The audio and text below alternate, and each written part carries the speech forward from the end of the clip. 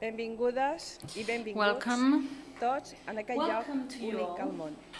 to this Un espai unique que place in fomenta the i world, posa en valor a la space that reflexió, promotes l'anàlisi and highlights d'una reflection, realitat que ens passa per analysis damunt i que massa vegades no of tenim the temps reality that d'assimilar.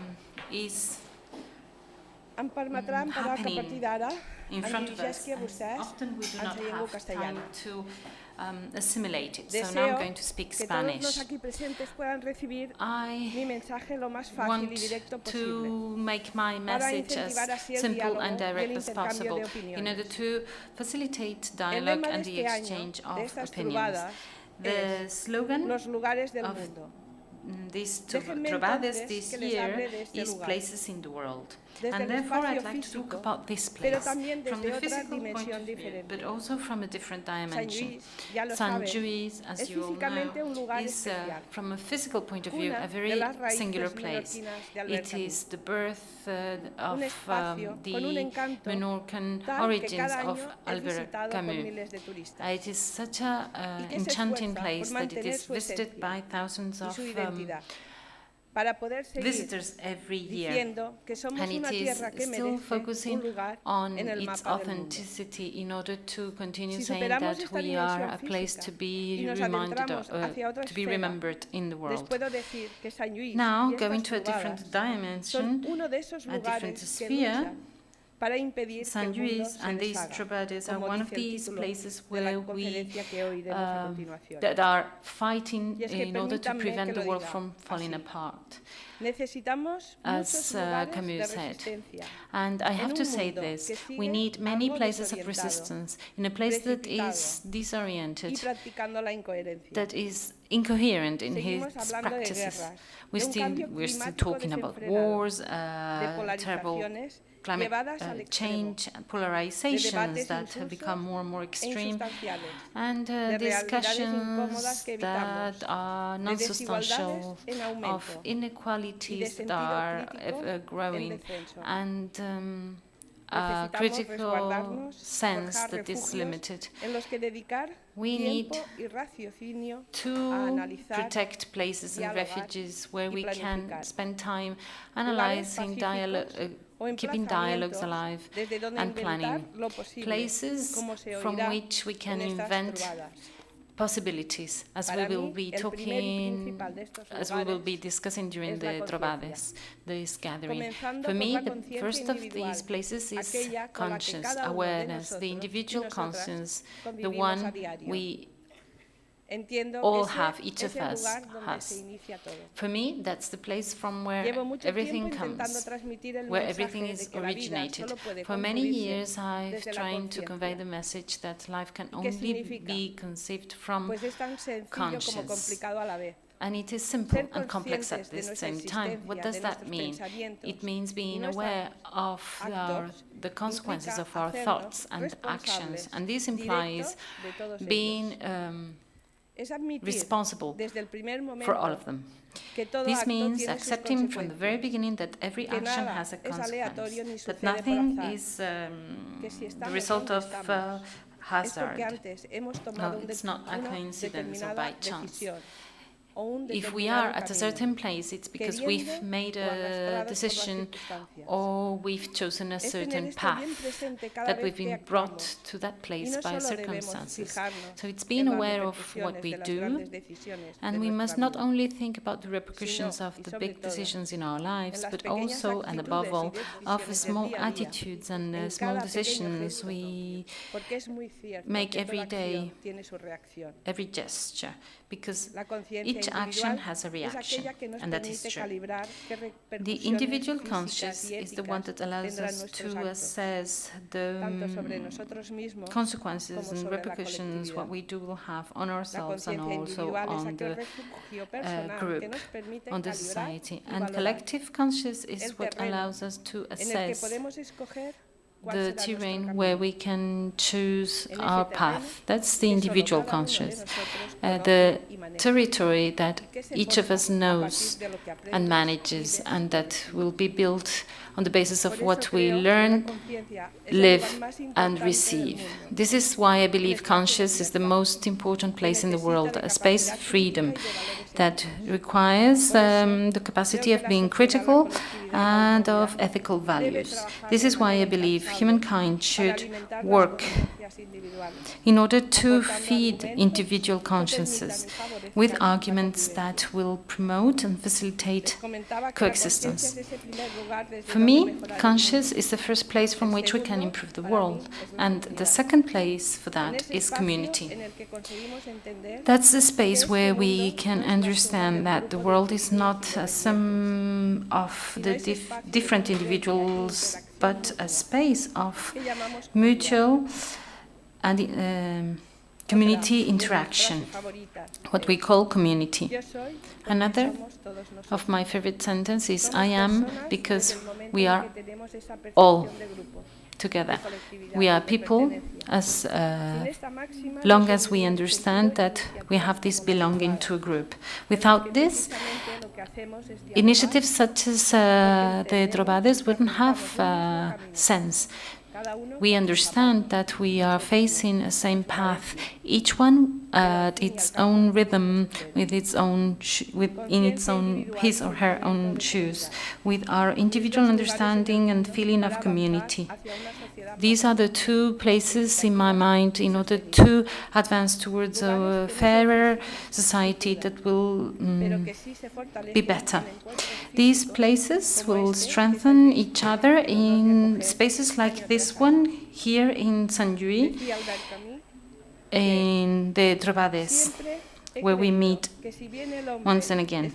And Camus said that if the man that has hope in humankind is a crazy one, the one that despairs in their actions is a coward. So I invite you to become crazy in Camus' way, so that we can all be a bit mad, a bit crazy, and continue defending humankind. And so that we can do that, each of us, from our individual places, from our individual consciousness, within ourselves, with the support of the community that we need to strengthen all together, so that the world will become a better place. If you need a physical place in order to sustain this path, don't forget Sant Lluís will always be the starting point for such a path. It is a place where you can get your strengths together to continue in the progress for the common wealth and good. I'd like to thank Sandra Maunac and Miguel Ángel Moratinos for having been able to imagine this project and turn it into a reality. And also I'd like to thank the previous majors who believed in this project and contributed to making it be real. I am personally very proud of having belonged to this project and having contributed to it for these last 4 years. So once again, welcome to you all to this place, a place for words, reflections and analysis. Thank you very much.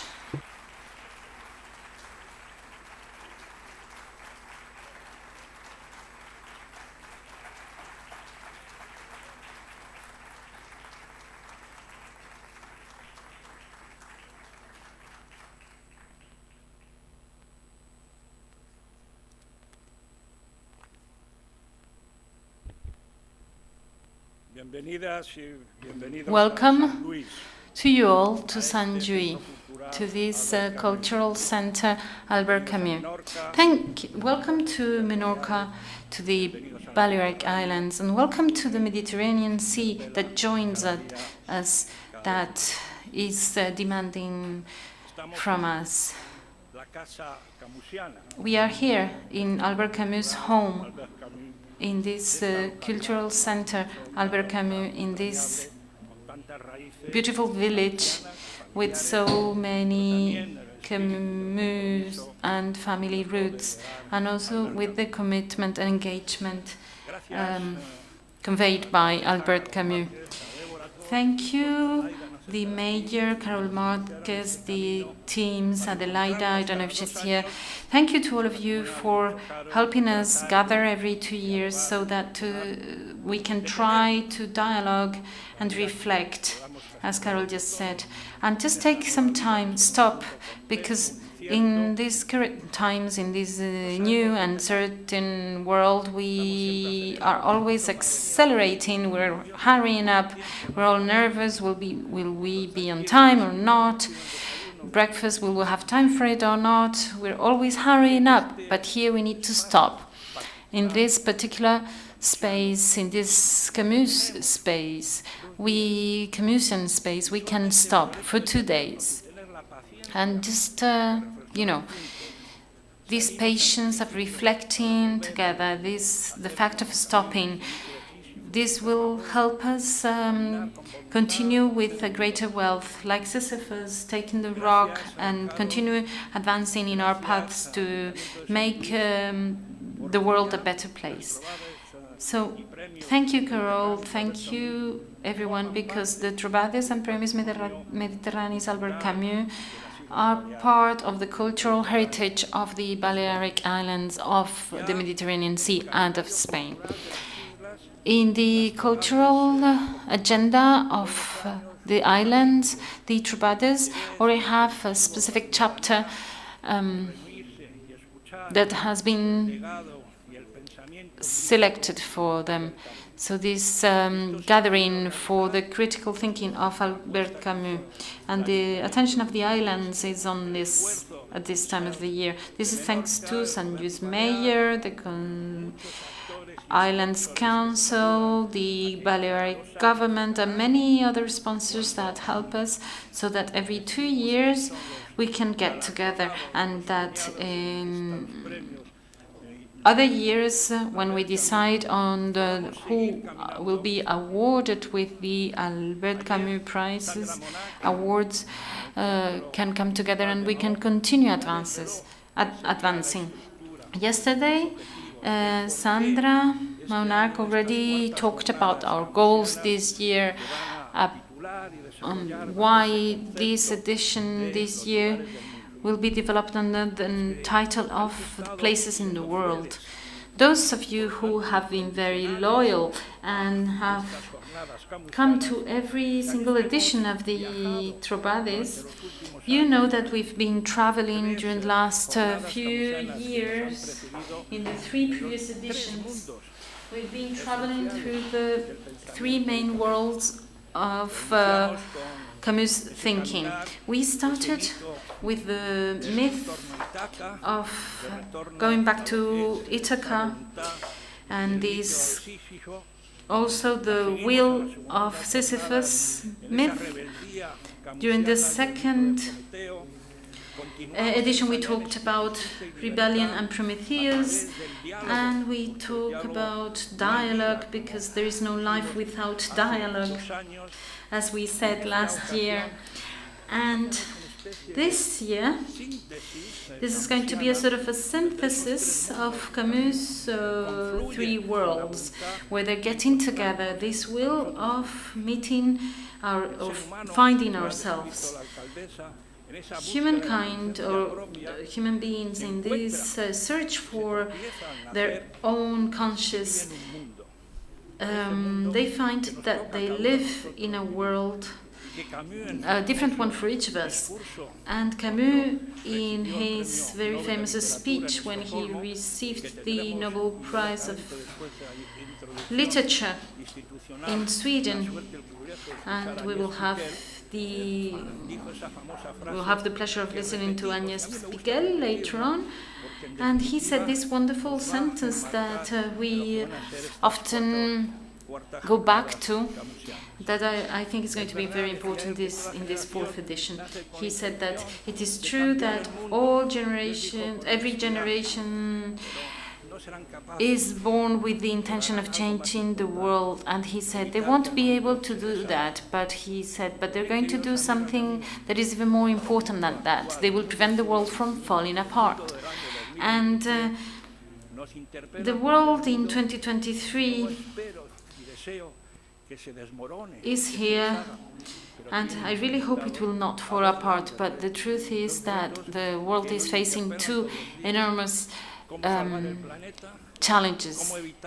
How to save the planet, how to avoid global warming from creating terrible disasters, natural disasters that will lead to destroying many lives and the natural environments.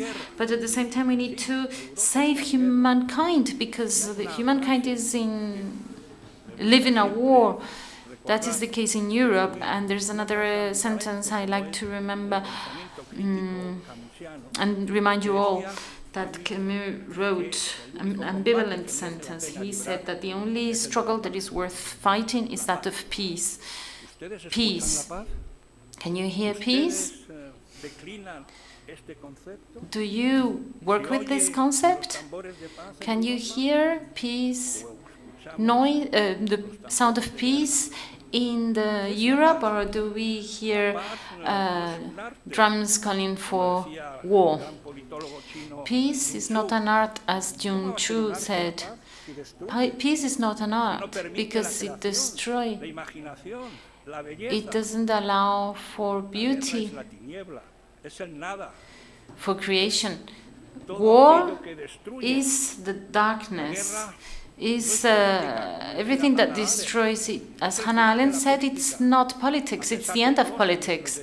Even though Rosenberg used to say that war is the continuation of politics using a different path. No, Roosevelt, no. That's not politics. Politics is making people and citizens come to an agreement to avoid crisis and conflicts. So this is why during this 4th edition, now that we are facing this world that is falling apart, we must consider and think about the need of peace. We must call for this word, this concept, this fashion of living and the way we want to live. And this is where we find Camus' legacy. But the world is changing.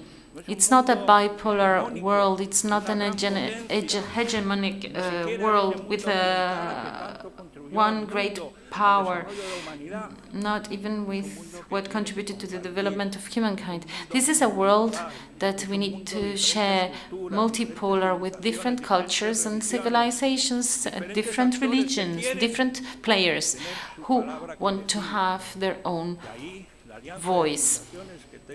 And the alliance of civilizations that I have presided, we tried within the alliance to build bridges. As Ria Luca said, one of the participants to this Trobades, we need to create a bridge generation in comparison to the contention generations that were creating barriers and fences. We may build barriers and dams, but that will not stop the waters when they go up. And this will lead to chaos. We need to build bridges of knowledge, respect, coexistence, solidarity. That's the generation we need to build. And in this world, the sapiens citizen, the 21st century citizen, has an additional challenge that is even greater, even deeper, even with a greater risk, and that is the society of algorithms. Algorithms that will want to control us, that of course will make life easier for us, but at the same time will create something that Camus would reject for sure. This topic, utopias, because they end up creating a virtual world that young people are tempted with, and they are incentivized to believe that they are discovering new science fictions, but they're going away from the freedom of choosing by oneself. They getting away from thinking. Of course, we will have to, well, see what's happening with AI and all these investments in AI, the private sector, the public sector. Everyone's calling for investing into artificial intelligence. And I wonder, how much are we investing in human intelligence, which is the one that created artificial intelligence? And these Albert Camus Trobades represent an investment in human intelligence, and this is where we all gather together. So now to conclude, I'd just like to say that we must create those spaces. We need to continue reflecting and discussing, creating dialogues. This is why we need the critical heritage legacy of Albert Camus. That's why we need Matthias Enad's work. This is why we need Laura Fernandez. This is why we need Hassan Hissoko with images from faraway Africa. This is why we need you all. We need you all to create a better world, to create those spaces of resistance, of imagination and creation. Thank you very much.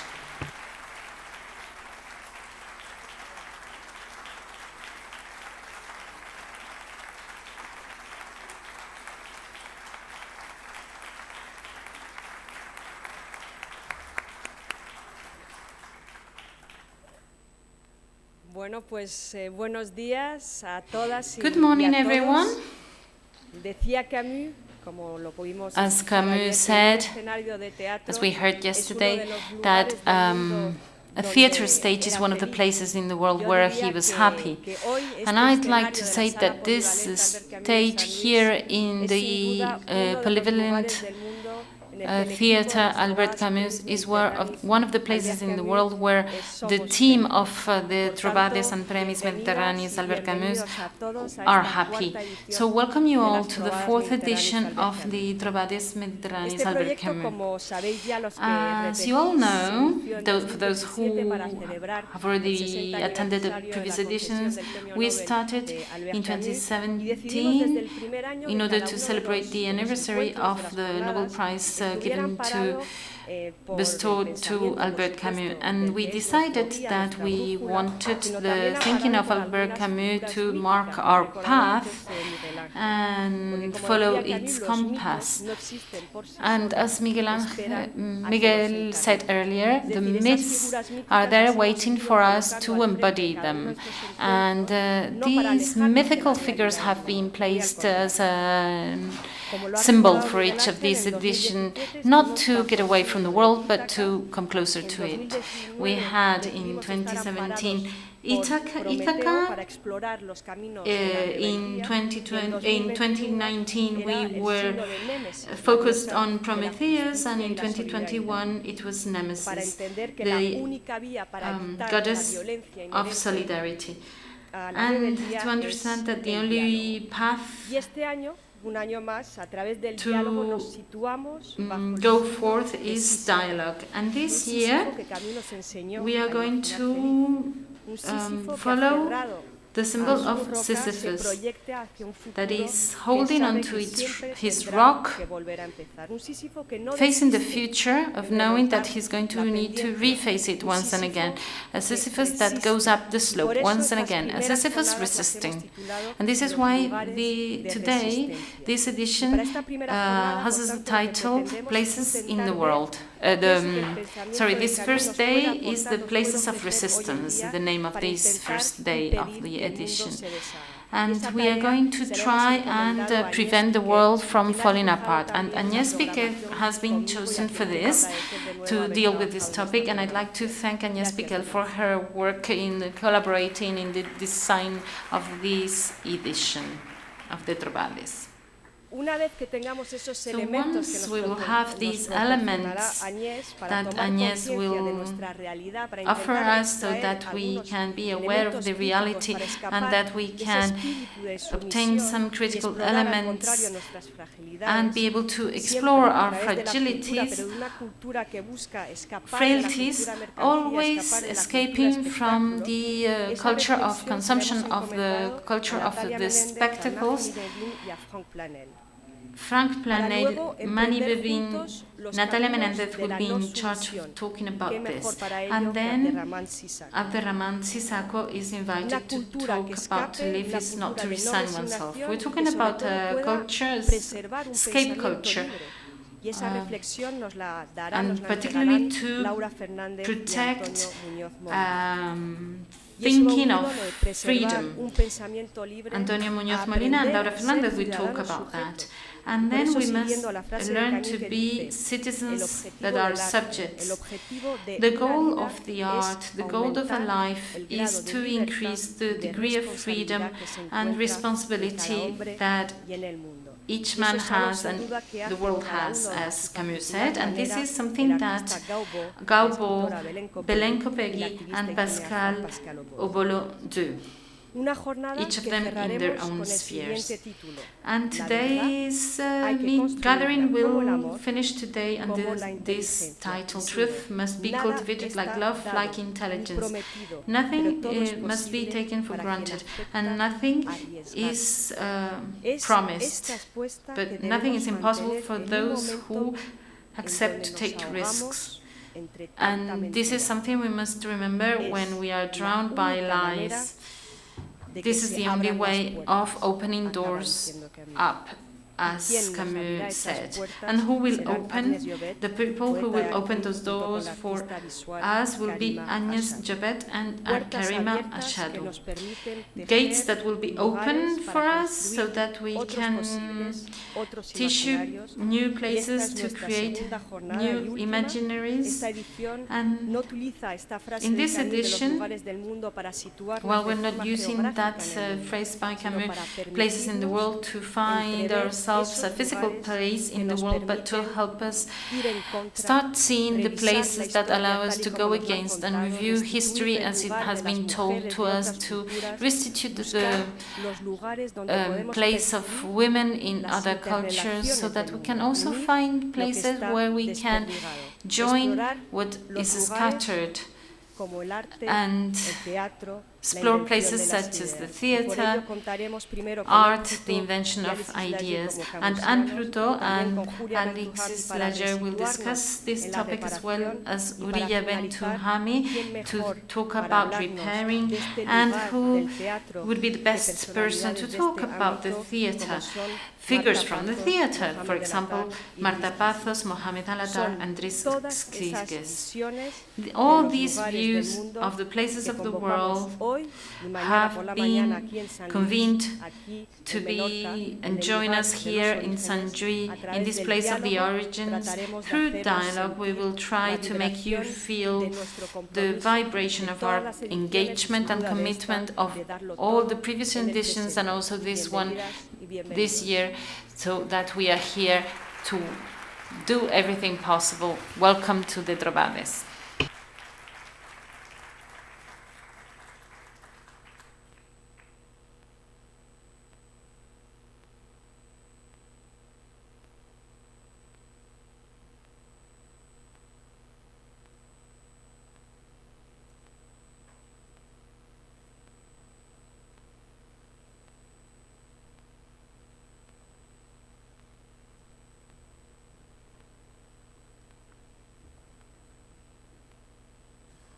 Je voudrais d'abord dire ma joie profonde First of all, d'être ici avec vous tous.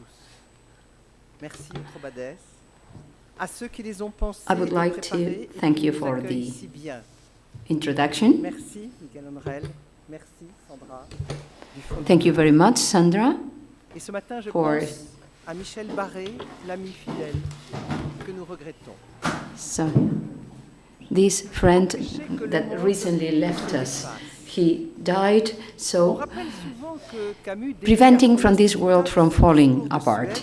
So that his slogans for today, this year's edition. It is often said that Camus dedicated his speeches in Sweden to his teacher when he published them. So that was in December 1957. So he dedicated the honor, the Nobel Prize for Literature, to his entire generation. Which in fact, when he refers to his generation, he says, and I quote, "He deserves to be saluted and encouraged because its task is immense. Each generation," he says, "no doubt believes it's destined to remake the world. Yet my generation knows that it will not remake it, but its task is perhaps greater. It is to prevent the world from falling apart." My task today, this morning, is to make these words resonate in all their breath. This generation, born in the 1910s, came of age at the time of the rise of fascism and the Spanish War. So they experienced the Second World War, of course, saw the establishment of the concentration camp universe, and witnessed the destructive power of the atomic bomb. Obviously, the situation is not exactly the same today, 60 years later, but Camus's words defining the legacy of his generation are strangely and oddly relevant to us today. Heir to a corrupt history where fallen revolutions, techniques gone mad, dead gods, and exhausted ideologies are mixed together, where mediocre powers can now destroy everything but no longer know how to convince, where intelligence has stooped to the point of becoming the servant of hatred, of oppression, this generation has had to restore in itself and around it, from its own negations, a little of what makes the dignity of living and dying. End of quote. So in 1957, he made this bitter and at the same time hopeful observation.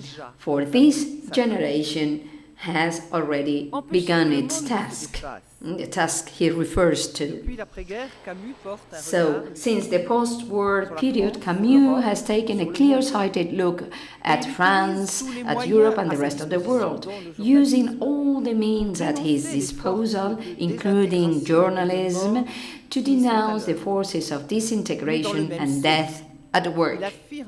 But at the same time, he affirms and settles values in the name of which we can draw perspectives, open up paths.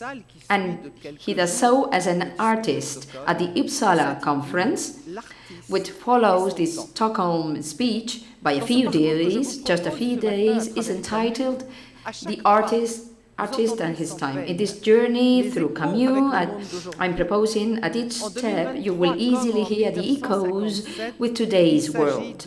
They match quite well. In 2023, as in 1957, it's a question of forging, I quote, "forging an art of living in times of catastrophe. Preventing the world from falling apart is first and foremost about living to the full." So this observation that the world is falling apart is nothing new to Camus. He was born in 1913, orphan of a father, killed just at the beginning of the First World War. He grew up in Algeria, where the happiness of life didn't mask the iniquity of the colonial system, in which France was in the process of denying its own values. During the Second World War, he joined the resistance through the Combat network, thus becoming one of the pillars of the newspaper of the same name. At the liberation, he appeared as one of the spokespeople of the resistance through his writing as a journalist and then through the publication of his novel The Plague, which was received as an allegory of the resistance. His texts in the immediate post-war period are permeated by the themes that would be developed 10 years later in his Stockholm speech. In addition to the numerous editorials he wrote for the newspaper Combat, two texts are particularly noteworthy. I'm going to quote them. A conference he gave in the United States in 1946 under the title La crise de l'homme, the crisis of man, and a series of 8 articles he published in Comeback in 1946 under the title Ni victime ni bourreau, neither victims nor executors. So I will revolve around these two texts, where what Camus is clearly pointing out is the fact that the death instinct is at work in history, especially in Western civilization. Already with his letters to a German friend, written during the war and published in 1945, he showed Nazism and the fruit of this death instinct that had become dominant. In the following texts, he shows how this instinct ushered a century of fear, I quote, the causes and implications of which he investigates. He denounced a destructive rage never known in the history of mankind, a science used for organized murder by states that sowed terror to establish their domination. On August the 8th, 1945, when Western countries massively approved the decision of the United States to drop the bomb of Hiroshima, Camus, on the contrary, condemned it as state terrorism. And I quote his editorial. We shall summarize in one sentence. Mechanical civilization has reached its last degree of savagery. It will be necessary to choose in the more or less near future between collective suicide and the intelligent use of scientific conquests. End of quote. According to Camus, the Cold War that is taking place in the post-war period is no less deadly in the long run than the other, since it's based on the balance of military forces in both parties. It's the whole of industrial development, and Camus didn't experience the meteoric development of world finance that carries the seeds of death, because in the name of progress and by aiming for efficiency, one takes sides with murder, considering that ultimately the end justifies the means. If the world is falling apart, it is also because human beings are disappearing behind abstractions, we would say today behind figures, acronyms, and tables. And the evolution of these abstractions is regulated in the mode of an obvious necessity.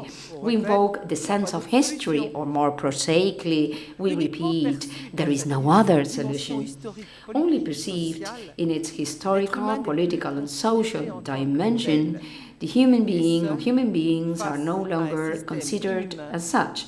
We are alone in the face of an inhuman system, of which we feel like a powerless toy. We are humiliated, judged, condemned, both individually and collectively.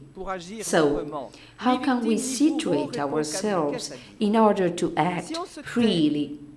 So, Camus says, neither victims nor executioners. If we remain silent, we'll take the side of executioners, we'll legitimize murder, we'll resign ourselves to massacre. But we cannot resign ourselves, even if it's an active fraternity with the victims. Neither victims nor executioners. We need to reconsider one's thinking and one's actions. Indeed, values have been perverted. Socialism, revolution, democracy, collectivization of sources, truth of facts. All this is devoid of all content. Any contract seems unattainable. The future no longer seems possible. I summarize here Camus's thinking in the 1946 series of articles. The European and North American powers are leading to moral failure through this shrinking of the human being and this perversion of values, which they are constantly carrying out in a relentless way, with the destructive illusion of making them prevail through military and economic power. One thing beginnings of the current resentment. So instead of leading us to a return or to foundational values of the West, promotes a much more international image of despotism and populism. In the 1946 text L'Exil de l'Aisne, Camus analyzes this failure in terms of forgetting or neglecting Greek heritage, in which he emphasizes beauty and measure. He says, we have exiled beauty, and sons of excess were embarked on the quest for totality, and in doing so, we have deorbited the universe. And I quote again, and this image seems to me extraordinary.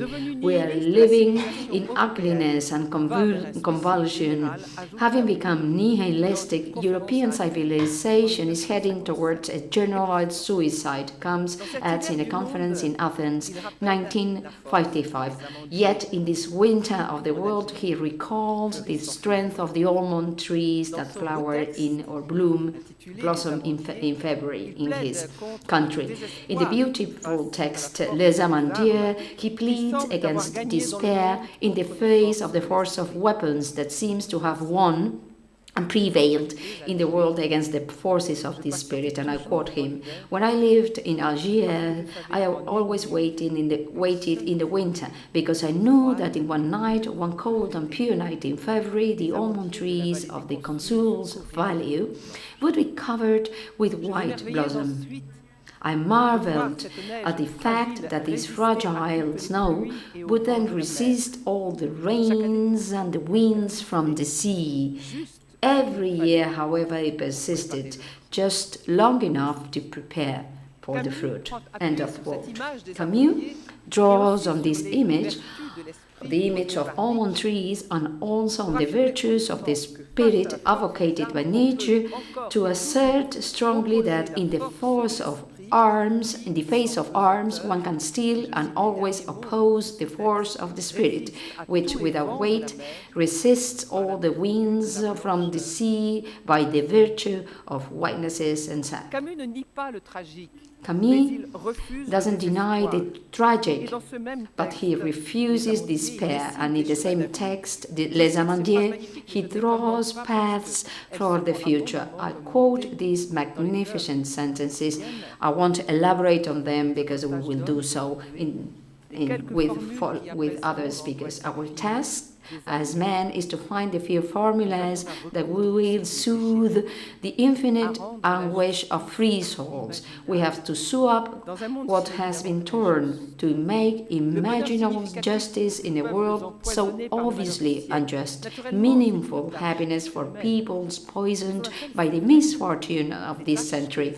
Naturally, this is a superhuman task, but tasks that take men a long time to accomplish are called superhuman, that is all.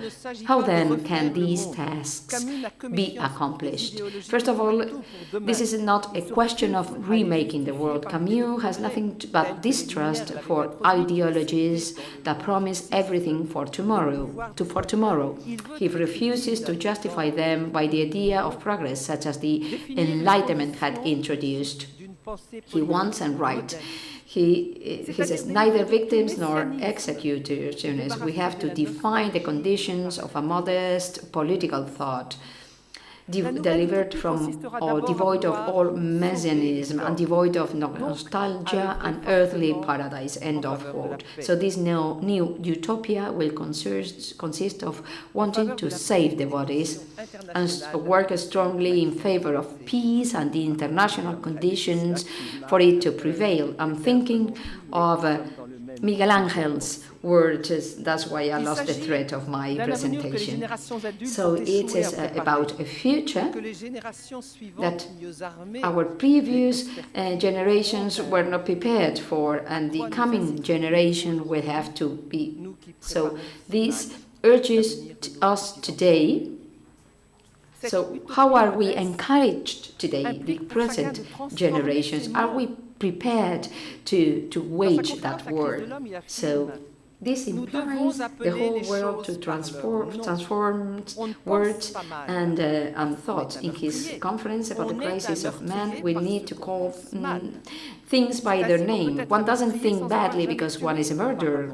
One is a murderer because one thinks badly. That is how you can be a murderer without even having killed, apparently. The first thing to do is therefore the pure and simple rejection through thought and action of all forms of realistic and fatalistic thinking. This is the work of every one of us. In condemning all forms of realistic and fatalistic thinking, Camus doesn't preach against lucidity. Both adjectives are mutually explanatory. The protester is often advised to be realistic, to resign himself. But Camus refuses this outright. Camus believes in the power of the mind and the words. And I quote him again. From now on, the only honor will be to obstinately hold this formidably challenge, which will finally decide whether words are stronger than bullets. End of quote. To orientate this struggle, Camus doesn't seek meaning but proposes values. In the first cycle of his work, focused on the notion of the absurd, he showed how one can live when one has accepted the fact that nothing has any meaning, nothing makes sense, when one has confronted this tragic condition of human beings instead of seeking philosophical or religious answers. He had shown this through characters such as Meursault, Sisyphus, or Caligula, solitary characters confronting with more misfortune and death. Obviously, Caligula remains locked up in his pain. Unlike Sisyphus and Meursault, who each in his own way know how to open up to the world, both have the lucidity. Sisyphus knows that the gods condemned him forever to this absurd punishment. Meursault has known for a long time that nothing matters, that death takes everything away in advance. Both have courage, are courageous. Meursault comes out of himself to shout that to the prison chaplain this paradoxical truth: the chaplain is not in life, while he, the condemned man, lives to the full and would be ready to live it all over again. Sisyphus refuses any recrimination against gods he denies. He simply accomplishes his task, however absurd it may be, but knowing that the struggle towards the highs is enough to fill a man's heart. Camus shows Sisyphus and Meursault with full hearts. Meursault, open to the memory of his mother and open to the world, and can say, I felt that I was happy and I am still happy. One must imagine Sisyphus happy, he says. The values that can sustain this struggle against the forces of disintegration of death at work, and that can accompany all those forces, which Camus develops in his cycle of revolt, in his novel of the plague and his play The State of Siege. He showed characters fighting together against evil that befalls mankind, whether in the form of a virus or a dictator. They fight in the name of brotherhood because they share the same fate. The chronicler at the plague can only be one of the Oranese locked up in this plague-ridden city. Diego, on his part, is stricken with the same mysterious evil as the other opponents of the dictator. In their bitter and dangerous struggle, they seem to lose all feeling at times. But this doesn't prevent their children or beloved women from dying. Both heroes grasp the importance of friendship, of love and tenderness. In L'État de Siege, Diego chooses to die so that Victoria may live because, and I quote, this world needs you, it needs our women to learn to live. We men have never been capable of anything but death. In the plague, Dr. Rieu, who has fought the epidemic with all his might, finally understands what is is essential. It is not whether these things make sense or not. It is to see what is answered to the hope of men, what answer we can give. And what is replied is that if there is one thing we can always desire and sometimes obtain, it is human tenderness. Camus himself led this struggle against the forces of death, because as a journalist and as an embarked intellectually, he rejects the term engage, he could make his work resonate in France and beyond, given to the notoriety he acquired in the second half of the 1940s. Even if his speeches, articles and essays provoked controversy, he made his voice heard, a word, as I say, that provided many ethical values. He didn't set himself up as the wise man, nor as a preacher of morals. He awakens consciences. He recalls the impetus of the resistance. He speaks for human beings. He's not the only one in France, and even more so in the whole of Europe. He's in dialogue with people of goodwill, intellectuals who fight in the name of the same values as him, often in the face of failure and solitude, and one of the only ones in France to do so against Stalinism at that time. From this dialogue, current researchers are bringing to light fascinating traces which outline this European intellectual climate, aiming, in the words of Camus, to take things back to their beginning in order to remake a living society within a condemned society. End of quote. We are facing the same situation, more or less. So he said in Stockholm, we can salute what his generation has already done to begin to accomplish this task. So I feel that all parts of the world, they are facing this double challenge of truth and freedom without hatred.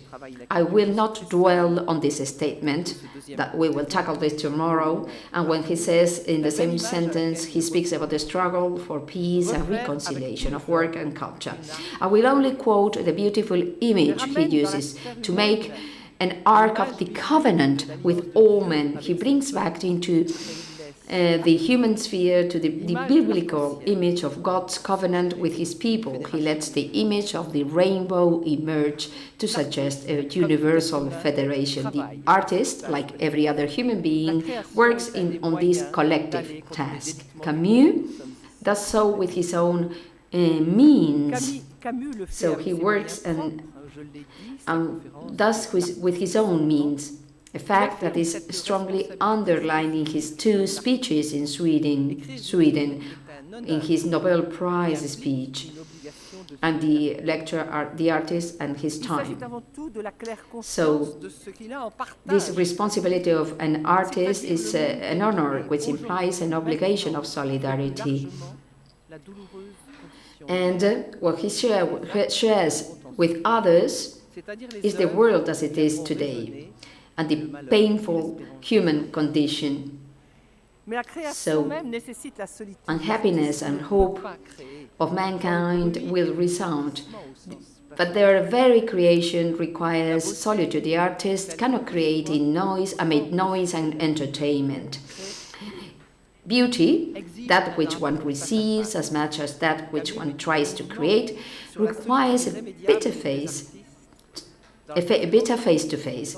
Camus meditates at length on the irremediable solitude of true artists, and he evokes Nietzsche. For him, he's a poet and a philosopher. He says, he entered into a definitive solitude, crushed and exalted at the same time by the prospect of this immense work that he had to accomplish without any help. Here we find the dilemma on which the short story Jonah, or The Artist at Work, in the Exile and the Kingdom ended. After a period of sterility, but before that we think about the symbolic importance of death. And there is a word we could decipher, We could speak about solitary or solidarity. The tension is not between a negative and a negative pole.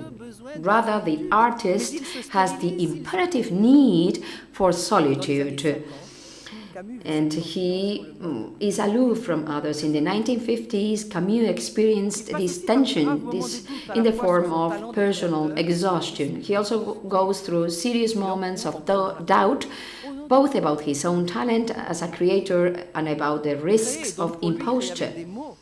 He says, he questions whether that is legitimate. Can creating with words prevent the world from falling apart? Since the 1930s, he has never ceased to reflect along or in dialogue with artists and philosophers about power.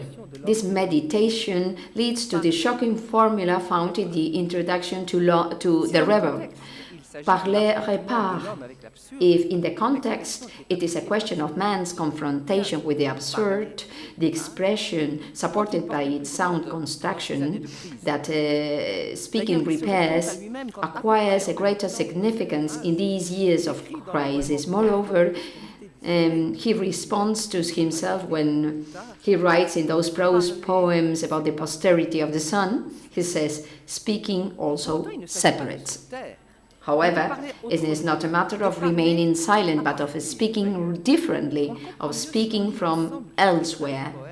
This is best understood if we read the posterity of the sun. There, and I quote, he says, the day ends, leaves crunch. They will wait again. You like them better from here. Talking separates too, end of quote. Camus speaks this about the posterity of the sun. Speech is not communication when it is ill-fitting.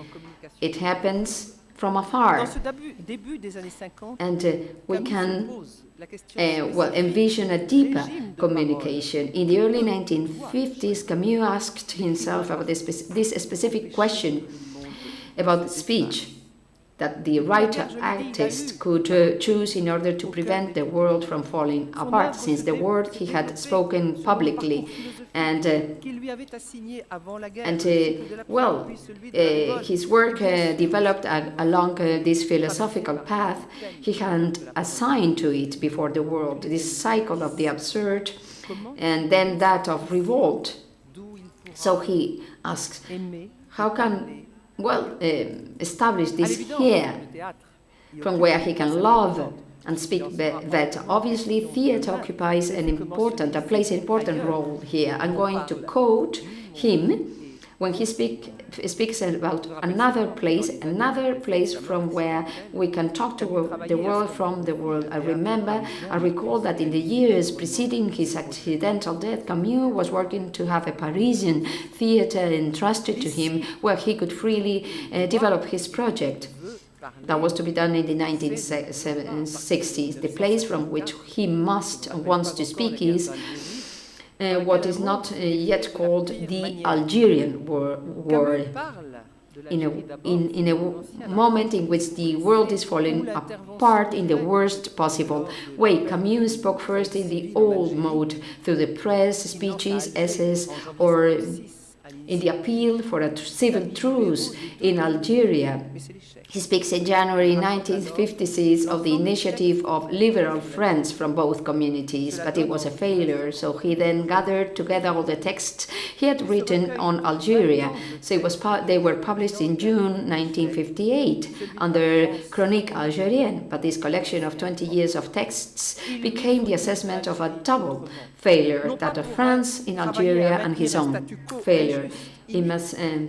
He needs to tackle Algeria differently, just to reinvent this community, to invent the community of the future, to affirm that this is a possibility and it is also desirable. He says, I want to believe with all my strength that peace will rise on our fields, on our mountains, on our shores and paths, so that ultimately Arabs and French reconcile in freedom and justice.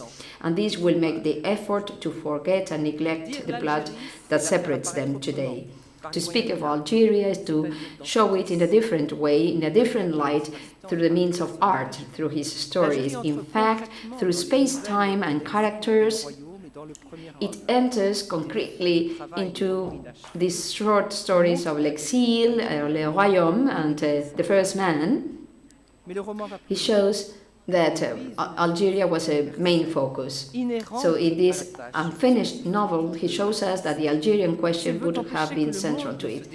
So, but the novel goes further. If the artist aims at preventing the world from falling apart, art must bring people together by making silence resound. It needs to move the greatest number of men by offering them a privileged image of common sufferings and joys. It is because he understood that Camus has already initiated. And he also wrote from love. Love changes everything. He speaks about those he loves, but he is going to write in a different way, by allowing emotion to simmer more. In fact, he doesn't want to write an autobiography, but through these few anonymous members of his family, he wants to show a human being crushed by history. This is the case of the mother of the main character, who has just learned from the death of her husband, killed in 1914 at Verdun. And I quote, she remains mute and tearless for long hours, clutching in her pocket this letter she couldn't read. Camus also wanted to bear witness to the eminent dignity of these poor people. He also wants again and again, but more concretely than in the essays and articles, to fight to preserve the part of man that does not belong to history, the part where one can be fully human. And to conclude, preventing the world from falling apart means fighting for truth and freedom, as will be said at length during these 2 days. But it also means giving life and joy a chance, discovering a light within oneself and preserving its sources, as he says so magnificently in Back to Tipasa. I rediscovered in Tipasa that it was necessary to keep within oneself a freshness, a source of joy, to love the day that escapes injustice, and to return to the battle with this conquered light. Here I found the old beauty, a young sky, and I measured my luck, understanding at last that in the worst years of our madness, the memory of this sky had never left me. It was this sky which, in the end, had prevented me from despairing. In the middle of winter, I learned at last that there was an invincible summer in me. The world today is falling apart, is unrevealing, and even more so with the climate catastrophe, climate disaster. The task of the generations to come is increasingly heavy. It is up to us to give them the energy. Camus, help us do this. Thank you.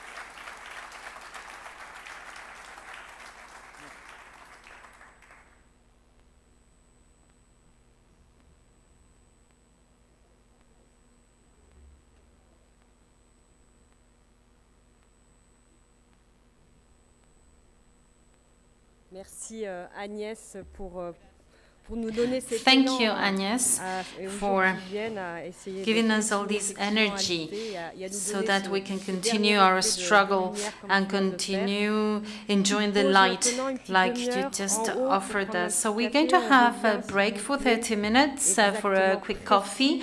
Please be back in 30 minutes time. So we will try and be back here at 12:45. Thank you.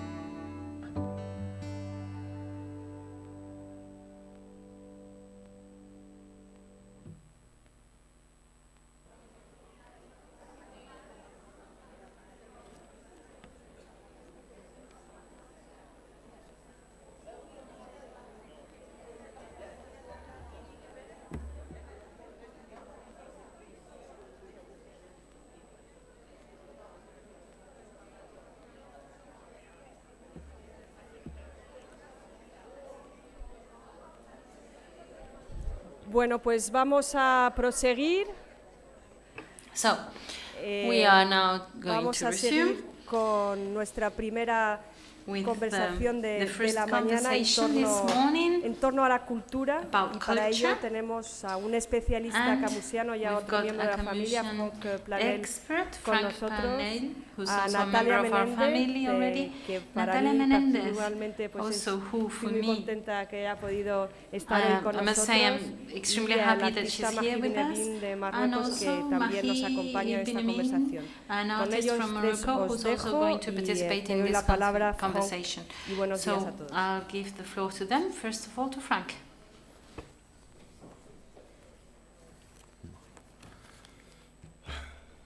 Muchas gracias.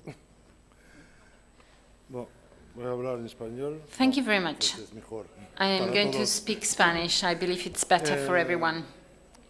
Donc j'ai la tâche de relier un petit peu My le task thème, today is to qui nous est proposé link à l'œuvre de Camus. the topic that Mais, was après proposed Agnès, to j'avoue us que je me sens in humble. relation to the theme Donc, by veuillez Albert accepter Camus. mon humilité. But after listening to Alors, tout Agnès, ce qui I feel dégrade humble. la culture So please raccourcit les accept chemins this. qui mènent à la servitude. So Donc c'est everything that l'intitulé degrades de culture cette phrase certains the paths est that prononcé lead par Camus to lors d'un entretien servitude. qui est This publié dans la sentence revue was Caliban en pronounced by 1951, Camus during an interview au moment où published il est in en the train magazine Caliban in d'achever 1951, l'écriture de l'homme when révolté. he was finishing Mais elle se writing retrouve textuellement The Rebel.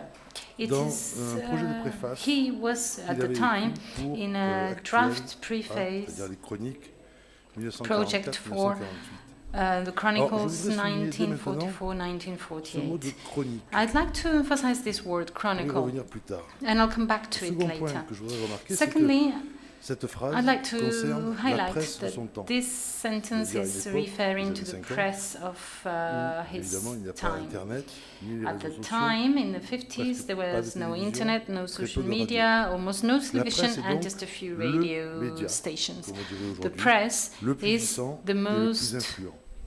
powerful and influential Cela media. permet d'avancer une première hypothèse de lecture, This gives à us the savoir opportunity que, to comme put nous forward lisons a presse, first reading hypothesis, nous pensons média. namely that if we Et à ce read moment-là, press, we le think message de Camus media. prend And une if we do so, surprenante et brûlante Camus' actualité. message has a Le surprising troisième and point en burning préambule que je voudrais proposer à notre relevance réflexion, today.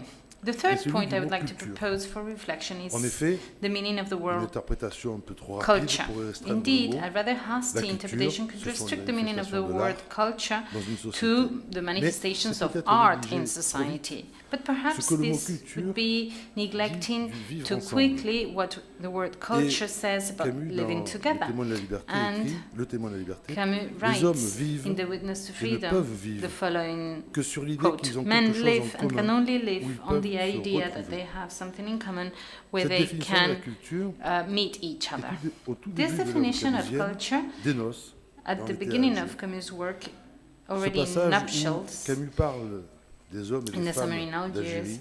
he writes about the Il men écrit, and women of his Voici country. pourtant un peuple sans passé, Here, sans however, is a tradition, people without past, et without cependant tradition, non sans and poésie, nevertheless not without mais d'une poetry, poésie dont je sais bien but la of a qualité dure, poetry whose charnelle, quality I know loin de la well, tendresse, hard, carnal, même far de from leur ciel, la seule à la tenderness, vérité that qui of m'émeut the et very me sky, rassemble. the only one in truth that moves me Le and contraire brings d'un me peuple together. civilisé, c'est un The peuple opposite of a créateur. civilized people is a Ces creative barbares people. qui These se prélassent barbarians who sur les launch the plages, j'ai leeches, l'espoir insensé I qu'à leur have the insu peut-être, insane hope ils that sont en train de perhaps modeler without le their visage knowledge d'une they are shaping culture the face of a culture où la grandeur de l'homme where the trouvera greatness of enfin man will son vrai finally visage. find its true Alors, il faut face. nuancer immédiatement le mot barbare, Let us immediately hein, comme le fait Camus add a lui-même, nuance to the term à la même barbarians, époque de as l'écriture Camus de l'été à himself Alger, did dans la at présentation the de la time revue when he Vivage. wrote to Samara Il in écrit s'il est vrai Algiers. que la culture ne se sépare pas In d'une the certaine presentation barbarie, of the rien magazine de ce Rivages, qui est he barbare writes, nous est it étranger. is Vous voyez true le clin that d'œil à true la phrase culture de is not Terence, separating from où a on certain filme une barbarism. plutôt, je suis humain et rien de ce qui est humain n'est So, étranger. everything Le tout est de that's human s'entendre is sur not le mot barbare. strange. Et cela Nothing déjà that is barbaric constitue is un foreign programme. to us. The Alors, only thing is pensons to à agree l'expression on the l'heureuse word de barbaric, barbarie, that it is already a dans la program. préface Let's aux think œuvres of aux bar- îles de Jean Grenier. barbarism.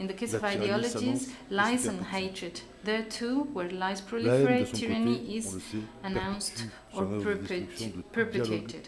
Hatred, on the et other fait de tout hand, contradicteur perpetuates un its work adversaire, of un ennemi. destroying all dialogue and Alors, makes an enemy of trouvais every dans contradiction or Témoin de la liberté opponent. une phrase I found in Witness to Freedom qui, a sentence si that, on pense à notre if we temps think actuel, about résonne de manière très, très forte. our current times, Le XXe will siècle, resonate very c'est-à-dire strongly. maintenant le XXIe, So est the le quote siècle de la is, the polémique 20th et de century, or the l'insulte. 21st right Elle now, tient la is the place que century tenait of traditionnellement un dialogue controversy réfléchi. and insult.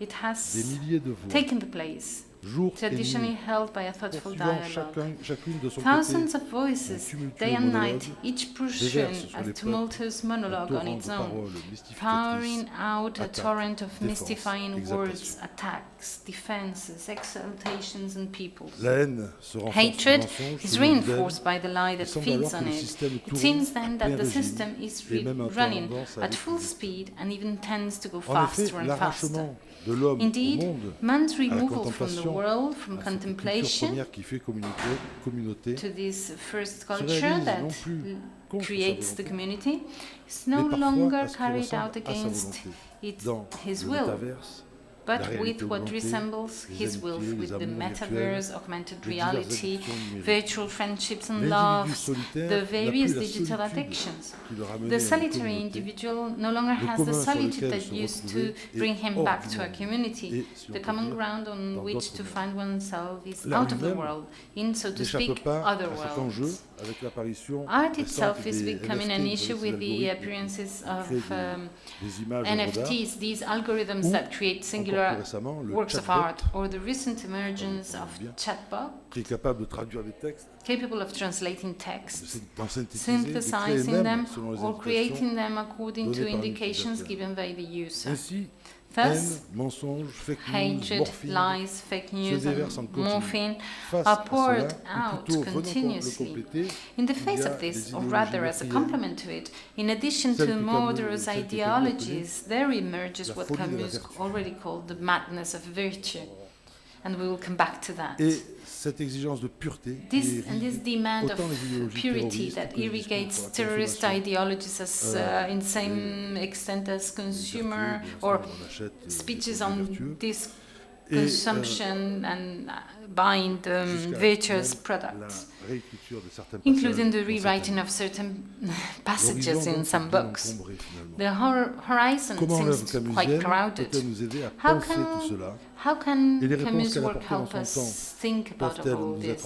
And can the answers he provided in his time be of any help to us? This is a question that must be asked. And it is on this point that I would like to return to the term chronicle. Camus uses it as a subtitle for the various volumes of his chronicles. These chronicles are certainly those of a writer involved in the public life of his country, but it is then that the man and the artist meet. The former would be on the side of the journalist, that is to say, the one who must inform, hold up a mirror to society, relate what is happening and put it into perspective. He must then, imperatively, by the very nature of his profession, choose either the truth or lies. In the plague, remember, Rieu's reply to Rambert, the journalist who arrives and wants to write an article on the condition of Arabs, on the status of Arabs.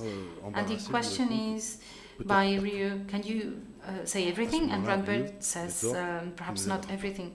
And then Rieu says, then he won't help him out, because it's either truth or lies. And as Camus affirmed in the Alger Républicain Combat or L'Express, as a journalist, that he is the one who bears witness to the truth of the community of men. At a time when the latter is threatened, the chronicle sheds light, and carrying the truth as well as sometimes the doubt, affirms at the time that cannot be hidden or transgressed. From this point of view, it is significant to see the artist and the journalist coming together in the particular form of writing the plague under the form of a chronicle.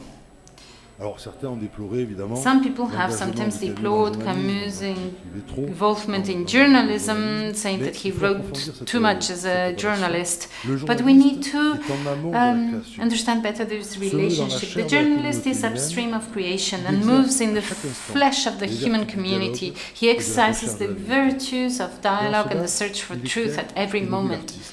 In this way, Alors, they enlighten and nourish. The journalist enlightens and nourishes the artist. à Barcelone, à l'aéroport, In Barcelona, at the airport, I had some time and I was checking the bookshop and I found Javier Chaca's book. Et alors, bon, No ma traduction est callar, très it's mauvaise, called. mais Well, the translation is pretty bad, but I'm going to say it in French. Refer to this in French. He talks about citizens and artists in the foreword. And he says that the citizen and the artist, et que l'artiste les mette en well, the question dans artist, ses romans. in fact, is questioning À des examens, des résistances, convictions pour permettre aux in citoyens the work, de les réaffirmer so si elles that sont valides, he can reaffirm the citizen if his proposals are valid or change them if they're not. And I found that this foreword in this book by Javier Cercas, this was a very Camusian perspective. J'ai perdu, je retrouve mon fil. So I come back to what I was saying. The artist, lui, il for his ce que part, Camus appelle les terres ingrates de travels l'art. what Camus called the ungrateful lands of art in an essential Et solitude. ce désert, comme il écrit, ce désert singulier And n'est he sensible writes, qu'à ceux capables d'y vivre this singular sans jamais desert, tromper leur soif. Il desert connaît des in territoires which qui sont which is only sensible to étude, those capable of living there sans- without ever sans deceiving forme, their puisqu'il thirst. crée la forme et avec elle l'éthique. Mais, dit Camus dans Le témoin de la liberté, Camus says une remarque est très also intéressante, a very interesting sa connaissance comment profonde, c'est le même about territoire que his celui du knowledge, tyran. and this is L'un that veut this is the same unifier, territory uniformiser, as that alors of que the l'autre tyrant. veut limiter des différences, des What contraires. Il wants connaît le territoire intime uniformity and du tyran, the other voire Caligula. tries to bring dialogue to life, Et the harmony il sait en of mesurer les differences and différences. sometimes the Donc, là où opposites. l'un nivelle, So excusez-moi, j'ai perdu the mon feuille, tyrant, I'm sorry, I've lost my page. l'autre tente Yeah. de créer So where the le tyrant dialogue, tries to l'harmonie des différences. et des create contraires. uniformity, the L'artiste reste ainsi ancré dans la chair, artist will try to create l'unité differences. contre The la artist thus totalité, remains anchored in the flesh of unity against totality by not cutting himself off the living community and working so that Ainsi, it is l'artiste not cut chroniqueur off du from monde the world. est aujourd'hui le seul à Thus, the pouvoir nous artist, offrir the cette chronicler image of the privilégiée world, des souffrances et des is joies today the communes. only one who can Et par offer là a contribuer privileged à la image of régénérescence the common de la sufferings communauté and humaine. joys, C'est and par thus là, contribute et to par lui the seul, regeneration of the human qu'il est community. possible de lutter It contre is la through dégradation art de la and art culture, alone that it is à la possible fois to en fight tant against que the degradation of culture. désignant la communauté vivante et son So, expression. referring to the artistique. living community and Il also peut the écrire artist Caligula et nous pouvons expression. comprendre. The Entrer artist dans can le monde de write Caligula and we can pouvoir understand mieux le him. combattre. Ainsi, l'œuvre a la possibilité de nous So, dévoiler the ce qui work parfois has the possibility of revealing to us, sometimes silently, pour nous asservir. works Il est within à la us fois le to témoin et le enslave pasteur us, to Et en serve même us. temps, The il peut nous artist renseigner is then a parce witness que and a ces transmitter territoires of ont freedom. changé. Il peut nous renseigner These sur territories have les nouvelles changed, formes de tyrannie, and sur we les can be nouveaux informed territoires about the de la new tyrannie forms of dont on tyranny, parlait the en new premier. territories or lands of Et nous, tyranny. And this is what I was Faut-il referring to when talking notre about the niveau, media. à And notre what can we niveau. do at our level, at Ben, our sans humble doute pouvons-nous level? tenter de We can continuer undoubtedly de try to crack rentrer dans les fissures du the système, cracks that appear in here and there in d'entrer the dans les failles, system, de les faire jouer, de les faire the travailler, failures, to de quelle make manière? them. Ben, tout simplement en reprenant Change. les thématiques And camusiennes how? du Well, refus going de back l'aggression, to this du refus refusal de la haine, of et de lies tenter of de dévoiler hatred, ce qui nous est dans ce qui nous and est to proposé, try to ce reveal qui peut in what, apporter them in what is offered to us, et in order ainsi to contribute to de all pratiquer of cette us. générosité And qui also, consiste we can dans la practice that fraternité, generosity which consists of savoir knowing how et to à give apprendre and sans cesse à receive donner et à recevoir chaque jour, every day, en toutes in all circonstances, circumstances, pour que, comme so le that, disait Camus et as rajoutait Camus Agnès, said and pour que la vraie Agnès générosité envers mentioned l'avenir already, consiste so that the toujours true à tout donner generosity towards the future consists of giving and receiving at the present time.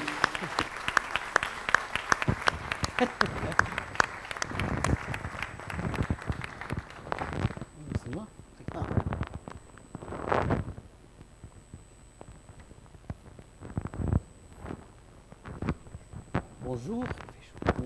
Merci pour cette superbe invitation. So thank you for this wonderful invitation in this extraordinary village and island.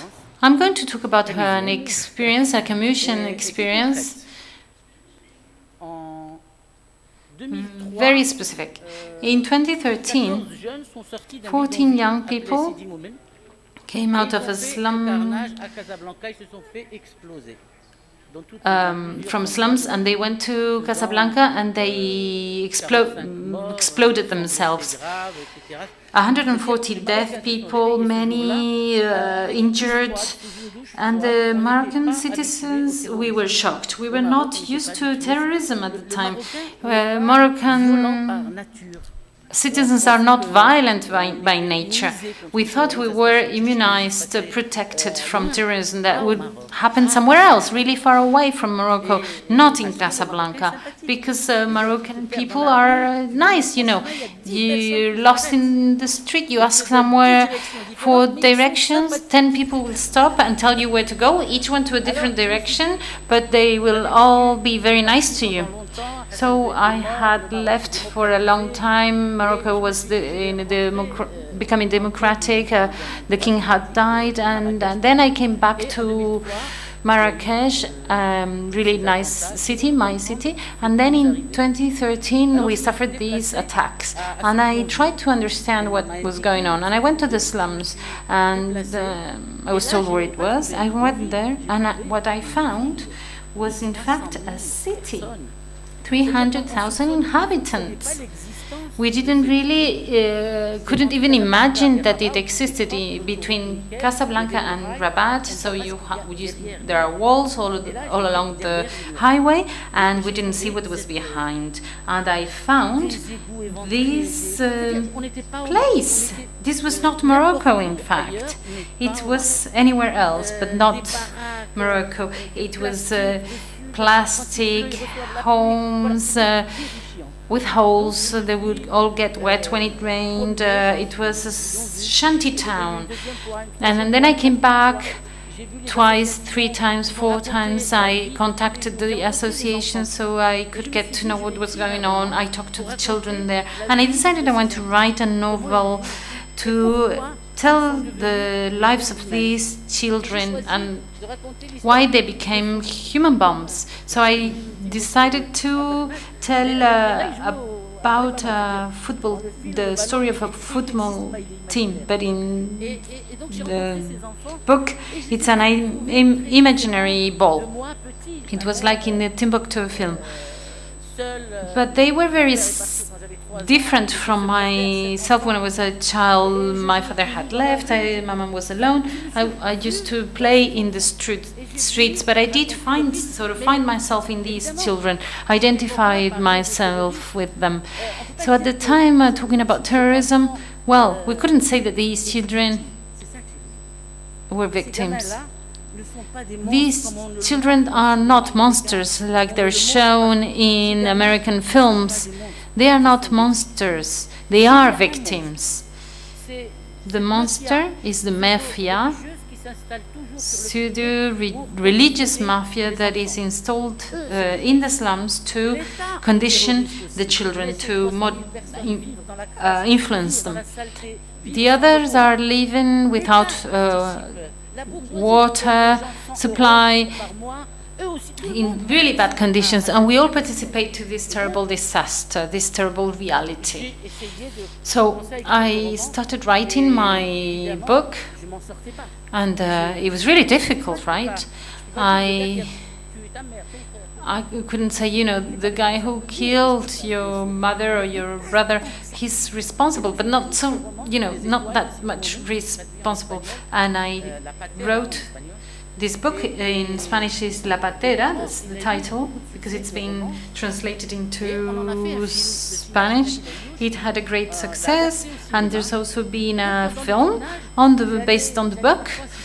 And, well, I wanted to know what was going on, see how my story became more real. I was really excited during the filming. And during lunch, there was a buffet. And children, Dabi Laibush, who was the filmmaker, he took those children to act in the film, and they would fill their dishes up with a mountain of food. But you know, when we talked about that, it was for them like a feast. And, well, he took them to a flat for several months to train them as actors, right? And they would have a shower. And they would be clean. They watched TV and they would play just like any other child. And then suddenly they would have to wear their old clothes on, and they had to play their role of themselves. So I asked him, what are you going to do after the film with them? I cannot adopt them. I'm not a social assistant. I'm not a social worker. So I was like, what? You've taken these children and you've taken them back to healthy conditions of living, and then you are going to send them back to the slums? Are you crazy? And then we started thinking about what to do. We earned a lot of money, plenty of money, with that misery, out of that misery. So we started to think that it would be a good thing to somehow give back to them. So we decided to create a cultural center within this neighborhood, this deprived neighborhood. So it hosts about, it has a place for about 1,000 kids. They have a dancing room, also a language teaching room. So we decided that, well, that it would be the best thing, because that is what they were demanding. They were more than willing, eager to spend some time in that center. So it seemed that we have robbed them of their goodwill, so to say. So of course one day we wanted to screen a film, wanted them to watch a film. But that film was banned. It spoke about prostitution. So within the center, there were 300 representatives of deprived classes of those neighborhoods, and there were some protests. The director of the center, Sophie, called us and asked us, what can I do with those 300 rebels? Should I call the press, the police?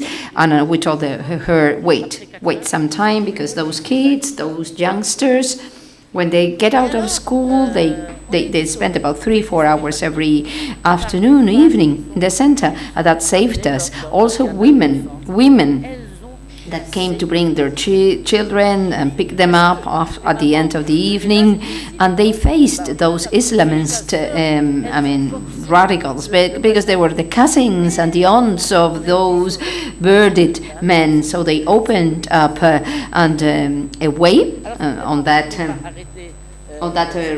rebellion. Those sitting Islamists that were complaining and revolting. So there was a sitting.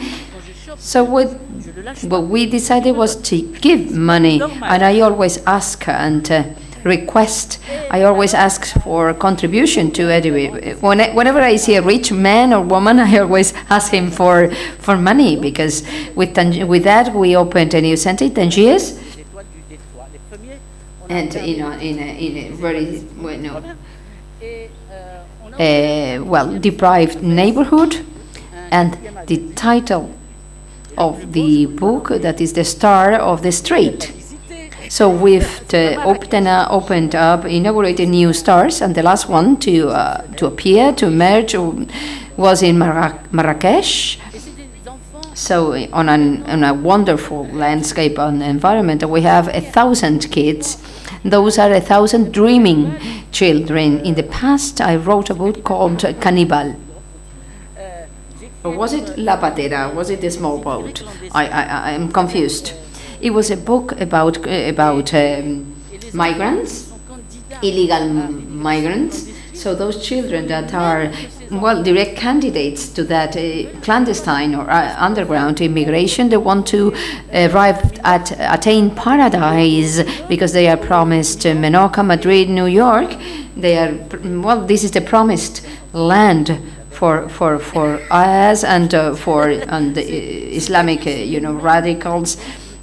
Promise more or less a different type of paradise, but more or less the same, those 70 virgins. So those children do not dream about their current reality, about Morocco. They dream about arriving elsewhere. And our work is based on enabling dreaming, dreaming of a possible world. So I'm very proud of this contribution to preventing the world from falling apart. Thank you.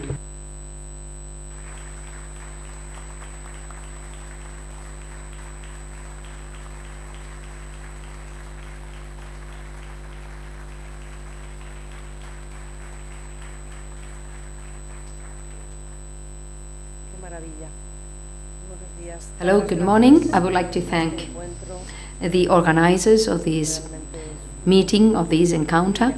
I'm privileged to be here. I feel absolutely privileged. I'm lucky to have the opportunity to reflect on the consequences of a cultureless world, or maybe doing it from the possibilities that culture offers the world. Everything that degrades culture seems easy to distinguish, but it's a trap. The really difficult part is to be free of degradation. We are exposed to continuous processes and manipulation techniques.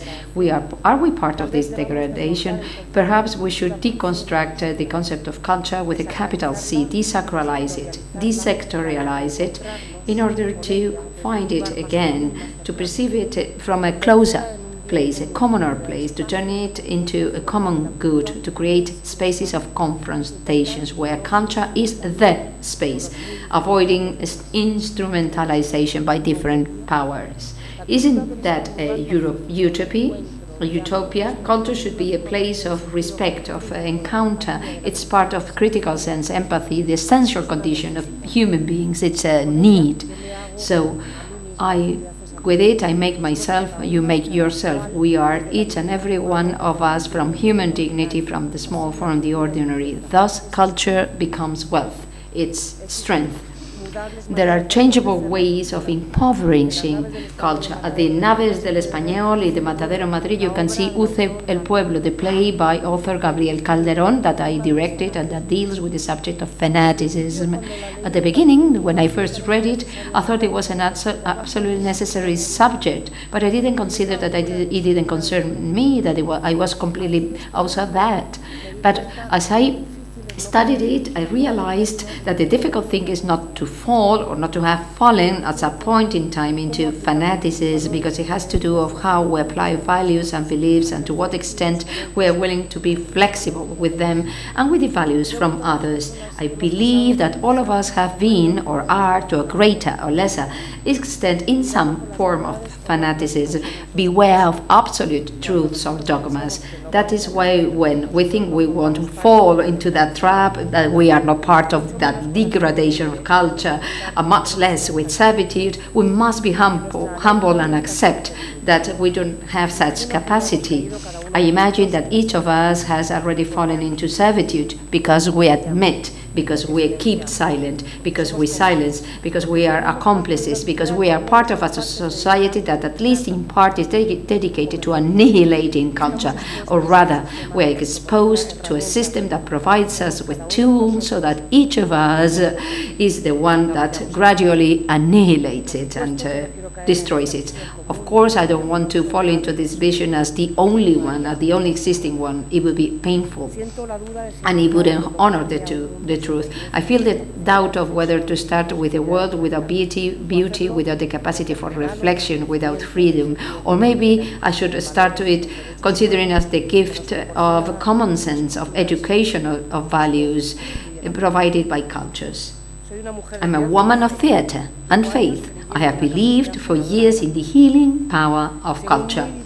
According to several studies carried out in several universities at the United States, it was found that the chances of happy recovery of sick people who went to theater every now and then were up to 80%. It's surprising that this study was done at the USA, where healthcare is not public, where inequalities are encouraged, where healing is a matter of economics. Fortunately and luckily, there are voices in the world that rise up despite the weight of fierce economy. During the hardest period of the pandemic confinement, culture was essential for people not to lose their minds as a result of terror exercised from different powers, with songs, readings, plays, films, debates, operas, digital visits to the greatest museums and exhibitions, talks on issues that were happening to us, concerts, etc. There were many forms of culture, most of them free of charge, to help endure confinement and fear. We managed to connect with people, creating tribal spaces again, returning to encountering, to those encounters among people. We connected with a collective, with cultural roots.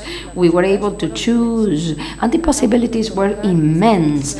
We tried to provoke that, to bring about that connection, so that people could leave behind their own realities, and for just some moments they could change their lives. And we changed in doing so. That awareness was really helpful. I must tell you on a personal note that I became very fond of audiobooks. They allowed me to revisit or read the greatest classics. I discovered theater productions provided by various digital platforms of very important theaters. I received messages from friends not to miss this or that debate. They sent me multiple links and so on and so forth. Those moments freed me from the enormous pressure I was under and offered me oxygen. That was essential nourishment for me. From all that period, at least in Spain, we recovered libraries. People are enjoying reading again. We theater managers, we realized how thirsty people were for theater plays. Our spectators sent us message every day to find out whether we would be opening our doors again. We received messages of encouragement. When we reopened, the queues were endless. The civic behavior in the face of any disruption caused by pandemic left us speechless, and that gave us all strength, both artists and technicians. It was an encouragement that fed back to keep going despite of the many issues we faced. This sum of all the individualities who wanted to listen to words, gestures, emotions, and ideas provoked a change in society. Never have creators been so creatively. It was incredible that such a cruel and ugly moment brought about so much desire to project, to look, that search for beauty. And it wasn't only the creators in the cultural sector. Little by little, people started to get involved in creating for themselves and for others. From very different places, tools were given so that everyone could build or rebuild their own, to understand and live life with greater quality than that was being offered to them. Of course, there was the counterpart, the one that sought degradation, suspicion, illness, mistrust, subjugation, the tension provoked by fanaticism and hatred, that alertness to denounce any conduct considered dangerous or a threat, because they encouraged human destruction. They wanted us to walk towards a planet of terminally ill people, or worse still, a planet of chronically ill people. Although these ways of feeling and living in society spread like wildfire, like fear, at the same time there were those that were able to imagine the limits of what we are, what we know, to question about their meaning, to understand our existence in a different way, to dismantle violence. Many people opened up to new experiences and liberated and freed their senses. Critical thinking shouldn't go towards this dissection and discrimination. It shouldn't go divide between good and bad. Let us not break with these two ways of offering critical thinking, the analytical and the moralistic one. We should keep on imagining and desiring, because otherwise they'll destroy them. Let us follow the path of non-violence. This is how I understand culture. I'm taking up an article by Robert Koch on the degradation of culture, where he lucidly but also pessimistically states that culture, in its broadest sense, was an extra economic activity and was limited to the so-called leisure time or negation, as a negation of life. This was the first degradation of culture in modern times. Culture was transformed into a non-serious activity and a mere residual time. So capitalism completely controlled the material reproduction of society. So it began to collect segregated social activities one by one and subjugated and submitted them to its inherent commercial administrative rationality. That was the second type of degradation of culture. Culture industrialized itself. Art and mass culture, science and sport, religion and eroticism were produced more and more like cars, refrigerators, or detergents. Likewise, the production of songs and novels, of scientific discoveries and theoretical reflections, of films, paintings and symphonies, and of sport and spiritual events could take place only as a production of capital, that is, surplus value. That was the third type of degradation of culture. In any case, in periods of prosperity that followed the Second World War, there existed in many countries a kind of social buffer that partially protected culture from the absolute control of economy. That was the Keynesian redistribution mechanism, that is deficit spending, that didn't only fed military armament and the welfare state, but also certain areas of culture. Naturally, state subsidy of culture imposed restrictions on its autonomy. However, state control could be publicly debated and wasn't complete. This situation changed completely since the neo-global crisis and the corresponding neoliberal campaign. States haven't disarmed militarily but culturally. In a small part of the cultural spectrum, state support has been replaced by private sponsorship. Today, more than ever, these are directly subject to market mechanisms. Scientific institutes and sports clubs must be listed on the stock exchange. Universities, theaters must make a profit. And literature and philosophy must submit to the laws of mass production. Access to large distribution channels is only granted to what is useful.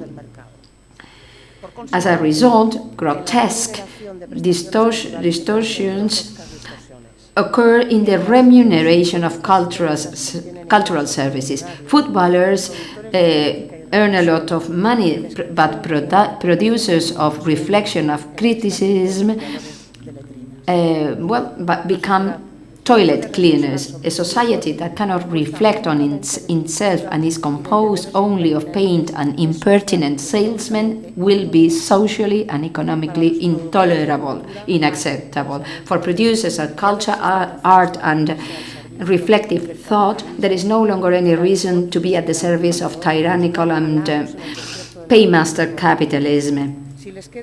If they have any dignity left, they will have to emigrate inwardly and secretly declare at least their hostility to the laws of the market. This intention cannot be passive. It needs to be proactive. Perhaps producers of culture should be making anti-capitalist groups, cooperatives, cliques, or clubs that do not want to sell anything but to save cultural resources from the barbarism of the market, end of quote. We need to be attentive to see whether the French writer Sylvain Timsit on the 10 strategies of mass manipulation resonate with us. They have to do with how the media manipulate us, and I'm going to summarize the most relevant ones. The most common of all media control strategies is distraction. It involves shifting the public's attention to meaningless things. They either overload people with information or emphasize sporting events, celebrities, and curiosities. The goal is to make people lose sight of real problems. Sometimes the powers neglect purposely or at least fail to address certain realities. They make their citizens think that it is a problem that needs an external solution, and they pretend to present a solution. For instance, they intentionally portray that the public industry is worse than it is because they want to privatize it. Getting the public to allow things they wouldn't normally accept, introducing them gradually so that people don't even notice. For example, that is what happened with the reduction of workers' rights. Procrastination is a strategy that makes citizens think that they are taking actions that might be bad in the short term, but could be beneficial to society as a whole in the future. The end justifies the means. So that people get used to bad things, I do not reject them and think that the good will come later.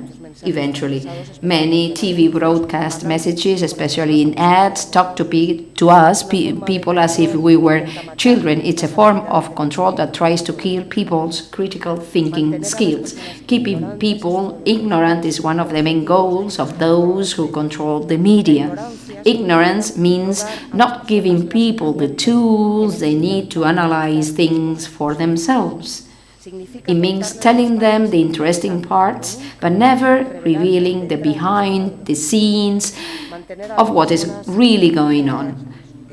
Having ignorant citizens also means taking attention away from education. It results in a big gap between the quality of public and private education. It quenches people's thirst for knowledge and makes intelligence unimportant. Another media control strategy is to make people think that they and they alone are the ones to blame for their problems.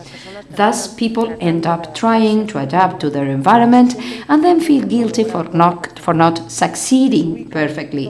They misplace all the anger caused by the system by endlessly blaming themselves. In recent decades, science gave us access to this knowledge about biology and human psychology.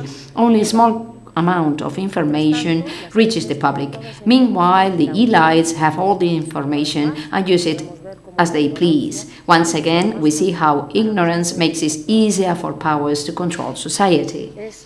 It is through culture, knowledge, and practice of the arts and reflective thinking that individuals are able to break the pattern of fascination with the commercial and cease to be dominated by consumption. French philosopher and sociologist Gilles Lipovetsky argues that culture is a tool of resistance and creativity. Culture enhances the individual's own values. It promotes reflection, reading. It enhances divergence in thinking. And without all this, citizens are no more than consumers of success and fashion puppets. I have the feeling that today's society is in constant tension between dignity and violence. If you try to achieve an ignorance, frightened, grave, fanatical, and simple society, you will be creating a violent society full of gaps, wounds, disguises. It is then that the economy most flourishes through and with violence. It embraces it. We stand face to face, alienated. We are afraid, dreading, and refusing to know, let alone appreciate each other's differences. Let us remember and recall that one of the most dangerous fanaticism is that when man believes himself to be the center of the universe. So little by little we remain vulgar, and like one of Goya's black paintings, we annihilate ourselves. But this cannot happen so easily, because on the other side of tension is the search for dignity. I have been working for many years with a non-violent aesthetics and ethics. I want an pathetic society, and my efforts are mainly focused on that. I'm part of an immense minority where culture is capital to be able to live in harmony.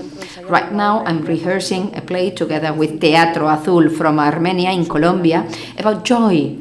It is called Alegría Station, and it has to do with looking for the limits of different types of joy, the true and the false ones, and how we can find them to improve our quality of life. We must look for drives for hope and love. Perhaps we should remember the main functions of art and, be clear that culture will not disappear. I know that not everything is good. Not everything culture is useful.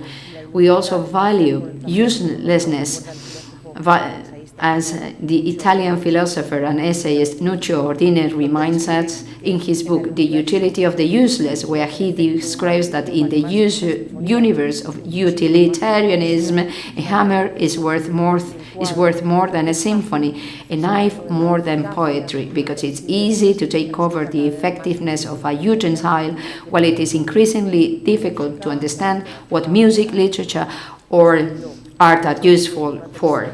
I will not be the one to bring about the tension between the useful and the useless. I try to look for different meanings of culture, its main values and benefits. That is why I'm going to, briefly touch upon different functions of culture. We have the magical religious function. It was created with primitive art, but today it is still very valuable for different ethnic groups. The aesthetic function since ancient Greece has achieved a force and marks the canons of beauty for each era, and also makes it possible different types of beauty. Going against canons is also useful to eliminate sick spaces by transforming them, inhabiting them with harmony, by restructuring them from joy magic. So the ideological function conveys the thoughts of different social, political, and religious movements, and that those can be the thoughts that can be conveyed by an author. We shouldn't understand this function exclusively as a negative manipulation or an oppressive medium that doesn't allow lucidity. It can give us tools and means to understand political situations, generate empathy, connections, paths to peace, like the Fragments Museum in Bogota.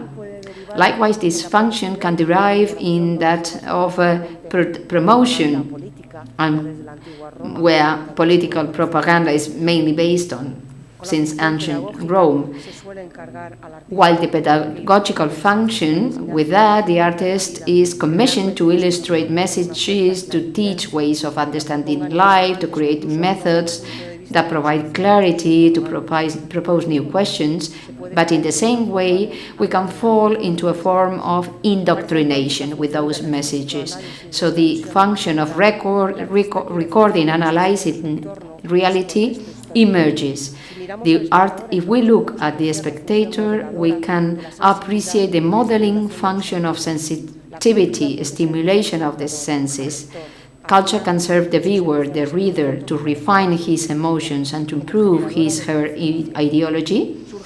So we have the new function, the healing function, offering answers to blockages or unresolved situations. The inspirational function also arises to bring about creativity or action, so that we can also, and this can serve as a sensitizer of other artistic manifestations. It provides the possibility of creating a universal language through dance, music, sculpture, etc. Culture raises the level of consciousness. It can help to seek an ecological sense, to be part of the universe. The often repeated theme of sustainability can only be achieved through education and culture that is capable of proposing or defending respect and defense for difference. We must ask ourselves and reflect on our existence together with philosophy and sciences, so as to experiment different realities, to act within the coherence and consistency of belonging to this world, to be part of the world together with other living beings. We must ask ourselves, why are people afraid of culture? Maybe because in all its forms, from the artistic to the literary, it can be a powerful instrument of liberation. Culture makes us aware of the richness and importance of bringing new life. It's always an explosion of vitality. Brazilian journalist Ana Marcos reminds us that culture is music, poetry, everything that human beings are capable of expressing in the most positive way. It makes us more peaceful, more receptive to the new, more open to dialogue. Culture always brings the seeds of a latent revolution to broaden the horizons of life. It frightens the intolerant because it creates new spaces of happiness, pleasure of the spirit. The concept of culture goes beyond art and its enjoyment. It has always been associated with civilization and progress. The opposite of culture is barbarism, degradation of the best value for humanity. The etymology of this word, from Latin, evokes cultivation of the land. It creates fruits, so that it's always been associated with life, with everything that arises anew, never with death. Culture scares anyone who wants to be violent. It scares the negative side of things. In our days, there is an absence of revolutionary attitude fostered by radicalism in thinking, in politics. And in the words of the Spanish philosopher Marina Garcés, it contributes to demobilize and to increase the powerlessness against relationships in our collective environments. And the philosopher adds, there seems to be a whole cultural apparatus contributing to increasing the feeling that we cannot do anything, that we are helpless, that we can just we can do anything but contemplate the catastrophe. There is nothing easier to control than an unhappy person. There is nothing more uncontrollable than a happy person. That is why society wants us to be unhappy. You will never be happy if you continue to search for what happiness consists of. You will never live if you are searching for the meaning of life. Albert Camus. Finally, I would like to highlight the joy, the pleasure, the enjoyment, and the benefit of culture. I end up by appealing to the common sense of each and every one of us to realize that we are jointly responsible for the fragility and strength of culture.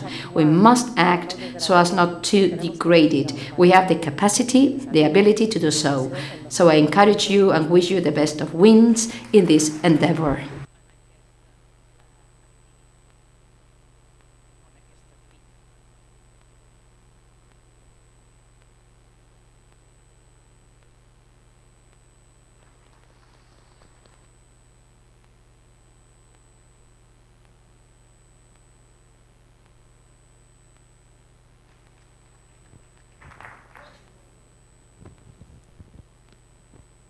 No sé. Muchas gracias. Thank you. ¿Qué hacemos, Sandra? ¿Hablamos? What should we do now, Sandra? Shall we talk? We can speak French. Well, I think I've said everything right. Nothing else to add. Well, I don't know. I think we've gone over everything that had to be said about this topic.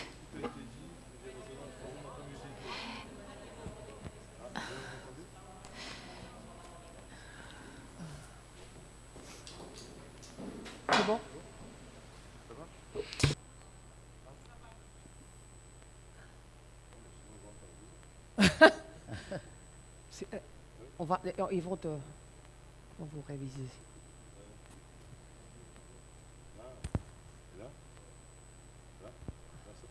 Je sais pas. Non, ça marche pas. Le mien marche. Sinon, il y a le micro. My mic works. Otherwise, we have the other one, yes. Oui, alors je sais pas quel écrivain français disait à son secrétaire. Tout a déjà été dit. Everything has been said, and now we need to go for music. That's what the French people say. Non, ça marche pas. Si, ça marche, non? Oui, c'est bon, ça marche. Ah oui. Ah, Ah oui, d'accord. Yeah, it's working, Donc, right? oui, alors je la répète. I will say this again C'était then. un The grand quote. écrivain français qui disait à son It's a secrétaire, tout a quotation déjà été dit, who said to maintenant, his faisons secretary, musique. well, everything has been said, so now let's go and for the music. Non. But I'm not going to sing. I cannot sing. Non, moi, je Ouais.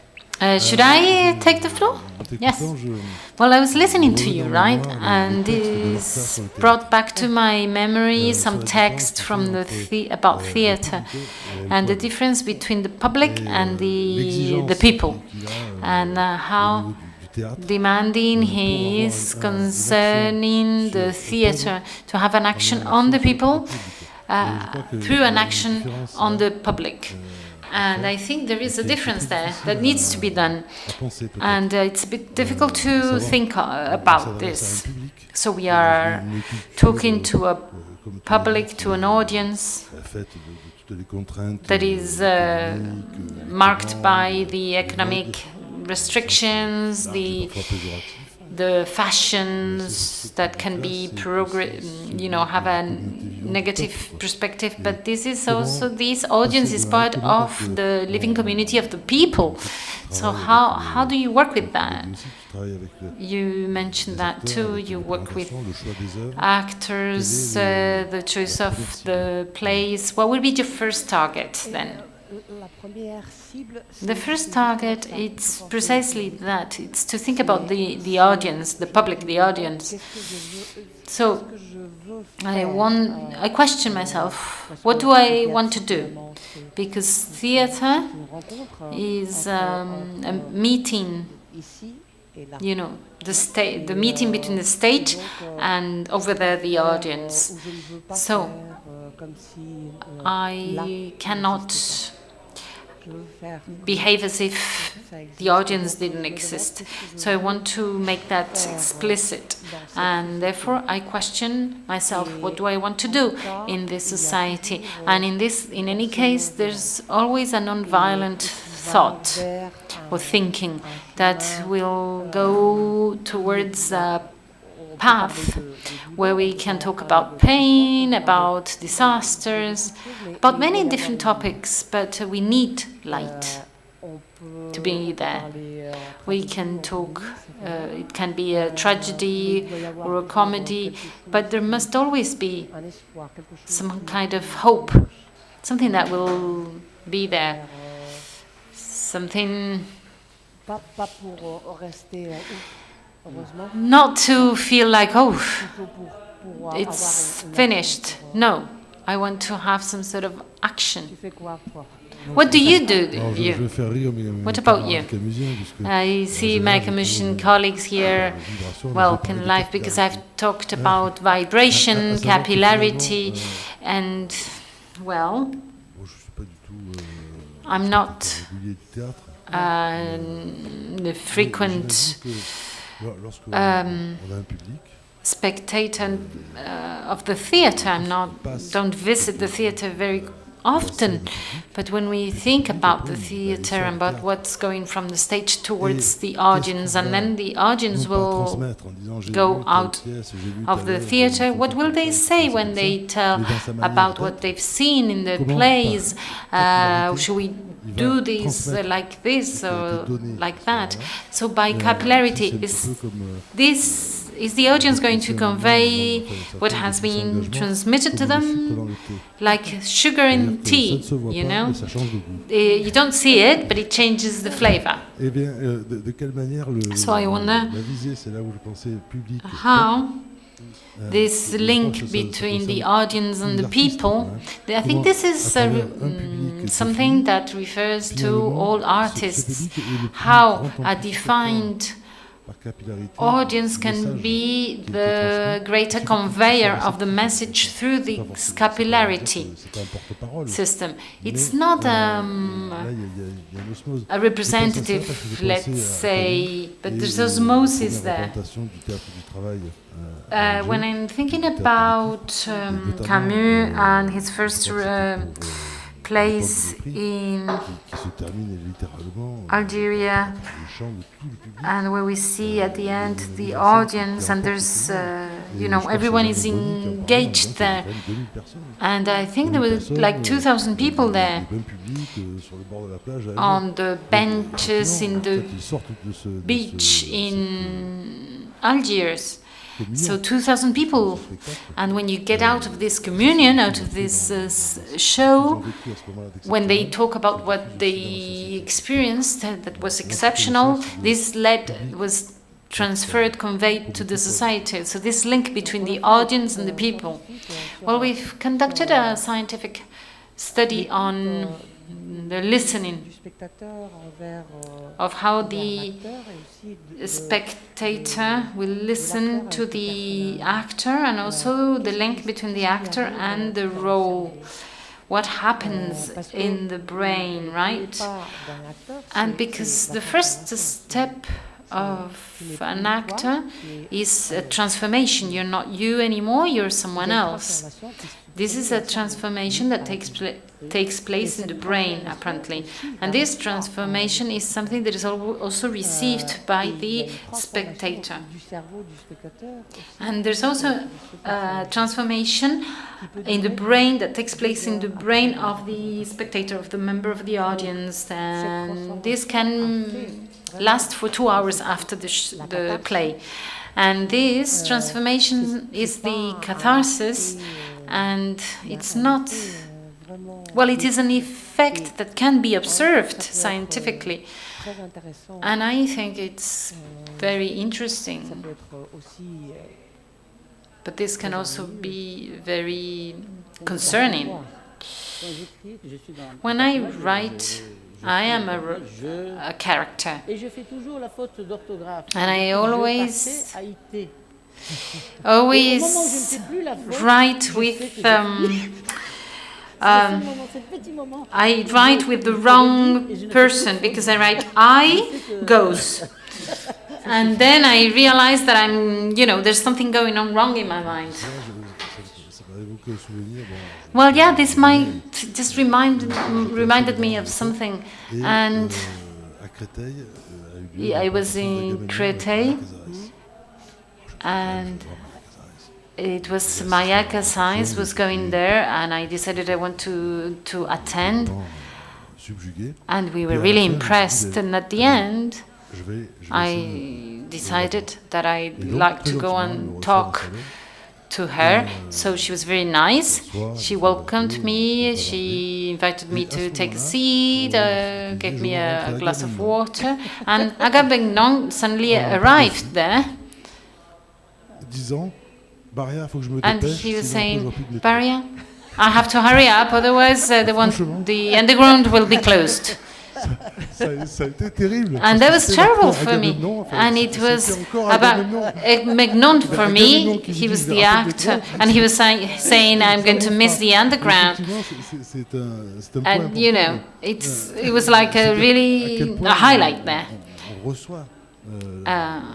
So, to which extent we receive that? I've just finished reading your book, La Patera, and it's been difficult for me. I understand, but I condemned at the same time. And I know that I will not look at some of my students as I used to, because I work in a high school, and this is where I'm talking about capillarity. I cannot work on the theory of a new look, because this gaze changes, and this is something that is the will of the artist, of the author, but it escapes us all. Well, for me, there were many problems, because I started writing, and then suddenly I could not defend terrorism. So I wrote for 2 years, and then I stopped. And I wrote a different book. It's called Stories about Marrakech. It's like holidays, literary holidays. But the book was behind me. It was pushing me. And then 2 years later, I came back to the to the original book, and then I thought, I'm going to start off from scratch. And the only way of doing that was engaging the reader. I'm going to make the reader love this child. And, you know, the reader just was forced to wish to protect the child, because I got the reader involved, and that's how I did that. Yes, and apparently what seems to be very important is the lack of understanding. I'm not saying ignorance, but the lack of understanding that is there. Because if you follow the book, when the children are taken to the mountains, and then they have the feeling that they are being embarked into something, boarded into something, but they don't understand what's going on. And because they don't understand, precisely because of that, they don't dare get out of this.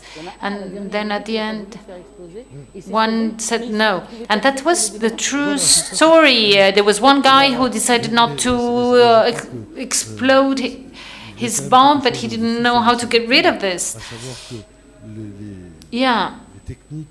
So the technicals, the techniques we use, first there's the techniques used by these groups, they create this lack of understanding.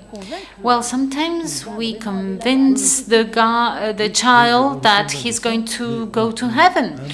Yes, we convince them, but then he doesn't really understand what's going on. So the big brother is Hakim.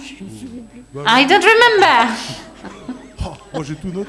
I wrote everything down. And the big brother was doubting. And the child sees that the big brother starts sweating, and he never did. So there's hesitation there, and there's a moment where they don't understand. And I think that it is there where we see that art should create tools for understanding things. That's the task art has. Because sometimes we create ignorance. That's the perversion, to create ignorance. Things that we don't dare say, they don't dare say anything because they don't really understand what's going on, and they just let the others do what they want to do. I don't know. Perhaps there are questions in the audience, or perhaps someone would like to comment on some of the topics we've dealt with. Hello, thank you for your speeches, presentations. I'd like to know, in your practical work, your practices, this issue of the degradation of a culture leading to servitude. How do you deal with that as artists, as players of art? Well, until recently, in Morocco, there were 45% of illiterate people, as an average. Well, about 55% women, 45% men, I think, I don't know, something like that. And that's how we can install a dictatorship. And this is what Natalia was also talking about earlier. Culture is a factor that can lead to sedition. People can be dangerous and protest if they learn things. So we want to change things, and the way we do that is trying to educate. That's the only thing we can do. Educate. Education is key, and this is why we've created these centers. There are 5 of them. A new one is going to open. The state didn't help us at all for 10 years. They didn't give us not even a cent. We collected works, we sold them in auctioneer sales. And then 10 years later, a state institute started giving us some funds, like 30%. They're not doing their job, but they're not giving us the funds either, the means to do that. So those are the reasons. Well, in my case, I try to find plays that talk about diversity. I work with people from the Dras. I try to... Well, non-violence is for me essential. I'm always looking for paths where I don't want to place myself in the center, but it's more like looking for dialogue, well, everything that I just explained in my presentation. I mean, it would be too long to go over everything I've done.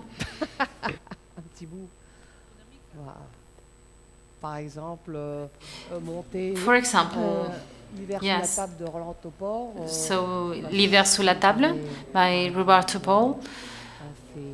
For me, that was very clear, a very clear act of culture, an act of culture, because it's a translator who has no money and he's renting the underneath of her table to a Polish citizen, and I try to talk about things that are happening, you know, the day before yesterday, today, and we hope this not to happen anymore tomorrow. I'd like to take the floor in relation to what was said earlier during your discussion with a quotation from Camus. He said that the artist is someone who is trying to understand if judging, confusing all judges. And that's a bit what I felt when I was listening to your presentations, and that's being in the position of an artist, when we try to escape from this judgment that is going to be sterile and assassin.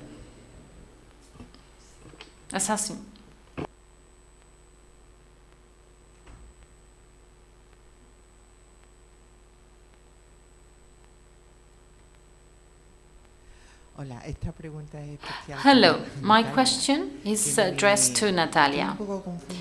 I'm a bit confused because at the beginning you said that, well, that was the first thing that creates distance between people and culture is the fact that it is related to leisure. But in my personal environment and in other areas, we see that leisure is absolutely necessary in order to be able to enjoy culture. For example, when you want to listen to music live, it's usually out of the working hours, also for reading, for listening to music. If you don't have this time for silence or this time for freedom, then it would be very difficult for me to think about culture as an art.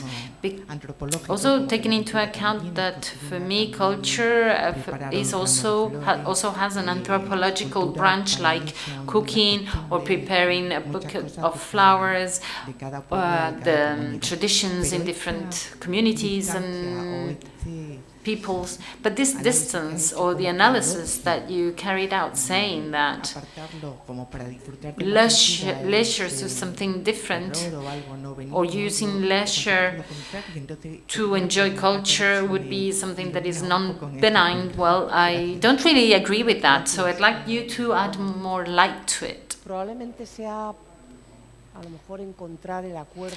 It's probably find the agreement in the words. So what leisure means for you, what leisure means for me, the meaning of leisure for you and for me. Also, you referred to silence, time for silence, right? And I think that kind of leisure is very interesting. That is probably a time when you can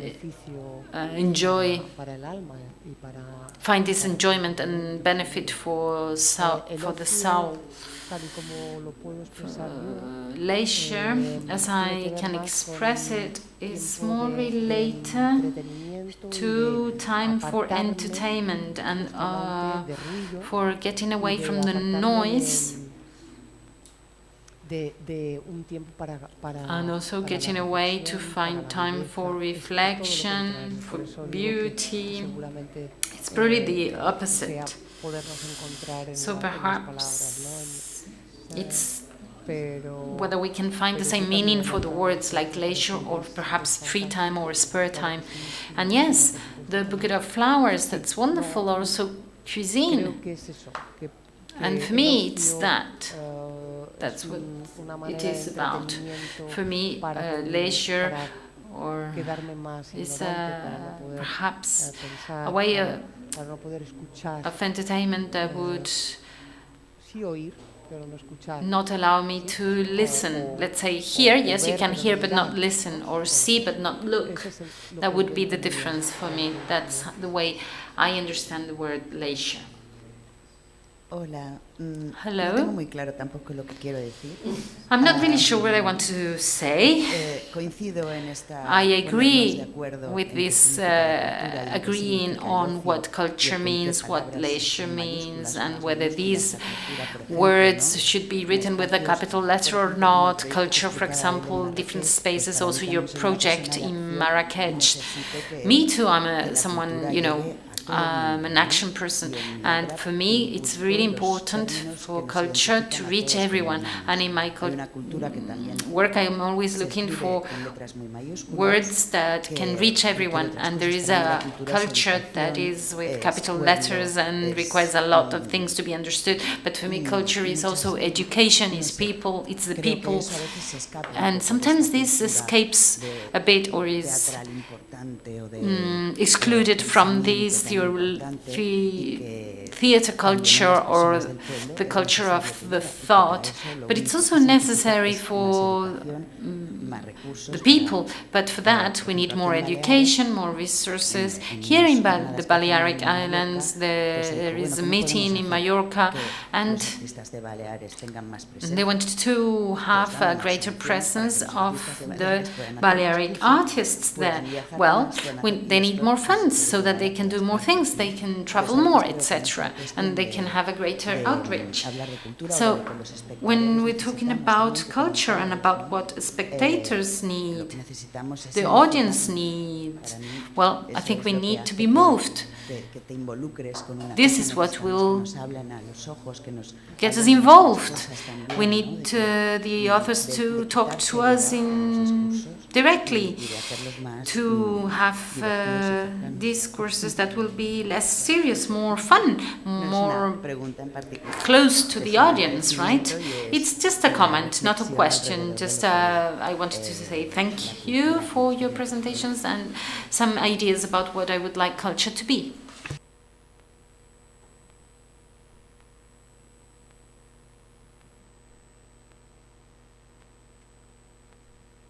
Hello, thank you for your presentation.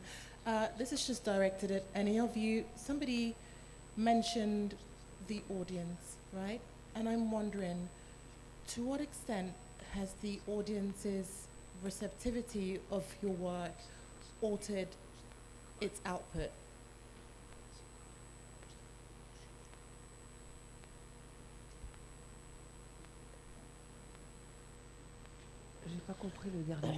I didn't really understand the last word. Well, I never think about the audience or the public when I'm writing, but in our countries, in Africa, we sort of have this mission of there are so many problems that we can not look at what's going on us. You know, here you look at yourselves, whether you're doing well or not. We have a mission like Don Quixote. And in my country, there are so many problems. I don't know, I could write a story, a love story, something that will have a happy ending. I'm going to try and do this, but then whenever I start writing, at the end there are also always something that goes wrong. So that's why I don't have a lot of audience, right? A big audience. Well, we're going back to this topic of the audience, right? The public, the audience. Whether it is altered.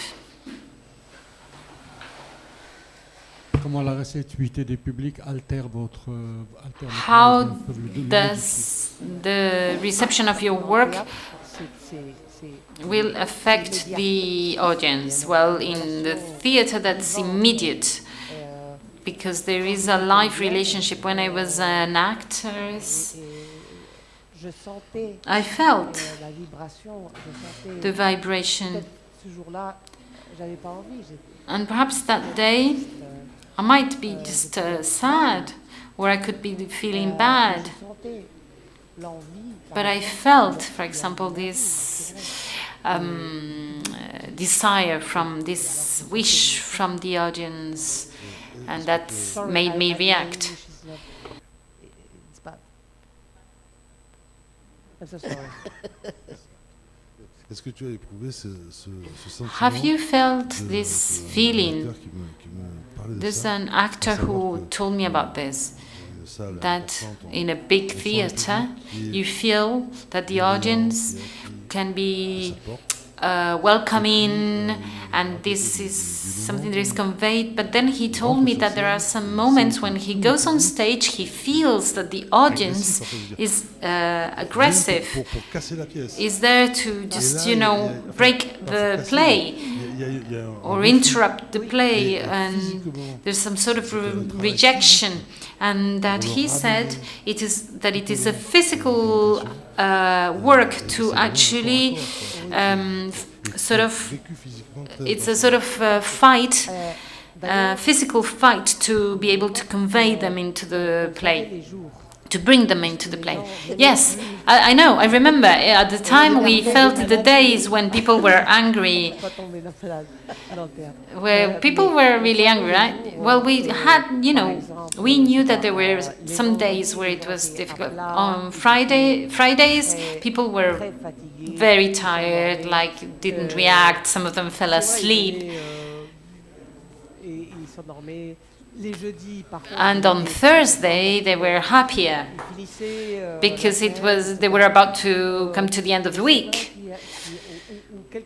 But there was something going on in the world or in the city, I don't know. And people came with a specific interaction each day. And we needed to try and change that.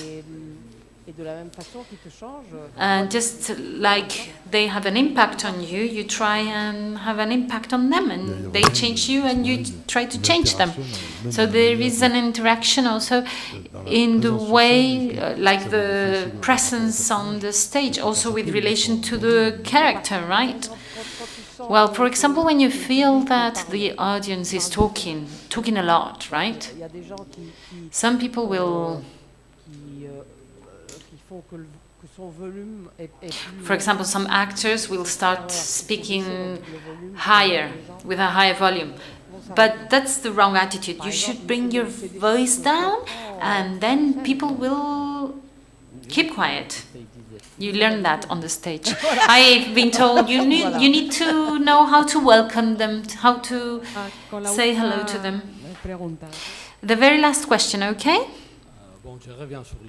I'd like to go back to what Frank referred to, this dysfunction between the audience and the people. Mai said that he doesn't think about his audience, but the Gen centers have an audience themselves, these young people, these children, and the object here, or the target here, is to have this social change. And this idea of capillarity for this goal of social transformation, which is also the goal of the artist, to save many people through the works. So my question for Frank, but also for both of you. This capillarity process, how would it work? It's magical, isn't it? So to have this for the creation or activism in terms of social transformation, how if this can be a way of achieving this. So how can the artist have this idea of capillarity in order to achieve this goal of social transformation, social change?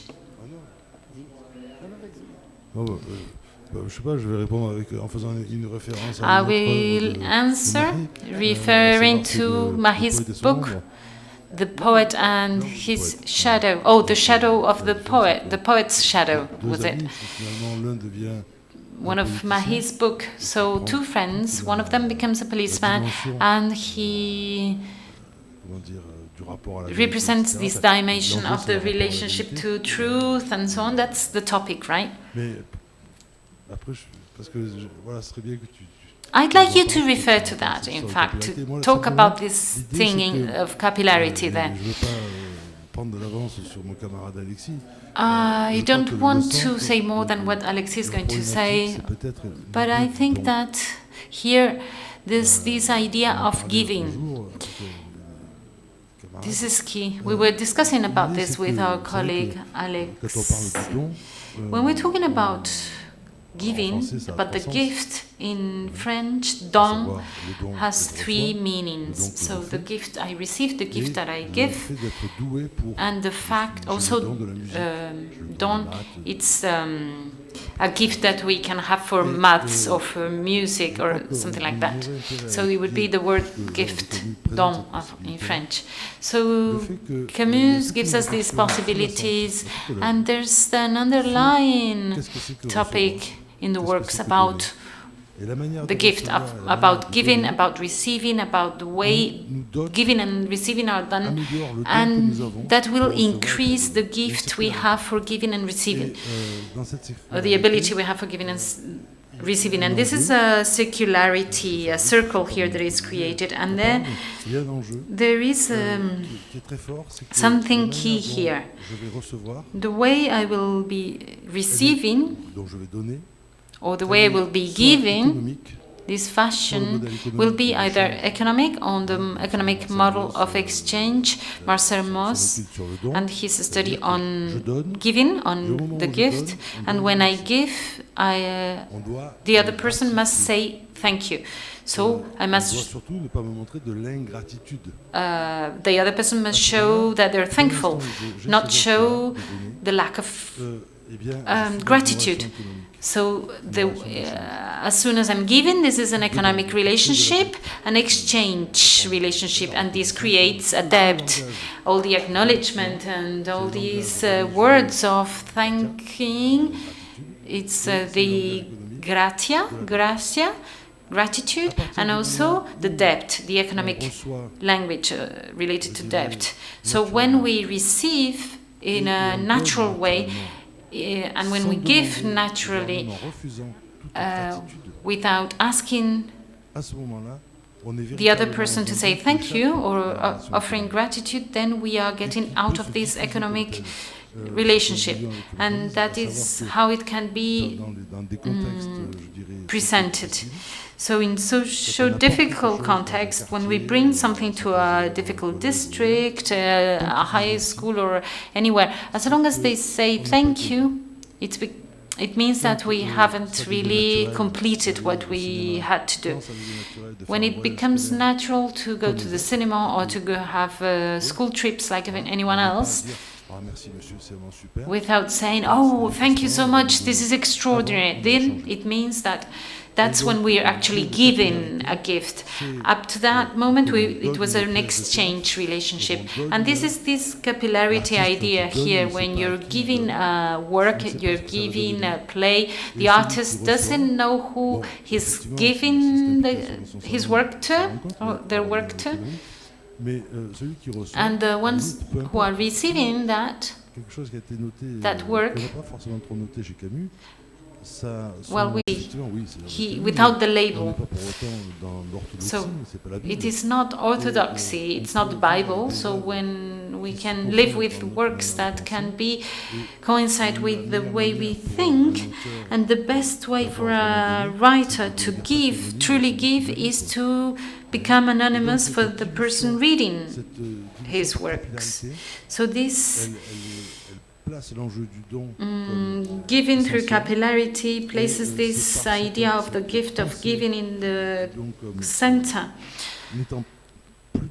and thinking that this is not giving anymore. It's not a gift, it's just a flow. And then this shows this capillarity can take place in that way. So when you're in a theater and there's the big feedback, when you know that 80% has been conveyed, but this is going to be diffused into the world, but no one else will know how this has been diffused, and no one will know how long this has gone, and we cannot really know, no way of knowing. And economy is there, because when we give, we receive satisfaction, so the economics are always there. So there is a bond, a relationship, and you sleep well with that. Economy is always present everywhere. Yeah, that's right, but you know the proverb, that sentence. Do, the right thing and just forget about it. Do not demand, do not force things. So for any artist, that should be the case, and we can find that in Camus. And there is an anecdote, you leave your keys on the roof of the car, you forget it, and you think if somebody steals it, well, it's in such a bad state, my car, it will be useful for that. Thank you for everything you've given us, for what we've received so far. Thank you.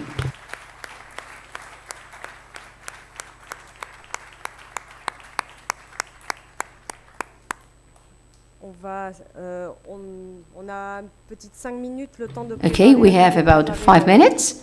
5 minutes for changing and preparing the stage for Mr. Sisako, for our last speaker of the morning, before we go for the lunch break.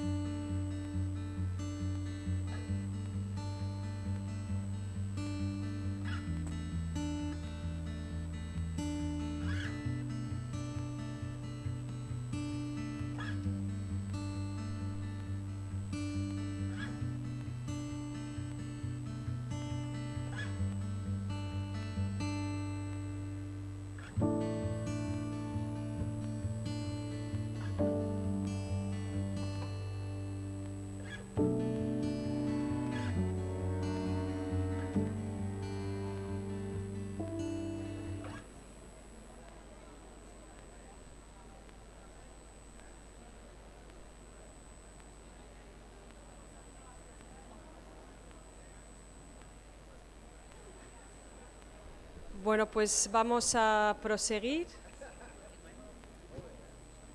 Okay, let's start with our last presentation.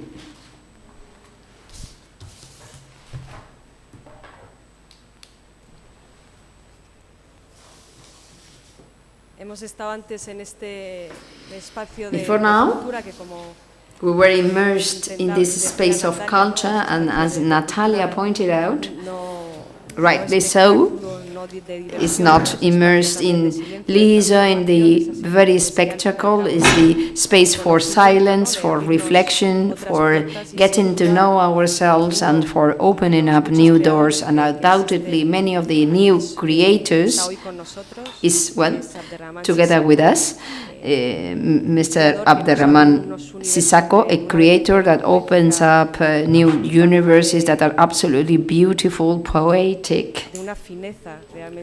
With a great finesse and elegance, he immerses us in new realities that change the way we see the world, we see and understand the world. So the Camus's sentence, living is not resigning, not rejecting. So his work goes on that land, and that is why we feel so honored to receive him on these Trobades. You have the floor. Je dois faire quoi? What should I do? What am I expected to do? Good. First of all, thank you for the introduction. Thanks for giving me the opportunity to, well, discover these Trobades. I would like to start by thanking Mr. Moratinos. He's been the trigger for my wish, my desire to be with you. He raised that interest in me, and obviously he did a perfectly good job, because here we are. So we met in Mauritania, and I'm here today. So this is a good proof. This shows how, well, trivial encounters can become fundamental turning points. So I would like to also thank Sandra Munak for so smartly convincing me and accompanying me until this very moment in a very subtle way and conscious way. So thanks for making everything possible. So I can only feel gratitude to you, and also thanks for the work you do in these Trobades. So my position today is not, well, I don't feel comfortable. So I'm not a natural speaker, and that is not part of my everyday work.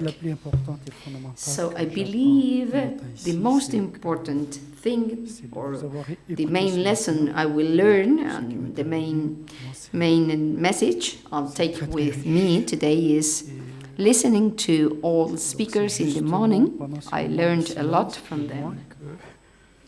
So at this very moment, I'm in complete silence. So when we learn most when we are silent and listening to others. So you are giving me the word. I'm thinking of a saying that says, there's a proverb, when be merciful of those that are listening to you. So I do not envy you. You have the hardest part, the hardest role to play today as listener. What has been said this morning is so absolutely beautiful. Camus's thoughts, those ideas that liberate me, that free me, in the sense that it's not a matter of talking, of speaking, or taking the floor. What is fundamental is acting. Action becomes the key fact, not only from the point of view of creation. I'm a creator. I was born and grew in Africa. I belong to the orality tradition. I come from this tradition, and it is not a synonym for eloquency, but just orality. I was born in a place, I grew in Mali. I was born in Mauritania, but I grew in Mali. So very quickly, I became aware. I was also this morning, we spoke about awareness, being aware. So, about what is going on. The lady mayor of Menorca, in the official opening, she spoke about Menorca, the island, and the collective. I come from a numerous family. We were 14 in our court, in our nuclear family, but we ended up being 25 because my father fostered, so he took on the children of his brothers, of his siblings, under the same roof. We were all living together. My uncles and aunts couldn't go to school, so my father took upon them. And he hosted or welcomed all my cousins. So we took turns to use beds. There wasn't enough place for all of us for sleeping at the same time. So the culture of sharing was, part of our DNA. When I create just for sharing with others. This is the main drive, the main driving force when creating. So we have the need to create, of doing new things, and once we grow, or in my case, we grew. Well, I grew in a climate of inequity, of inequalities, injustices, different types of injustices. So we are, well, dominated by others, by other forces, and not much is shared, to be honest. And well, things need to find a balance. I made a film called Bamako. And why Bamako? Imaginez qui se passe dans la cour de mon père, où j'ai fait venir les vrais juges. And I try to teach and show what happens at the playing ground in my parents' house. So I invited, judges. There was a trial with witnesses that were the public, unemployed people. There were different. The public, the attendance was very diverse. So I did art to make up an impossible trial. Right now, it's not impossible to judge or to go to start a legal action, for instance, against the World Bank. This is utterly impossible. No state, no entity, no institution can go against those great forces. And we also can't go about against a system that has been imposed on us, on countries such as mine, systems that are imposed by the World Bank. So we are forced to live on that, and I could summarize that by saying that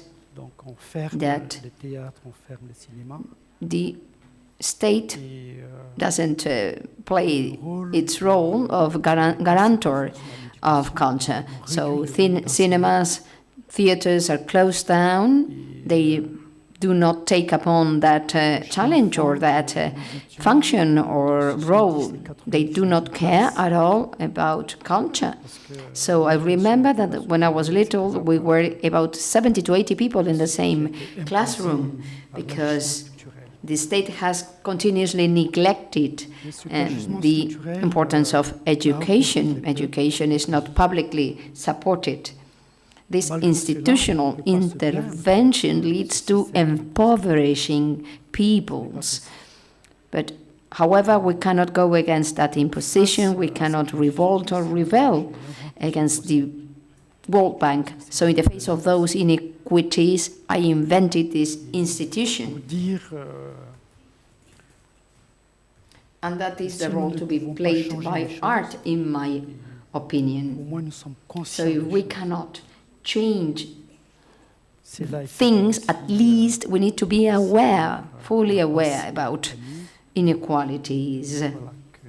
And we've consistently read that on Camus' works. Think so, doing Bamako, doing that film was a way to demonstrate we are at least aware of where we are and why this new situation has been created. And it was, shooting this film was a very important moment for me. I was invited to Washington for a premiere of my film, for a first screening. I didn't go, I didn't attend, I didn't respond to the invitation made by the World Bank. I didn't do so because I thought that I would be, in front of economists and other experts that would place me on a paradox, in a kind of paradox. And also because I don't necessarily need to be right, I'm not the one to be right and the others to be wrong. I don't see that, absolute dichotomy. So I just decided to create that film and show this reality to the world. I come from a tradition of orality. I didn't read much. I haven't read nor written much. And within my family, I lived together with my relatives in a tribe environment where we exchange a lot. We are naturally curious and interested in knowing from others. So whereas in the Western world, people tend to ignore identities. We neglect others' identities, this otherness. So that I'm speaking about Africa, but Africa doesn't speak much about itself, or it's not heard about, because the prevailing thinking systems led us in other paths. And this way, I mean, this only leads to impoverishment. We are impoverishing our cultures. We are living in a world that designs anew all the time. Everything is really fast. This momentum prevents us from sitting down to listen in silence. This development of artificial intelligence that is continuously financed, but we should rather fund in human intelligence so as to find a balance, as the presenter Moratinus pointed out this morning.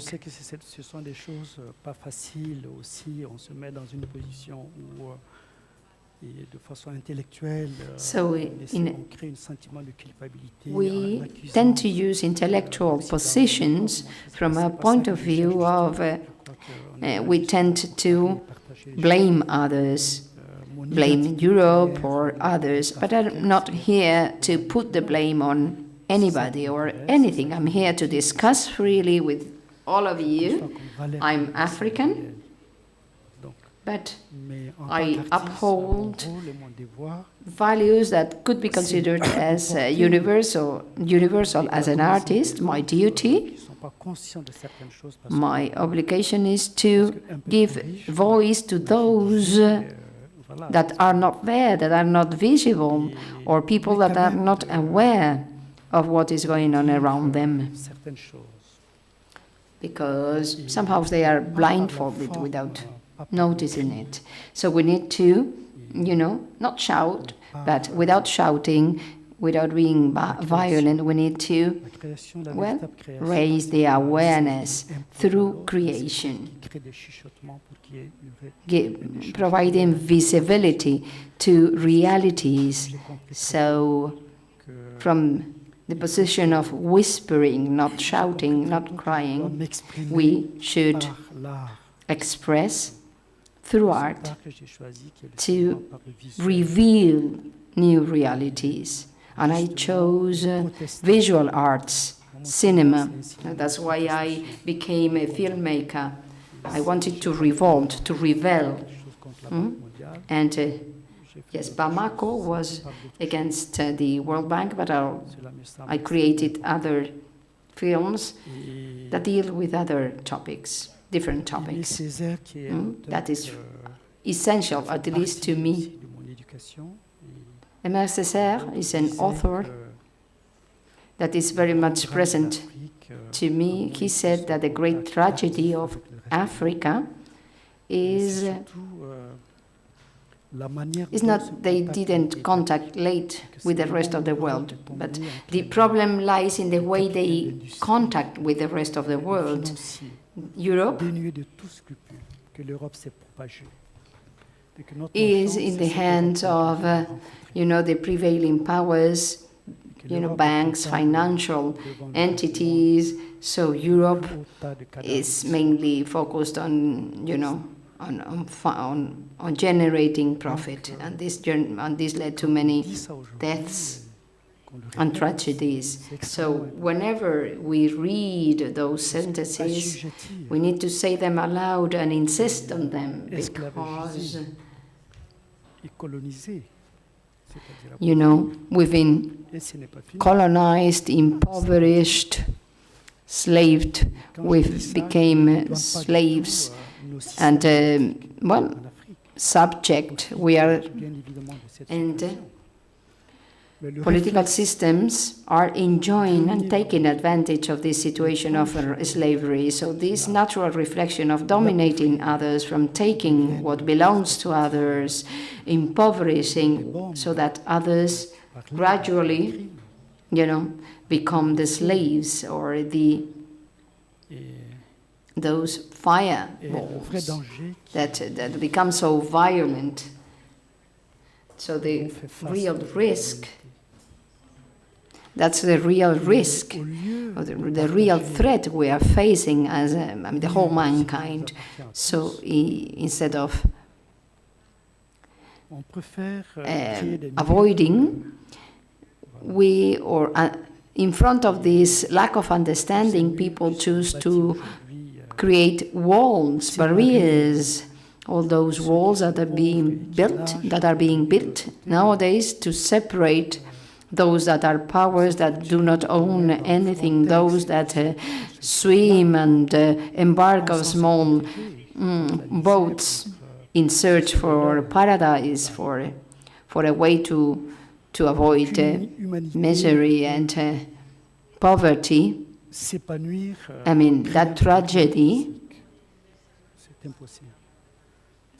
there is no culture that can evolve by creating physical barriers. Of course, you will be protected for a while, for some times, but ultimately it will be useless, utterly useless. So we need to really do the job of sharing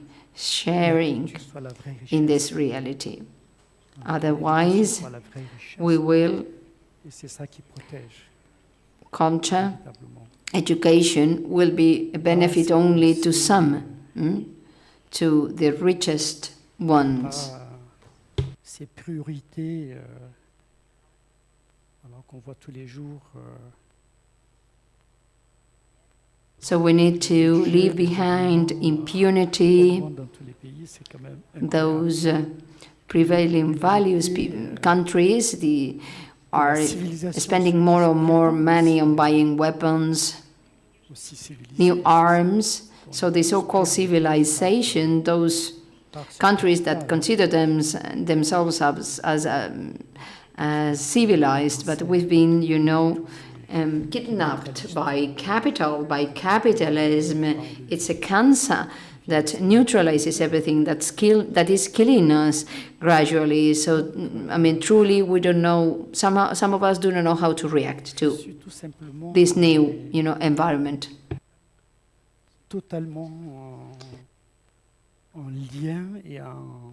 So in fact, everything is, there's a link and a bond and in a symbiosis with what has been said this morning. And I feel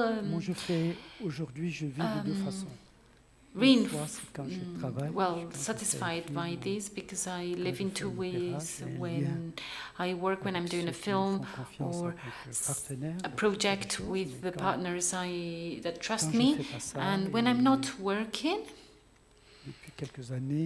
for already a few years.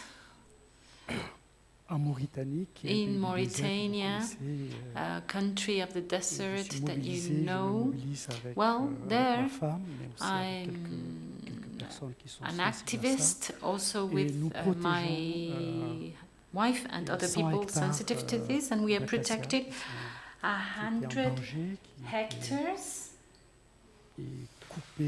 of trees that had been cut down to do coal, and we want to protect the acacias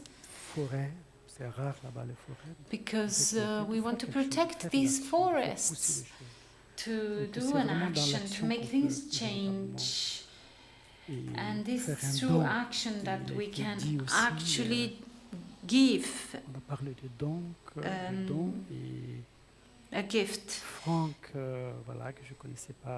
And we've been talking about that this morning, and Frank is someone that I didn't know before, and he talked about this concept of the gift of giving and receiving. For me, these are extremely important values, and I am more and more aware of that, of those values. I understand also that this work is extremely difficult because there's an enormous ignorance, nearly completely ignorance from the politicians and also the partners from Europe and other people outside who are saying that they are sensitive to this. They fill their discourses talking about the environment, but when we're talking about specific projects that are protecting a forest on the basis of volunteer work, and when we try to do this kind of thing, real action in the field, then the silence we get from our calls for help is terrible. So this is very discouraging, but and Camus talked about being crazy, that you need to be crazy to do things. And I think that's true. You need to be crazy, truly crazy, to once again actually get engaged and do things, even when we're facing this indifference, and also facing the lies that exist in the form of cooperation, but it's limited to thought. It is not possible, because these cooperations, they don't trust the people, don't trust individuals. They only trust the system, the politicians. But sharing with others to change the world, they don't do that. And it's true despair doing this. But of course, consciousness is the most important thing, to be aware of this, to be able to change through action, whatever the form of the action. So this is why I'm saying that what we're doing here is an action, a true action, a specific, concrete action, to give the floor to people, to give the voice to people, and also to listen.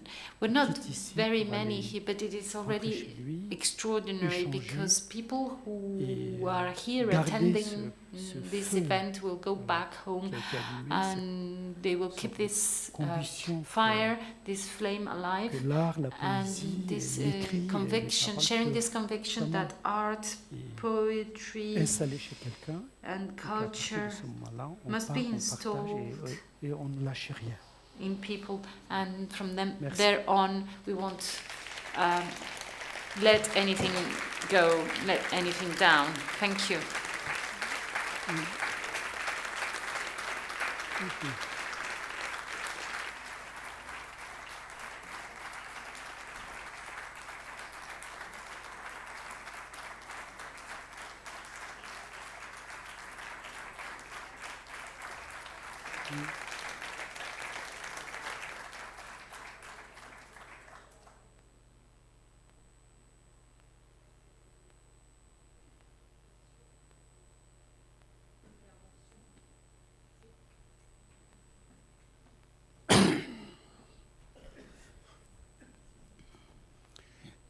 Muchas gracias por este discurso tan lúcido.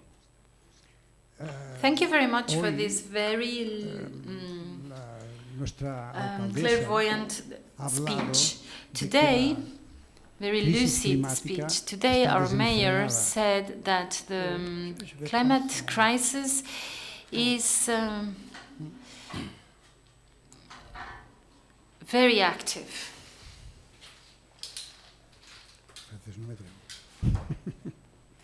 I don't dare speak French. Ok. Je vais le faire.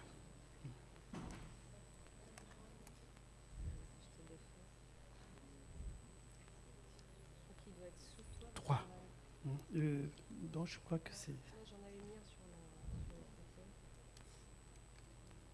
Ok, merci.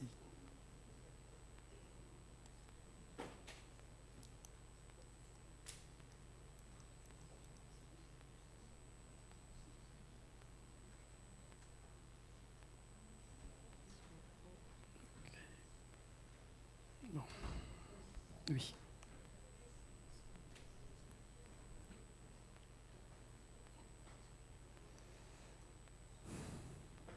Oui. Buenos Merci. días. ¿Me escucha? Good morning. Can you hear me now? Bonjour. No, que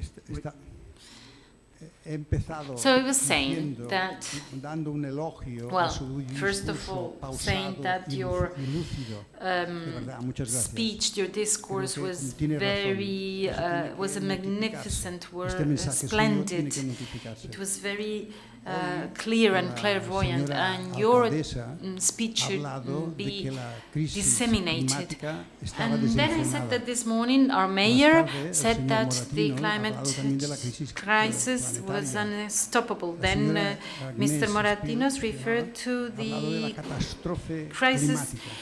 in the Pregunta, world, then ¿nos deberíamos the permitir planet, tener un poco de and miedo? then Agnès ¿Tiene miedo, referred to señor the Abderrahmane? crisis, also the disaster, the climate disaster. So can we allow ourselves to be afraid? Are you afraid, Je pense que Mr. Sissako?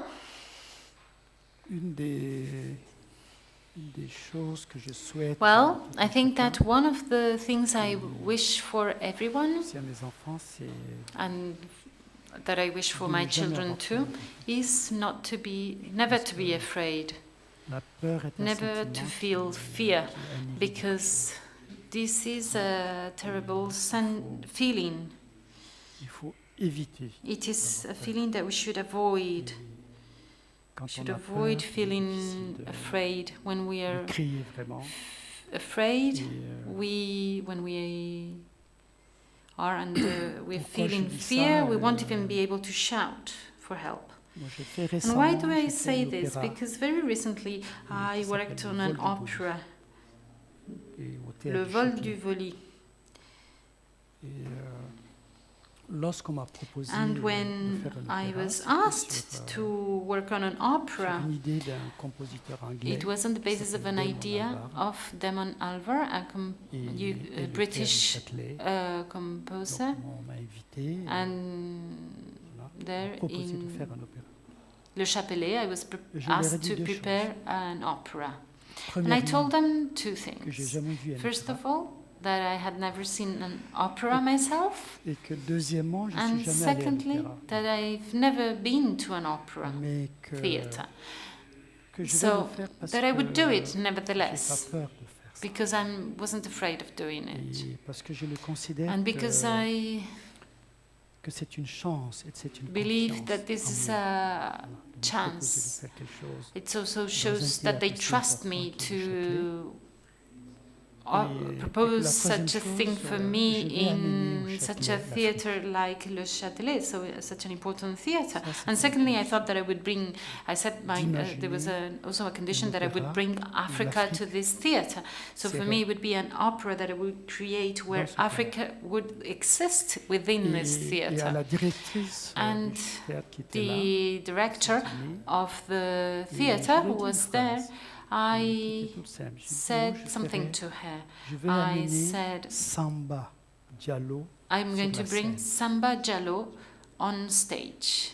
Elle m'a dit, mais qui est Samba Diallo? And she Je asked le me, connais who pas. is Samba Diallo? Je I pensais que don't c'était know un him. grand acteur ou un And chanteur. she thought it might J'ai be a dit, Samba great Diallo, c'est le singer vigile du théâtre. or a great Et, actor. And I said, no, Samba Diallo bon, is vous the le guardian connaissez? of Et comment- your theatre. j'ai dit, non, je lui ai dit bonjour And et she je lui ai demandé asked son nom. me if I knew him from Et elle, before, elle and I said traverse no. tous I les just jours said ce vigile. hello and asked him Elle sait pas comment il what s'appelle. his name was. And she, the director, Et donc, sees this c'est guardian, pourquoi this je guard vais amener Samba every day sur la scène. at work and didn't even know what his name was. So that's what I told her, that I was going to bring Samba Diallo to the stage in the sense of anonymity. So I'm not afraid. I'm not afraid in my work, and I'm also someone with concerns. Because I see that lies dominate, that the true force that dominates everything is lies. Everything is done for deceiving. We've referred to the media this morning. But we really need a leap there. And for everyone to be able to do this leap, it is essential to understand that we must not separate people. We should not create separations, gaps, in terms of money or this feeling of superiority or knowledge that exists. And for most people, we have this impression that there is, we've got poor Africa and rich Europe, but that's not right. The world is not like that. There's not a poor Africa and a rich Europe. And Africa, and the reality is not that of Africa needing help, but that's what we've been told, what we have been made to believe. And the terrible drama in this continent is that Africa is not poor. They're the victims of its wealth. So this is why I was saying that the world is not truly sharing. It's true that when we see what's going on nowadays, precisely around with regards to the environment, I mentioned the example of this small forest of acacias. And this is really a lot in a country such as mine. But when we see that those who go to school, those who have the means, who have the decision-making power, who have the power, they do nothing to help a project such as mine. This really worries me. Yes, I am doctor. I'm not now retired, and I am a father, and I'm scared. Whenever someone is told that he's got a diagnosis of cancer, that person always changes the way he lives. He lives his lifestyle. Why don't we understand then that the planet has cancer and that we need to change our lifestyle so that we can heal the planet and ourselves? Thank you.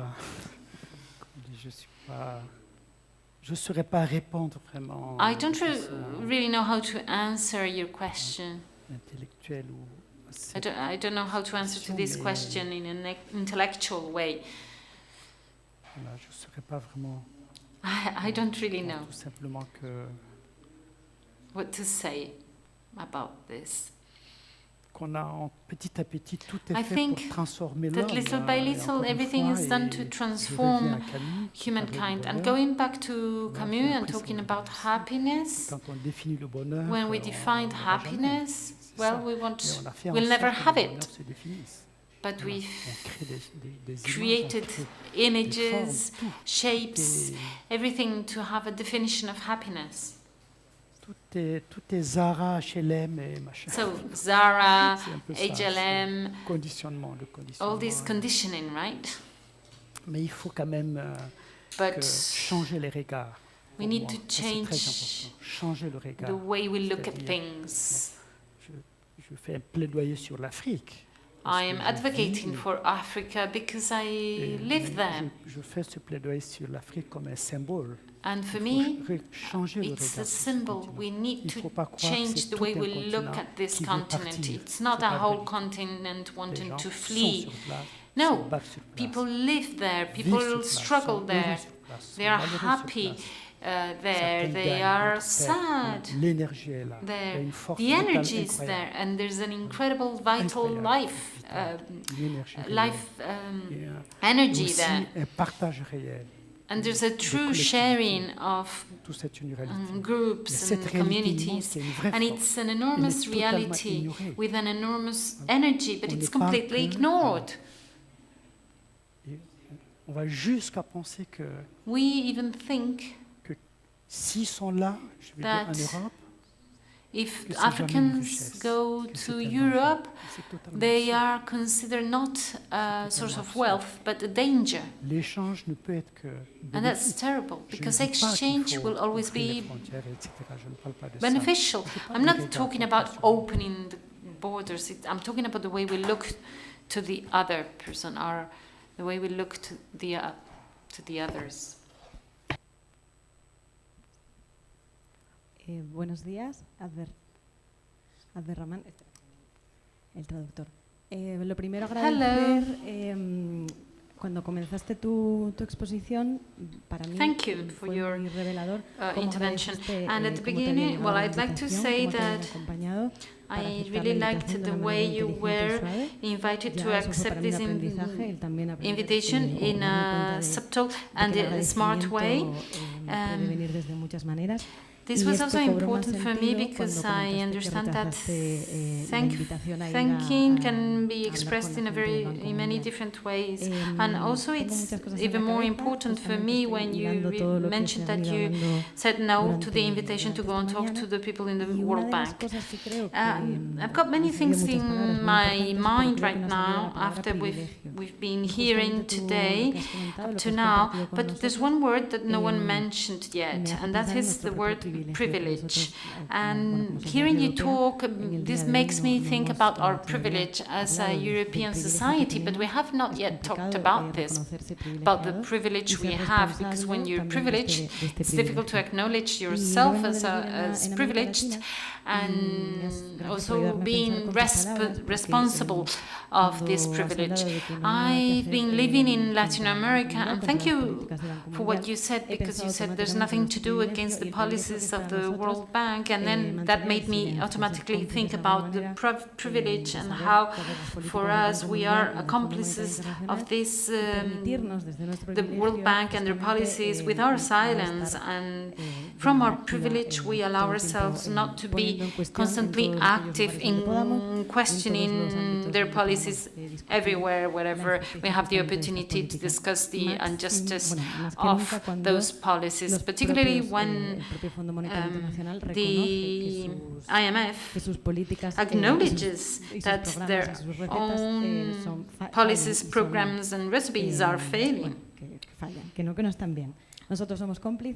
And we are accomplices from our position of privilege. That was a bit of the thought I wanted to share with you. And then, not perhaps for you, but also for the whole audience, perhaps we have some sort of shield. It's not the barriers, Frontex and everything you mentioned, but also there's a sort of a mental wall that makes us believe that what happens somewhere else will never reach us in a different country. There were, well, we see that now. And when I came back from Latin America, where I had been living during several years, where there were popular movements going on, and here the word populism has been used a lot for that, and the way populism is understood. And in fact, that there have been many struggles to change narratives also with regards to the funds, the vulture funds, and there have been many struggles to make people understand that vulture funds can end up destroying a country.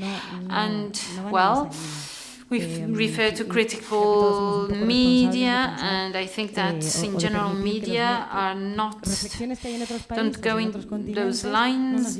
We should think also about this issue of not receiving any news from other continents.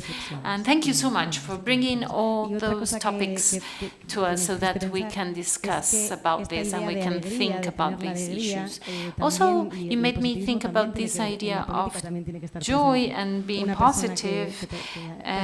This should be also important in politics. Someone in politics should have a positive attitude or be optimistic, like you do in your creation. Thank you. Thank you. Good morning. I have a question. Don't you think it was a mistake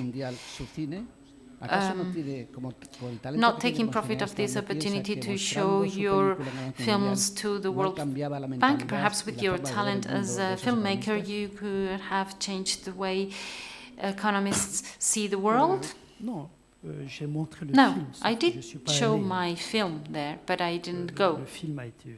The film was shown, but I didn't go there because I did not want to participate in a discussion with the economists.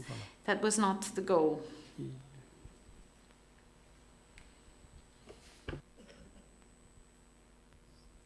Hi. Just want to thank you so much for your talk. I completely agree with you on so many points. Africa is rich with so many things, resources, art, and knowledge from the indigenous people of the continent. And I think it's very important to highlight the narratives that are from the insider perspectives in order to break the otherness and the exotic narratives about the continent that has been told from outside perspectives. My question to you as an artist and as an advocate, in the context of taking and giving, how do you create a balance?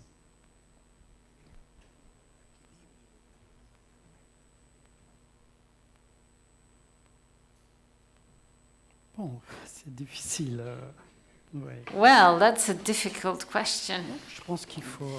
I think that il faut faire des choses comme ces rencontres-là, je pense. We need to do these kind of events, these kind of meetings, and multiply them so that they are also in-person meetings, so that people can doubt together, hesitate together, so that they can think about the future together. L'énergie d'être optimiste. And also the energy of being optimism. Optimism for me is absolutely fundamental. Keeping hope, being optimistic, because if we're optimistic, we can build things even in poverty. A poor family that is not optimistic will not be able to educate their children, and I think that's the case all over the world.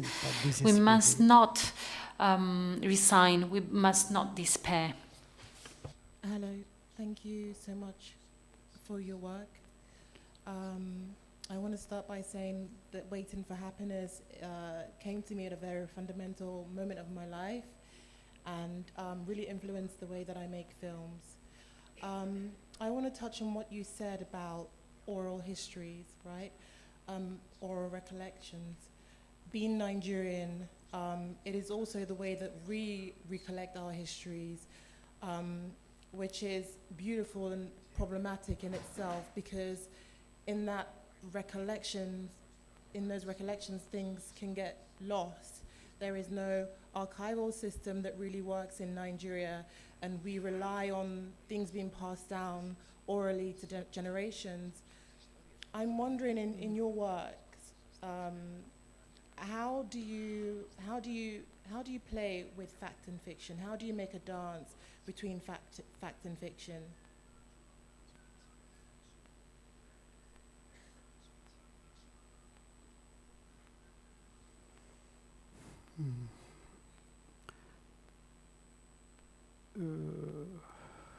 Comment? Alors, Okay, I'll start by explaining or letting you know that the way I work, I do films. In my creative work, there is an important factor for, well, not only for me, but for any artists, that is being close, searching for topics, around you, not being aloof and not being far away. This is the only way of being universal. Universality is exactly that, finding your topics, your interests around you. Just not, telling yourselves stories, creating characters in the films you shoot. Telling those stories because they have a value, the value of those people around me. So those characters, treasure and cherish certain values, and that is what I always have in mind when shooting or when creating my scripts. And other characters are similar to me because of their frailty, and this is essential, working on this way. We need to know where we come from. And when I did the test to access the film festival in Moscow, I was 17 years old, so I took that exam. I wasn't ready and I wasn't prepared in that sense. In the Western sense of the word, to be a filmmaker, you need to have a lot of culture. You need to be really, maybe as you have known Picasso, Tchaikovsky, or Van Gogh, those benchmarks, those cultural references, and you need to prove you know them to be accepted as a filmmaker. And I had no idea. I was completely unaware about those figures. Who was Van Gogh or Picasso? I had never listened to Mozart or Tchaikovsky, but I was fully convinced of something. And that is my culture, my identity, my cultural identity includes a certain music and can be as universal as Mozart's works or pieces. So I mention, and I say we need to change the way we look at Africa, or the way that we understand Africa is exactly because of this. It's, like a whole, a totality. And I was convinced I had something to express, even though I didn't know how at that time. So if I didn't know those world-renowned painters, it didn't mind, because I grew up on a courtyard where women put their clothes to dry up, and I had the knowledge of how hues and colors of those sheets change over the day as the sun rose and set, and that made sense to me when I was a child. Many things happened in my environment, and we need to treasure and to value those moments because they, because of they have that merit, because of what they are worth. So there are many present values. So they are the 5 greatest capitals in the world: Paris, London, or New York and Beijing. Some people think that the world is defined as such, and it's imposed on it. And we are feeding and educating our children to believe that this is the universal truth. They do not grow by cherishing their values. I'm a Spanish boy, I'm a Dutch guy, but Burkina Faso has its own values. The same goes for Rwanda and many other places. And of course, there are many commonalities, many things to learn and to exchange and to share. I learned a lot in Moscow when I spent on my stay in Russia. I went to ballet, and I learned a lot, an enormous amount of things. So I learned, I studied with another person that didn't, my roommate didn't expect anything at all from me, or he thought that I had nothing to teach him. That is the real poverty, the real cultural poverty of mankind. I don't know whether I'm replying exactly to your question. I'm sorry if I'm, deriving a bit much, so getting lost. But this is the best way to me to define wealth or being rich. So being rich, no matter where you come from. So we all need to feel useful because we all have a lot to give and to provide. That is an absolute condition to change things for the better. Merci. Thank you. Merci. Thank you very much.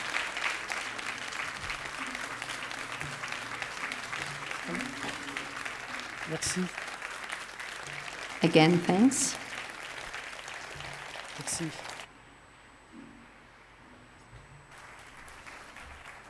Merci énormément, Abderrahmane, We're enormously grateful to you, Abderrahmane, because once again you showed that you can revel in silence without shouting, you know, in a wise and subtle and sweet way.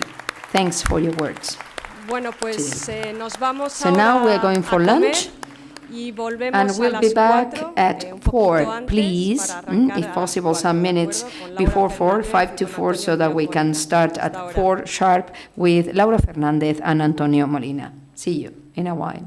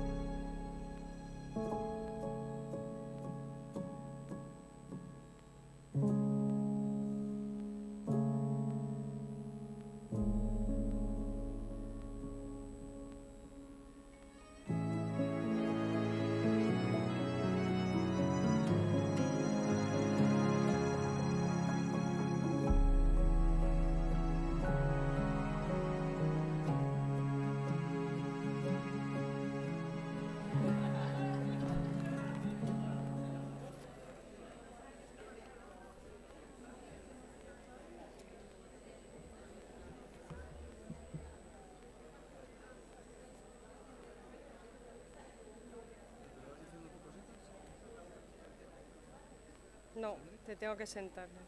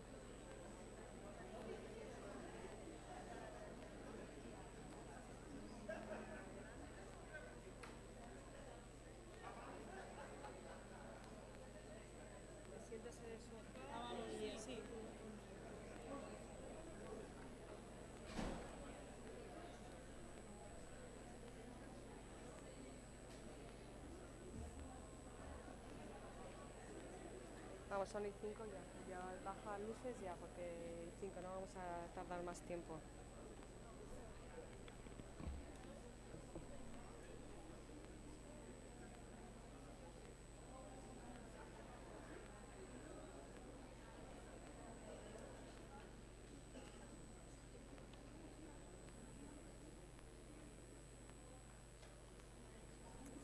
Bueno, pues muy buenas tardes a Good todas y a afternoon, todos. everybody. Arrancamos Welcome back. esta sesión So we are starting de the esta tarde. afternoon evening Esta session. mañana hablábamos en You know esta that this necesidad morning de... we talked about the Vamos a need. Okay, let's ¿Pueden resume. cerrar las puertas, por Our favor? Trobades, could you please close the doors? Thanks.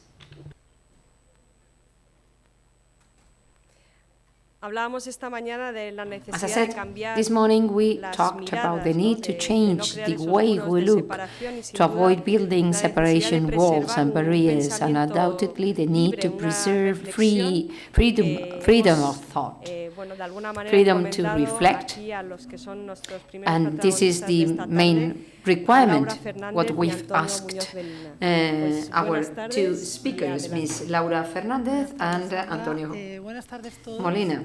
y todas. Good afternoon, everybody. Para mí un año más es Once again, one privilegio year, estar aquí. after se me dé la year, I palabra feel en privileged for having, para you mí know, tan importante, the como dice possibility Susana, to un acto de attend. This is microresistencia such an en el que estamos important incluidos todos. festival. This is a Y, bueno, micro-resistance la mesa que space nos ha that tocado compartir, embraces Antonio, us all. Ni miedo So ni odio, I have the pleasure to share with Antonio Muñoz Molina this roundtable on neither fear nor hate. So when I first read this title, the first image that came to my mind was, handheld devices, social media. We've just come out of pandemia that has so much to do with Albert Camus' plague, La Peste. So we will speak a lot about the state of siege. And I will tell you later on why we chose this title, neither fear nor hate. So currently, through virtual life, through social media, which indeed provide many advantages, but also they exert control on us. So they are both a chance, an opportunity to tell things, to tell the stories, and a hindrance. But we have the opportunity of having people, living in the other corner of the world, reading what you've written. So they offer a lot of potential, and of course they can be quite perverse, because they are an abstraction, and as such for Camus, I mean, it was something terrible, and that rose suspicion. So when I read this title, so the idea of social media came to my mind, and as a creator, I came back to the state of siege work, and I'll read a sentence aloud. This work was conceived and thought by the director Jean-Louis Porot in 1941. He thought that he wanted to stage a show around the idea of the plague, La Peste, mainly focused on Daniel Defoe's diary about the plague. He thought it made sense. So when he was, chatting with Camus, he proposed him to take part in, or to participate in, writing the screen. And Camus replied that he was writing a book on that. So he decided not to provide support and assistance, but to write a book on his own. And I very much encourage you to read this book. It's a formal experiment. In the theater play, there is a chorus. So in stage terms, he makes use of all available resources. So he defines it as such a formal experiment to tackle the topic of totalitarianism, where we have this character, Diego, etc. So the year of the premiere, that was 1948, that was an important year for Camus, not only because that was the year he discovered Simon Gray, but he was 35 years old at that time. He had already published The Plague in 1947, so he became a member of the libertarian movement, and he started to publish. And to me, he decided to put some distance with the Parisian intelligentsia. So he, decided to break away from that as a free man. So this is more or less the time where he premiered the state of siege. So the full sentence is pronounced by Diego, the condemned man, when he says neither fear nor hate. He decides to sacrifice. So the full sentence is neither fear nor fate. This is our victory. And to me, this sentence in Camus's words, the character not only speaks about a rupture with the status quo. He's not breaking away with the status quo at that time. In the society of the time, the governor says, well, there is one part of the society that are really conservative. There is a comet that appears in the sky, and they deny its existence. There are people that are getting ill, and they deny the plague, all that environment that is so close to us nowadays, fake news and everything that, you know, that we read on our handheld devices, on our mobile phones, that this is a rupture with any type of organization that annihilates or ends up with freedoms. Camus was against ideologies and abstractions. Nowadays we're living in a constant abstraction, a really fearful, threatening abstraction. And that is, if you allow me, that will be my starting point of my talk with Antonia. Both as creators, will explain how we relate to Camus's work. And I feel myself as a Camusian writer, because Camus spoke about human beings, men and women, outside the world, outside of any type of system. So in my case, in my works, I also use clichés that are fully recognizable, but at the same time I fully isolate the individual from the world. The word is a mechanism that engulfs the individual, that is constantly trying to eat up, to engulf the individual, despite the interior world. So I wanted to ask you, Antonio, what is for you this revelry, this rebellion by Camus, when we are sieged by so many different worlds that are competing to interpolate us, and they are trying to steal us, rob us from our consciousness. So everything is speeding up, and in this momentum, in these frantic times, this is like a flee towards not thinking. But I think it would be a good idea to sit down to think, to stop to think and reflect. I'm very happy. First of all, I would like to say that I'm really glad to be here. I heard things that moved me and opened my perspective. Somebody this morning wondered what would be the outcome of the results of art on artistic creation. Indeed, speaking about Camus and about my own personal case, when you write down in solitude, so you are on your own, and time goes by, and when you reread what you wrote, you see that people will read your work once you are dead, or people you never thought about, never would have thought that they would be influenced by your idea, this tormented idea about what is art for. Art has the capacity to change the world. So poetry, gives rise to things, indeed. When I was 15 years old, 17 years old, and I was awakening to conscience, to political consciousness, to anti-Franco awareness, Camus for me was a lesson and an example that confirmed that urge to rebel, to go against the prevailing system. And on the other hand, there was a further benefit. It was an even deeper revelry, rebellion against this opponent that was clear, dictatorship, but also rebellion about more concealed enemies or adversaries. At that time, in my youth, at Camus's time, and when I was a university student, it was there, and also constant coercion to impose something that apparently is indisputable, that cannot be confronted, because they were the laws of history in his time. When Camus, when opposing Sartre, he rejects Stalinism, because Sartre says these are the laws of history. You cannot do anything. There is no way out. The same way as they are telling us that the AI is here to stay. These are the new laws. But we confront and say these are moves on laws stated by large corporations. So I was a teenager. There were forms to rebel.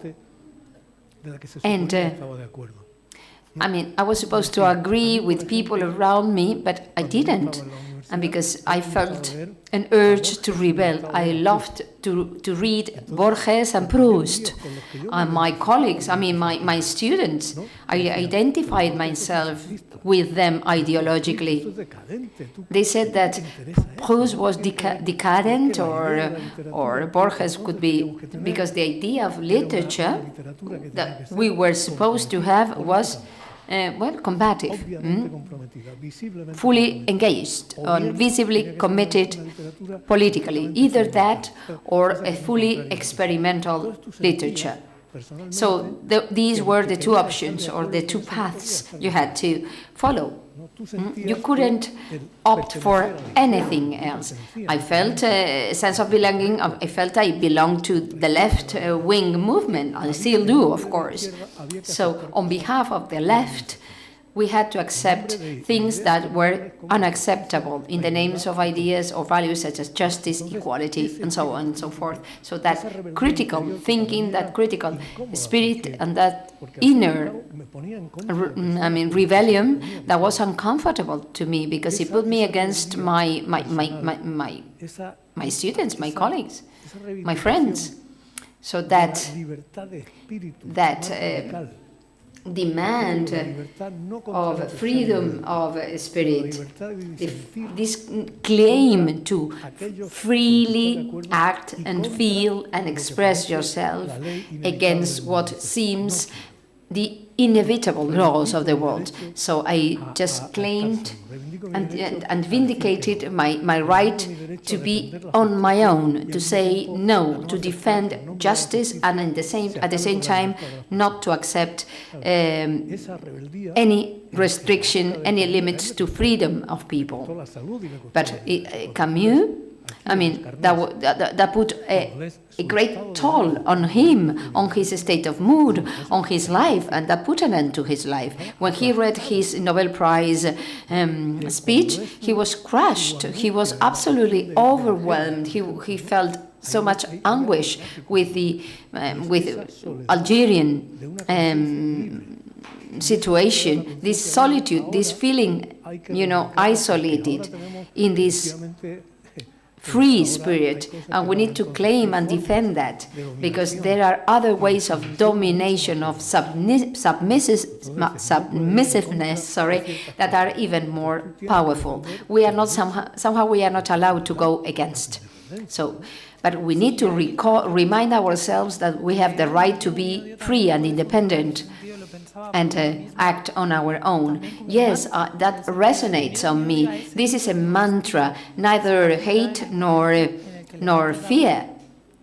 We shouldn't be afraid of being hostile, to raise our voices, to say something nobody expects from you.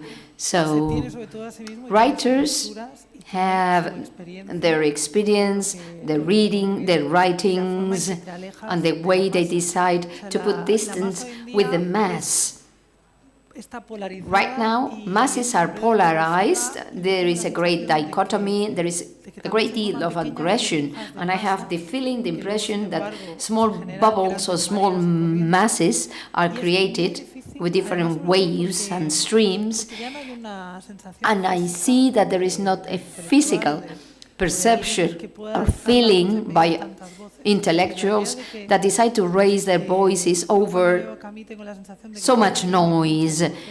Whenever I read Camus, I have the feeling that he encapsulates many voices. And that's a great thing, to have as many voices as possible. So nowadays, the fact that mass media are a loudspeaker to things that exist, whereas others are fake news, they are things that do not exist at all. They are just a fog covering truth. So we should raise our voices. People, I mean, the ordinary person or citizen might feel, afraid. But we have to be courageous, be brave, and raise our voices amongst those crowds. This morning, our colleagues said that when Camus decided to act and become an intellectual, to publish on the press, everybody looked up at him. Nowadays, he would have chosen the mass media. Both Antonio and myself write for the same newspaper. And of course, the written press has an impact, but less and less so. Especially on youngsters. People do not read the newspapers, the written press any longer. So they tend to read the media. So it's our urge to raise awareness of people is more and more difficult to attain. That goal is more difficult to attain. And the writers even, feel even lonelier. Do you agree with that? Just think that solitude, that loneliness was always really powerful.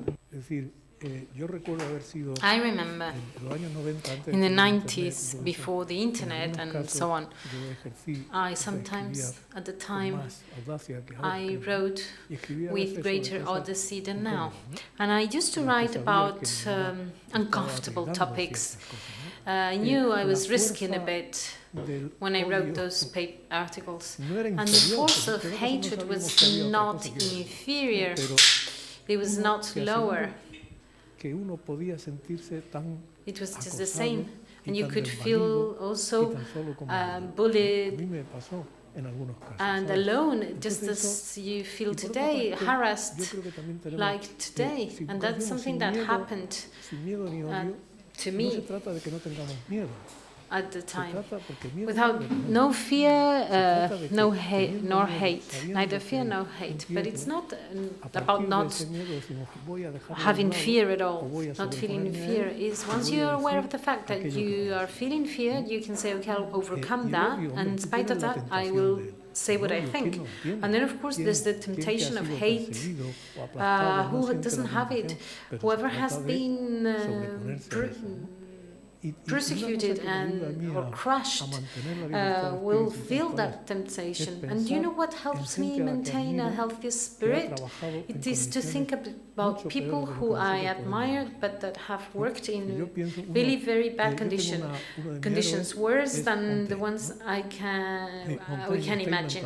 Montaigne, for example, he's inventing modern irony, tolerance. Montaigne invented it all in the middle of the war of religions in France. And Montaigne is not just someone in the castle with his library and all that. No, the castle was surrounded by bands of assassins, killers that were going to kill him on behalf of Catholicism or of whatever religion.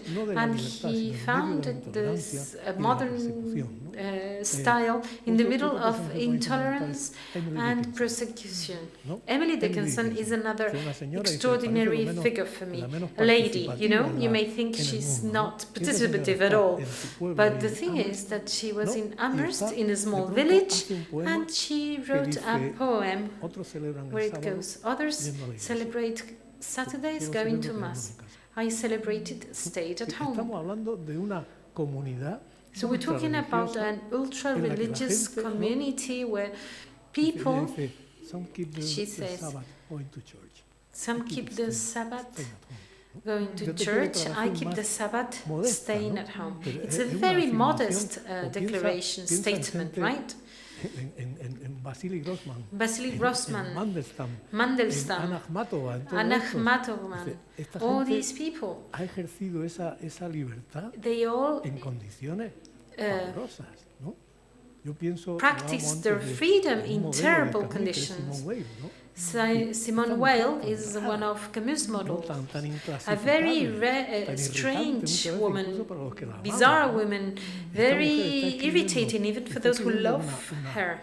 She's writing a manifesto that is called L'Enracinement, and she wrote it during the First World War, and this was a project that she had been commissioned to write, imagining France after the liberation, and it is a radical text, and we therefore cannot complain. Of course, yes, we are going to suffer, and we are entitled to feel the injury and complain about it, but at the same time we must be very aware of the fact that others have suffered much more than we do, and that we have to do what we're doing, because this is what we know how to do. Camus says que chacun fasse son métier.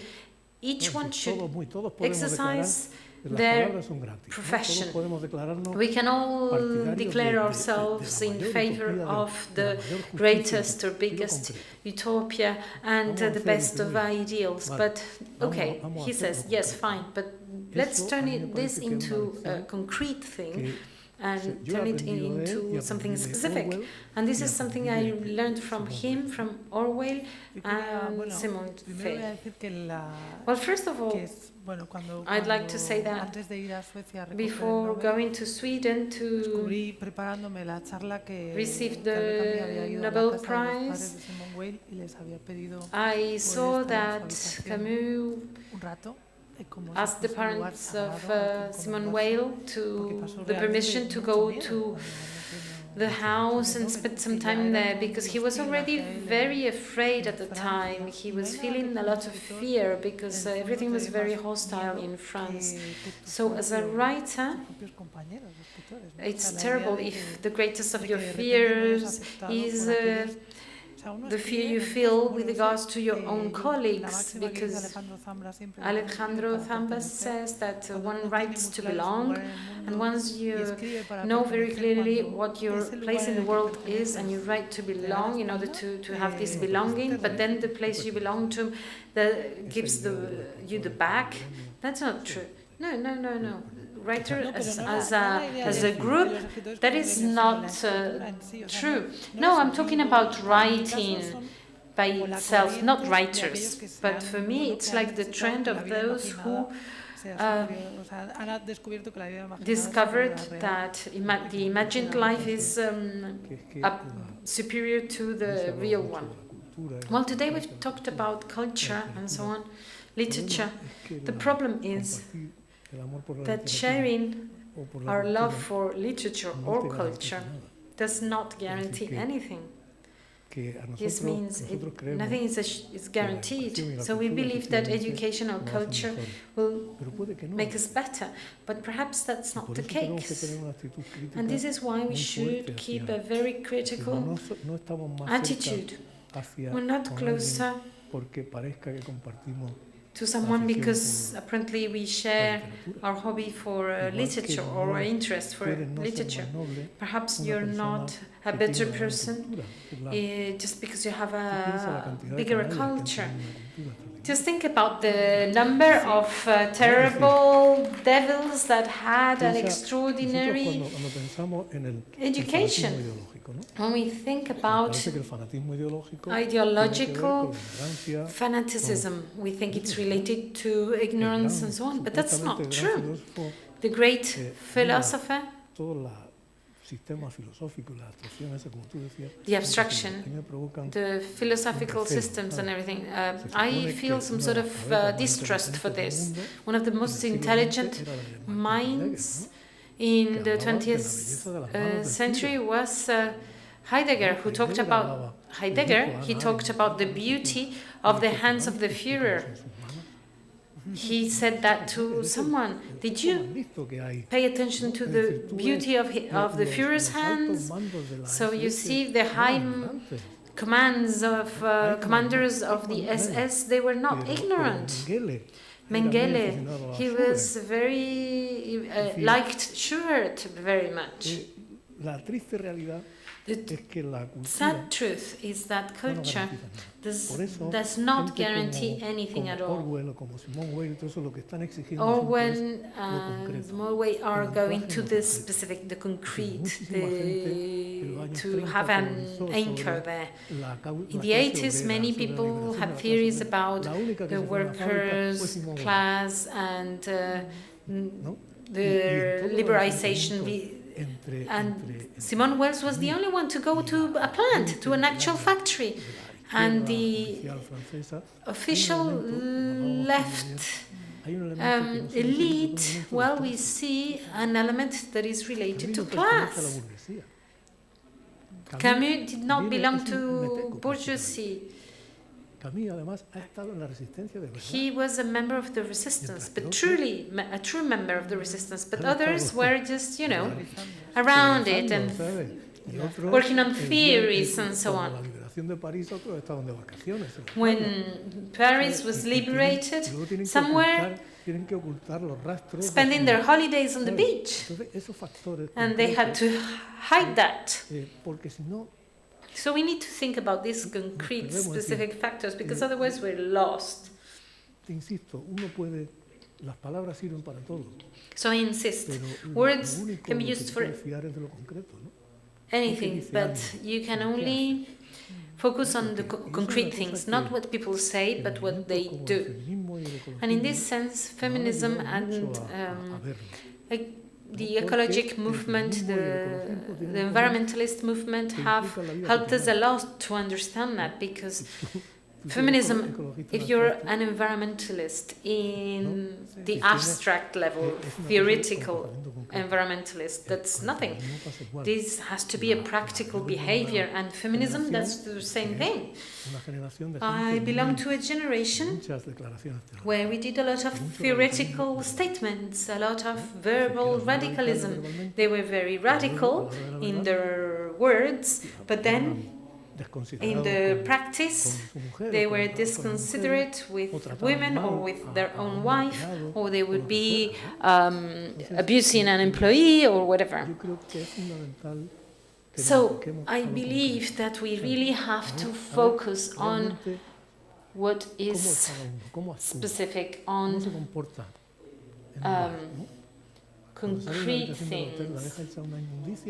Like when you leave your hotel room, is it all dirty? So that the clean ladies are going to have to face a terrible room or not? Like Paul Valéry said, the professions that drive you crazy. And sometimes we're all at risk of forgetting that the world is there and that the theory and practice should coincide, and they don't always. Camus could felt alone, but, well, many authors, sometimes you feel them that they're very much in the same line as you, or that you would have liked meeting them because you have the feeling that they thought just like you. And Camus regretted not having met Orwell, and Camus told Maria Casares in one of his letters, Orwell has died, bad news, and he's an extraordinary writer with the same experience as me, exactly the same, although he's 10 years older, and he's one of the few men with whom I truly shared. So they both understood that totalitarian mindset requires you to accept that truth is coming from ideology, but his commitment was with the truth of facts, so everything that is specific, concrete. And Orwell's idea that for him was an essential figure, I think it was also important for you, right? Well, it is difficult for us to truly understand the fact that during many years some things were difficult to understand. Some things were not accepted that we now accept naturally. In the 30s, for example, always said that in the 30s it was believed that you could be anti-fascist without being anti-totalitarian. And at the time, they were alone, because anti-fascism hides everything. It hides lots of things. And after the Second World War, when new information and testimonies start arriving from the Gulag and what was going on in the Soviet Union, the left, the whole left movement was blocked. There was a block to in the left, and everything was ignored. And when Weimar arrived to France and he published his testimony, Margaret Neumann-Boyman, where she explained that she had been in the Gulag and then in Ravensbrück. Prisoner of Hitler and Stalin, that's the title of the book. And it's something that has to be hidden in the name of justice and equality. And barbarity has to be hidden. And Camus and Orwell are saying that men cannot be killed on behalf of or under the name of justice or freedom or whatever. And that should not be accepted.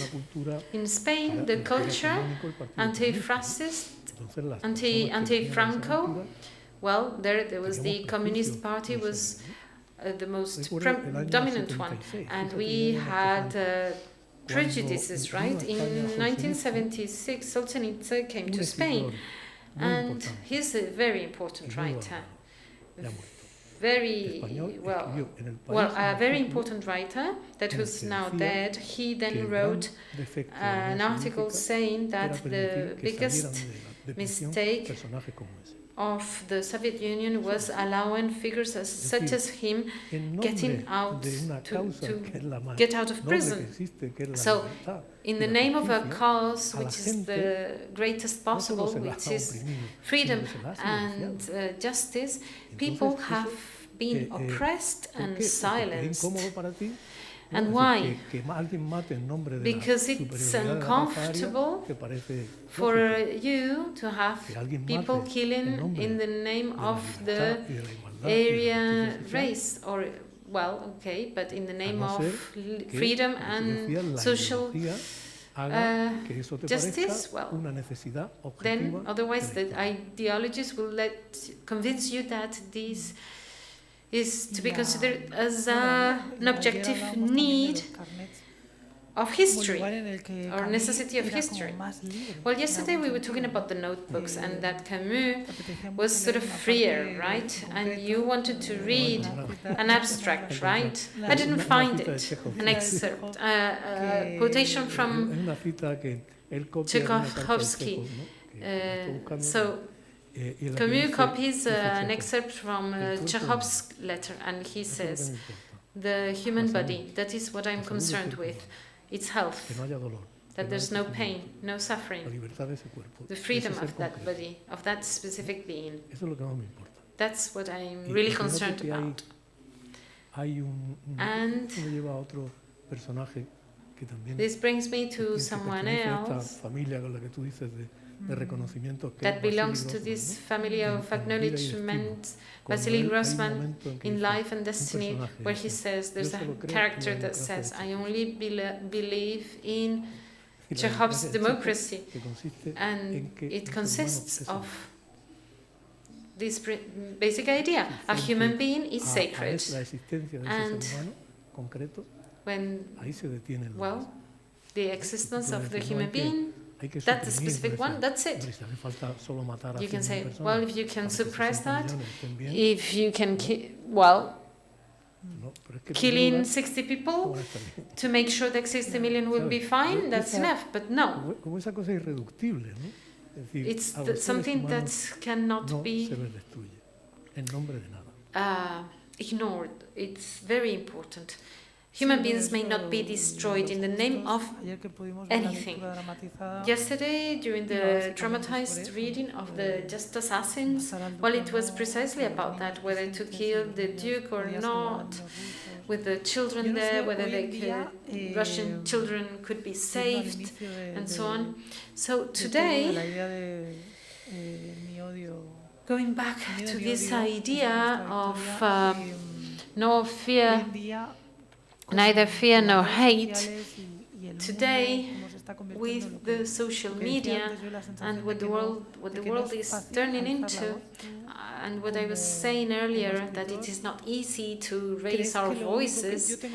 You, as a writer, I don't know, me as an author, I have the feeling that the only form of resistance is an intimate one.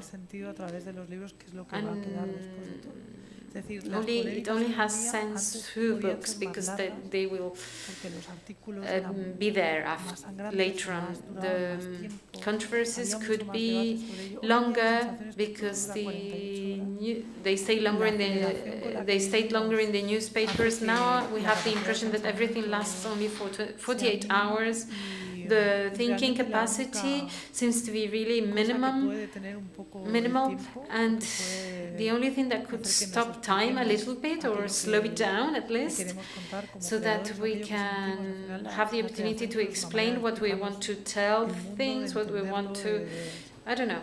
When we write and create, we try to explain the world and try to improve it in some way or another, and we do that through the books. I have the feeling that's the only way we can do that, because the articles in newspapers, I don't know, I don't have the impression that helps, because either sometimes they may generate a lot of thought, but in general, no. And the books, it's like the state of siege, the dramatized reading yesterday. This is something that will stop the world for a minute and will make you think for a while and bring you out of your context in which you live. And as a creator, this is what I find most fascinating in Camus, because it's like Kafka. They're so modern that they will never age. The fact of thinking about human beings beyond nationalities and everything else. And here the whole action takes place in Cádiz, and whether he's speaking, in spite of the fact that he's speaking about specific particular things, he's talking about human beings. And that's going to be permanent, that will stay. And this is my ambition as a writer, as an author. I try to focus on the possibilities, potentialities of human beings more than the context. Fully agree with what you have just said. And that is something we do with everything that is at our disposal. With our best arms. Whenever you create a work of art, in this case a literary work, something interesting happens. We can only control it partially, to some extent. Our consciousness is not the main element or the main factor when writing, because sometimes you abandon yourselves and you reach some findings beyond what you control. There is always a part that is not under your control. A work of art needs to be free of the outer world and also from your own ideas as an author, as a creator. Fernando Pessoa said something I always liked. All our opinions belong to others. Yeah, exactly. Our opinions are just trivial. So intelligence is quite unequal. We can be very smart, very intelligent and really dumb in other fields of life. And we can be both things at the same time. So sometimes our works have meanings. The author is not aware of. Balzac was monarchic, so his novels reveal just the opposite of what he proposed or defended. They show the triumph of bourgeoisie, the arrival and emergence of the new world, despite his support for the monarchy as a system. So, of course, we exert our liberty, our freedom as creators. We all need to have that freedom, its inner freedom of wishing, of desiring, of creating.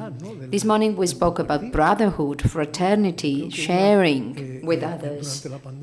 Over the pandemic, the confinement, I thought that from the 3 words of the French Revolution, the first one, freedom and equality, we theorized a lot, but we haven't reflected at all about fraternity. That is the 3rd pillar. Without fraternity, without brotherhood or sisterhood, we cannot expect freedom or equality to be a reality, to materialize. So I modestly can say that your work, it contains your most intimate reality, but it also is deeply intertwined with fraternity. It depends from others to exist, and we need others to uphold us, because each of us needs to do what we are best at. This morning, the filmmaker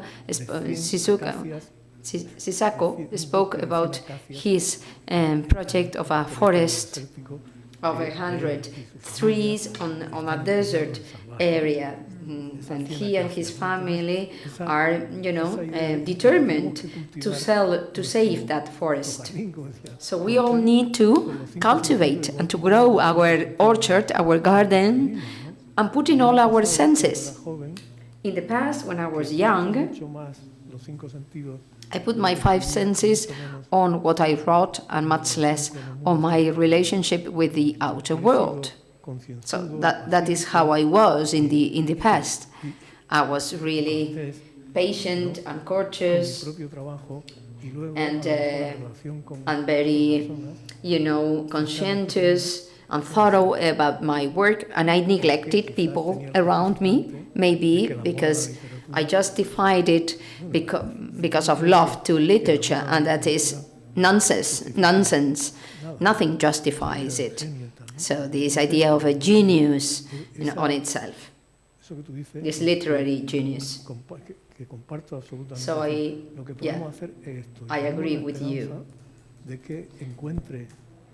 And we are hopeful to find other people that think likewise. We can recognize ourselves in the face of others. So in my life, apart from my hat as a writer, I try to live personally in a dignified way, in the Buddhist sense of the word, to not to harm people, not to create wounds, not to hurt. I don't want to cause suffering, and that is even more important, or as important, as engaging yourself politically, doing civic things, and writing great novels. So the ethical values go hand in hand on the page and in your everyday actions, in your public image. So we share with Camus this idea of the invincible summer. So we all, believe a lot about this invincible or unbeatable summer. The fact that when the ideas of us as child, we are very close to our image as children, and we reflect on that. And that is why we want to cause the least harm to people. So this humanistic idea by Camus that I fervently share. So he was profoundly humanistic, a humanist.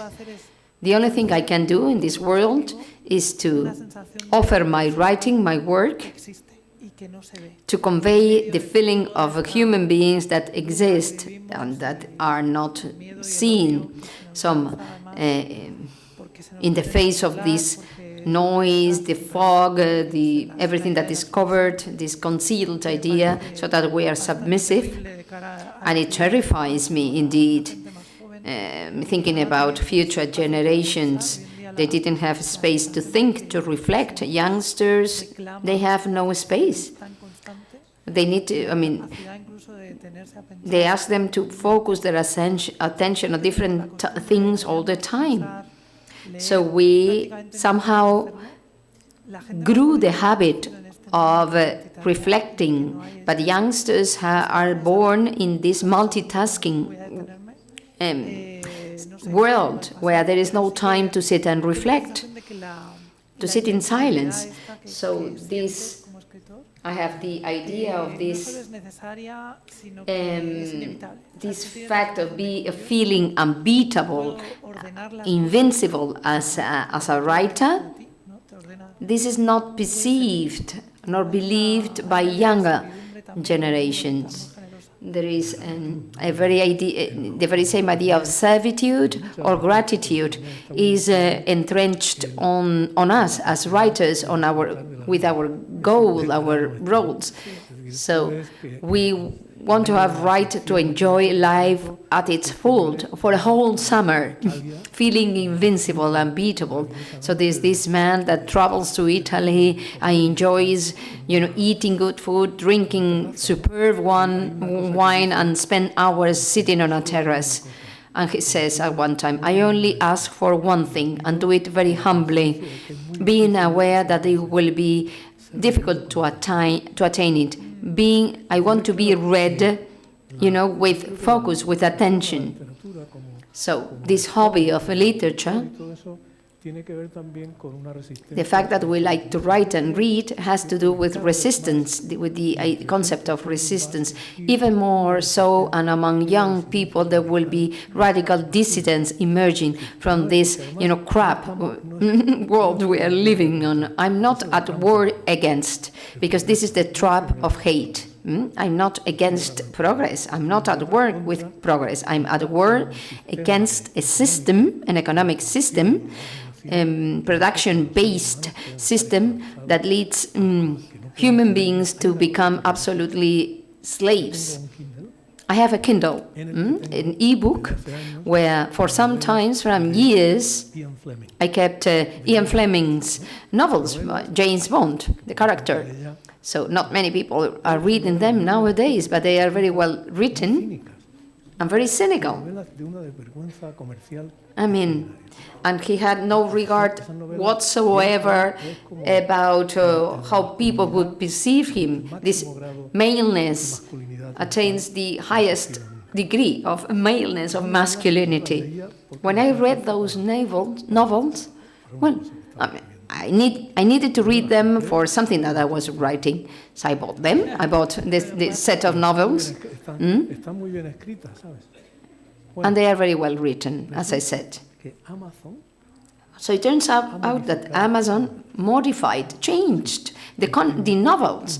In my own Kindle, those novels have been censored to remove offensive terms. I know who Ian Fleming was. He was a racist. He was, I know that information, but I'm capable enough. He was a male chauvinist, but I'm mature enough to to remove that idea of his, that concept of his person and detach it from the writer. So Erasmus just read without the mediation of the clerical system, without the church intervening there. He wanted to be the sole interpreter of his readings. So we give our intimacy for free to our readers. We give them our most intimate likings and data to those horrible people at Amazon and others to do whatever they like with works. And we need to create resistance. We don't want to be dominated by this. We don't want to be subjected to this, to be submissive. Reading implies this sacred solitude. I don't need to share my life continuously with others. I want to be on my own, to spend time with myself and nobody else. So, because we need to revolt against that, because it's foolish. and without any complex. Ya. That doesn't mean I'm obsolete. The trap is that we are on our own all the time. We are on our own in front of the screen, and you are sharing with somebody, some other people that are not there. So those traps are doubly perverse. This is, you are on your own. You are lonely, but at the same time, you are devising new ways of staying in contact with others that are not physical, that are not present. So I agree with you that we need to act radically to subvert the system, to revolt against it. We accepted that the mobile phone is an external brain that goes with us, and we need to, to end with that. Future generations will decide to completely put an end to this. I spent years living in New York, and I remember one day I went to a Starbucks coffee shop, and I sat down to write down with a notebook, and I felt completely anachronic. I felt absolutely obsolete in New York, writing on, handed, with a pencil on a piece of paper and reading a paper book. But I feel proud of that nowadays, because oftentimes even those things that seem anachronical, they are not part of the past but the future. Bicycles, trams, well, they are coming back, electric trams or e-bikes. So they became out-fashioned in the mid-1950s, and they are back now. So they were anachronic because they were a part of the future. So we'll end up with this idea, and I wanted to open the floor to the audience. We have 10 minutes left, so if any of you wanted to make a remark, share some thoughts or ask questions, this is the right time to do so. With a hand microphone, please, so that the interpreters can translate, can hear the question in the booth and interpret.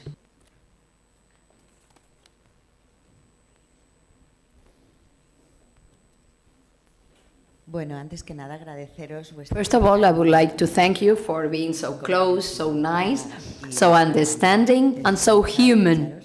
It's been a pleasure listening to you. So you mentioned AI, whether there will be young people that will they be there? There are many people that are outside the networks, outside the media, and not only young people, but older people. And on the other way around, there are old people that are completely hooked and addicted to social media. So it's not only the youngsters. Of course, we need to reflect on that, on the threat of AI. I work with deaf people and deaf and blind people, and the GPT board helps them a lot. So technology in itself, has its benefits too. I recently read an article that stated that youngsters won't be able to learn any longer because they do their essays and their homework with GPT. They learn to express themselves in different ways. So they cannot just, to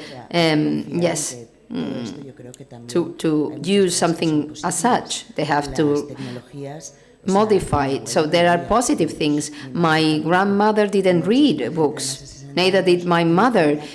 A lot of people over 60s here in Spain never went to school, let alone, even less university. People read much more nowadays. Maybe they are reading crap, but so was the case in the past. You wrote an article some time ago where you spoke about the bricks, the brick and mortar, the fundamentals or the foundations of literature. I was young at that time, so it is true that we had to read many boring books at school, and of course our teachers forced us to read horrible books, and nobody felt the urge to continue reading because they were absolutely crap. So you wrote that, Antonio, even though you don't remember that. So we also need to be optimistic, and and maybe electricity will disappear and we will have to go back to centuries in time. Yeah, I agree with you. It's not a matter of being in favor or against technology. We need to go deeper and see who are the leaders, who is dominating, who are we subjected to. Because you can just get on the internet and check some articles on quantum physics, smart things.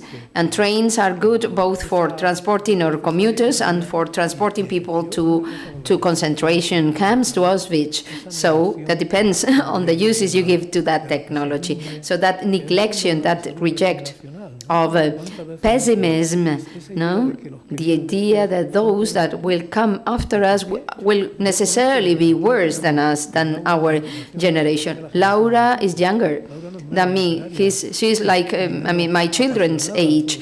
She doesn't feel less passionate about literature. So, this younger generation is exactly the same or even better. Whenever we go and sign books, we draw our own statistics, and there are many female older readers, and many people that read you, regularly. And of course, this morning one of the participants mentioned that in his country there was a very high illiteracy percentage rate, between 40 and 55.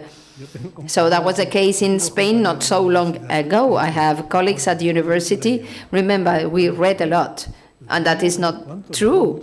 Some of us read, and many of the things we read, well, I wish we hadn't done so, because there were terrific books about, horrible things, theoretical books about Marxism, and they were so dull, and they were absolutely foolish. So we were like, remember this enlightened armpit. So ridiculous. So I don't understand people that decide voluntarily to be always pessimistic. And I absolutely agree with Antonio. We emerged from a 40 years dictatorship. Nobody read, hardly everybody read. We left in darkness. My grandmother never learned to read and write. So does my mother. She didn't develop the habit. And look at me, I went to university, I became a writer. I read more than live. And I have the feeling, just the opposite feeling, that is the country is evolving for the better. And I've met many younger people, younger than me, and especially artists. They have telephones that are not smartphones. They asked me to call them, to give them phone calls. They decided voluntarily to get rid of the internet. So there are people there. They are part of a completely different clockwork, and that will lead us to a completely different, that will usher a new area. A new world is coming. What's the point of being pessimistic? There is a great film by Louis Malle called Atlantic City. The main character is played by Burt Lancaster. He's a gangster. He's always nostalgic. And Susan Sarandon is much younger than him, the female character. He continuously tells her how nice the world was when he was young, and they are just walking, strolling on Atlantic City. And at one time, Burt Lancaster tells her, "You should have seen the Atlantic Ocean." So that was a real Atlantic in the 40s. So of course it's exactly the same ocean and the same sea. When I was young. There's another question over there. Hola. Soy yo. Yes, it's me. I was really expecting this talk, and I just loved it. Even though it's siesta time, you must all acknowledge that we've achieved this great achievement, that this is a great success. Well, I know that a writer writes with the greatest goodwill and with a lot of effort. And when you close your book, like when a painting goes on the wall, it stops belonging to you. I just wanted to highlight that there is a bit of that piece of work, that is not yours anymore. It's going to be interpreted by the readers. Yes, but it's like what exactly what Antonio said. The book has told you things that you didn't even know you had. So it's a part of you that abandons you. It becomes autonomous, but it also, for yourself as the writer, it frees you off load. It's a sort of a therapy, yes, but at the same time it interpolates you. The last book, it's a book I've been writing for 5 years. There are many things in my life in that book, even though it's apparently very fun and so on, and I really... It was only a year after that I completely understood everything the book was telling me, and it is part of me, but I also respect it very much because I think it's a book is something that others are going to interpret, but I myself also have to interpret it, and little by little. Yes, exactly, little by little, because I really needed a lot of time to recover from that and start writing again. It was something of a physical impact. It's just like giving birth to a person. Yes, of course, it's a part of you. And this idea of the non-belonging is a very good idea. Also to cure egocentrism, and sober people also need that. Yes. So in fact, what you've done, you've been lucky enough to be able to do that. And you will see that with time when you write books, and many years go past, and the book grows apart from you because you change, you evolve. Because, I published my first book 40 years ago, and 40 years ago I was someone completely different from who I am now. And I don't look at those books anymore now because I'm sort of embarrassed by them. I don't know, things that I don't like in those books. But when I see someone, a young girl or young boy who wasn't born when I wrote that book and I published that book, and they bring it for me to sign it for them, this brings peace to me because, now, of course, I have like remorse and I only see the mistakes and the defects in those older books. But in fact, this makes me understand that the book now belongs to that reader, and I'd like to tell that person, don't read that book. It's it's an old book. It's not so good anymore. The new ones are better. But you, in fact, are not the one to appreciate the value of that book. It is up to the readers. Yeah, thank you very much, and good afternoon. We're talking about fear, about hate, about feelings and attitudes to the life we have to live at different moments. You've talked about how we are giving part of our privacy to big corporations, the social media. You're talking about transhumanism, artificial intelligence, and so on. And all these, that is also related to individualization and the loss of collective identities and communities. From your position, what would be the space that is left to ethics?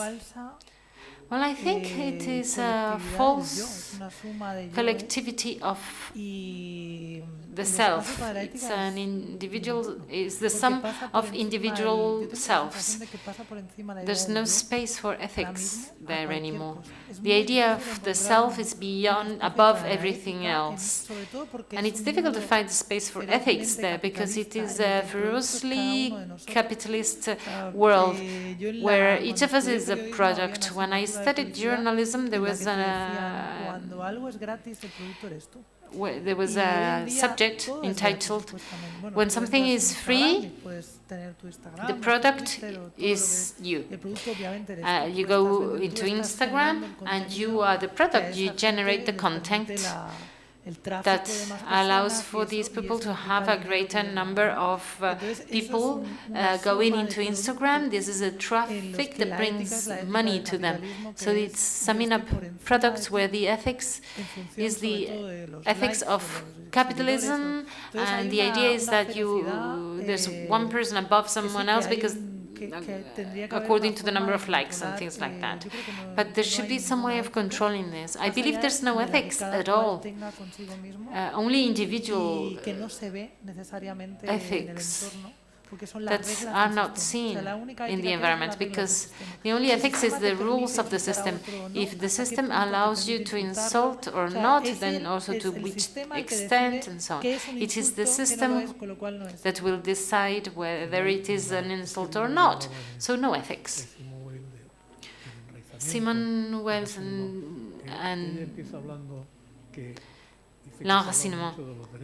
She says that, well, they were talking a lot about human rights, and she defines the book as a catalogue of duties towards human beings, and that's the ethics of fraternity, the duties towards other human beings. So the system in which we live turns you into a customer instead of being a citizen. You're a customer. And the traces of the abuse or the exploitation implied by the products you receive immediately are all those traces are deleted immediately. Now when I see all the delivery men in Madrid, for example, all these young people from other countries, this modern society, is it this the only thing we can offer them?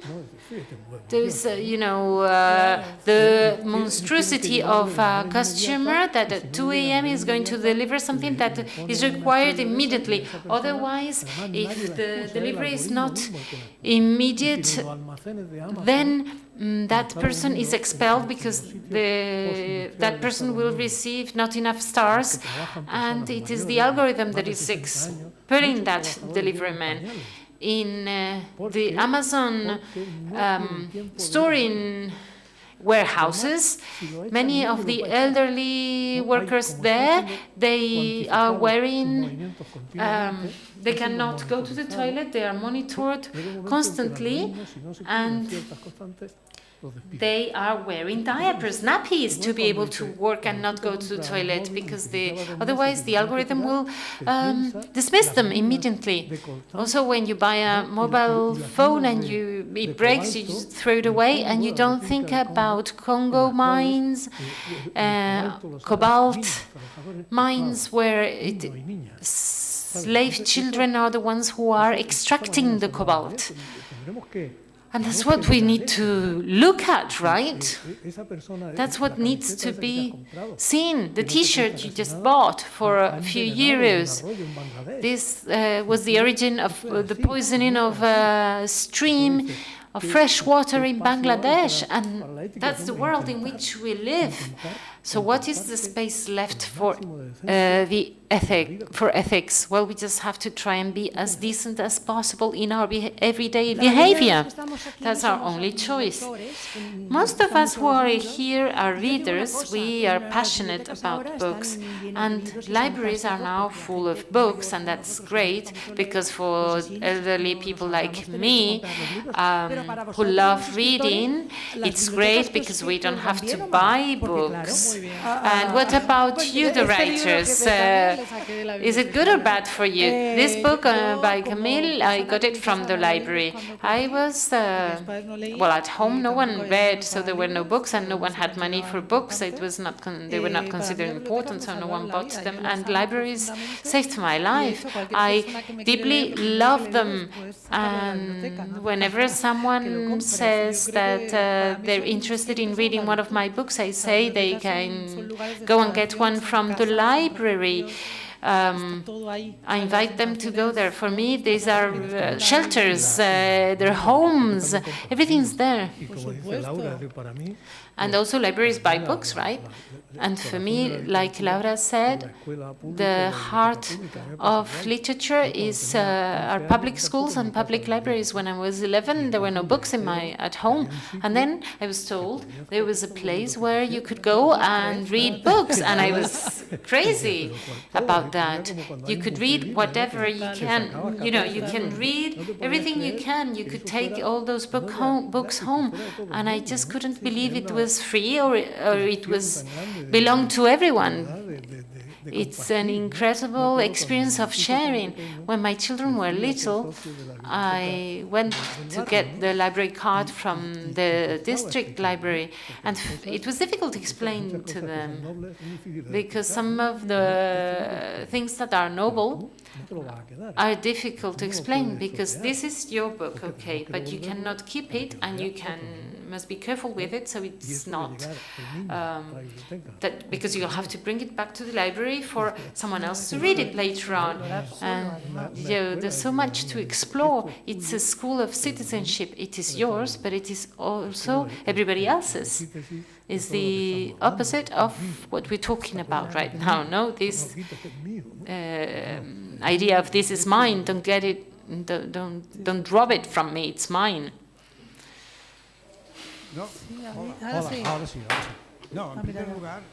First of all, during lockdown, people read much more.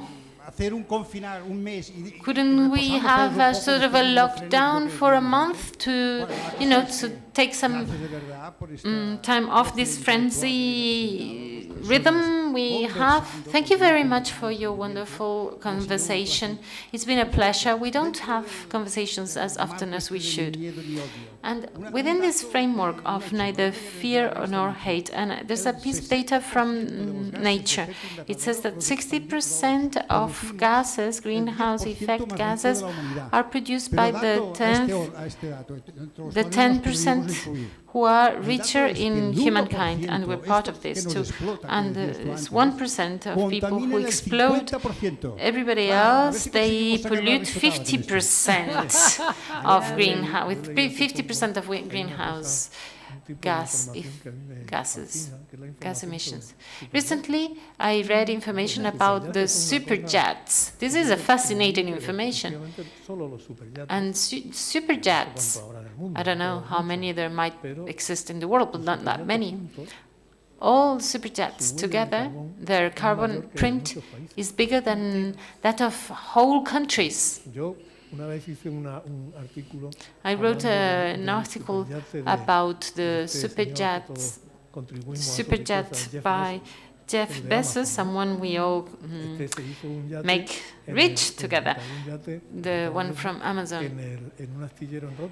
And he built a superjet in Rotterdam, in the shipyards, and it was so big that when it was built, they couldn't get the jets out of the shipyard because there was a bridge, and they were thinking about bringing the bridge down so that it could get out of the shipyard. And I thought, well, at least one of those taps, the taps in the jet was paid by me. Well, humbly, very humbly, I don't know, I might have paid a screw or something like that. Mea culpa.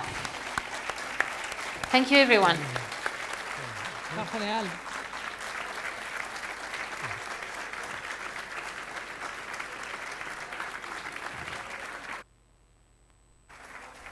Muchas gracias a los dos realmente. Thank you to you both.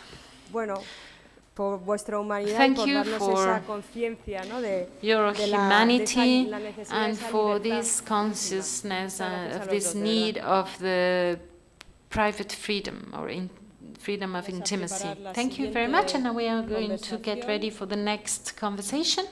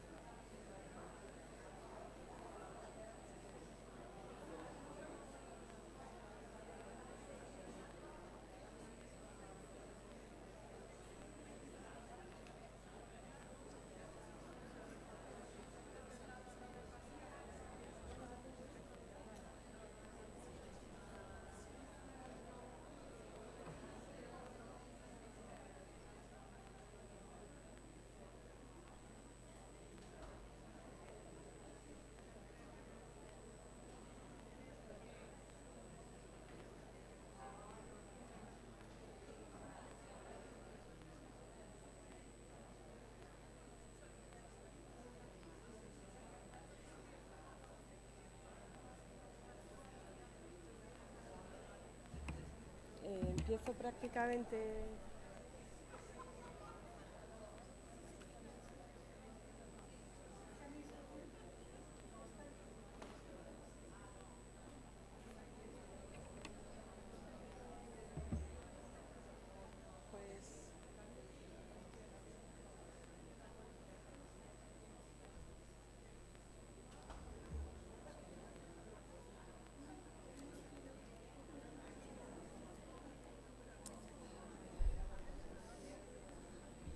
Bueno, pues vamos a proseguir.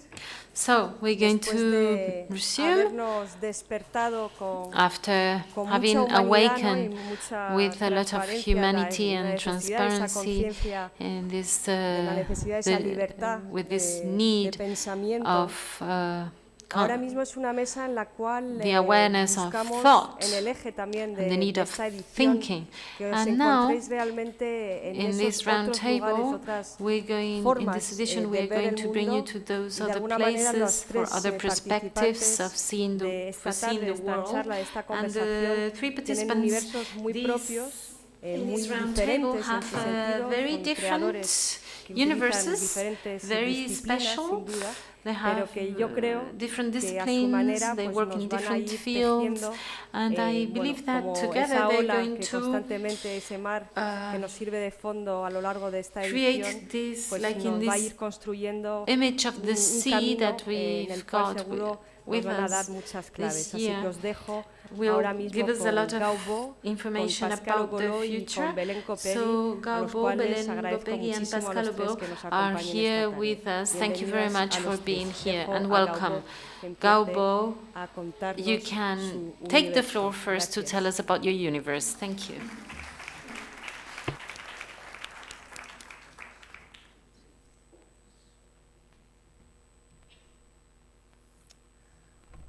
大家下午好。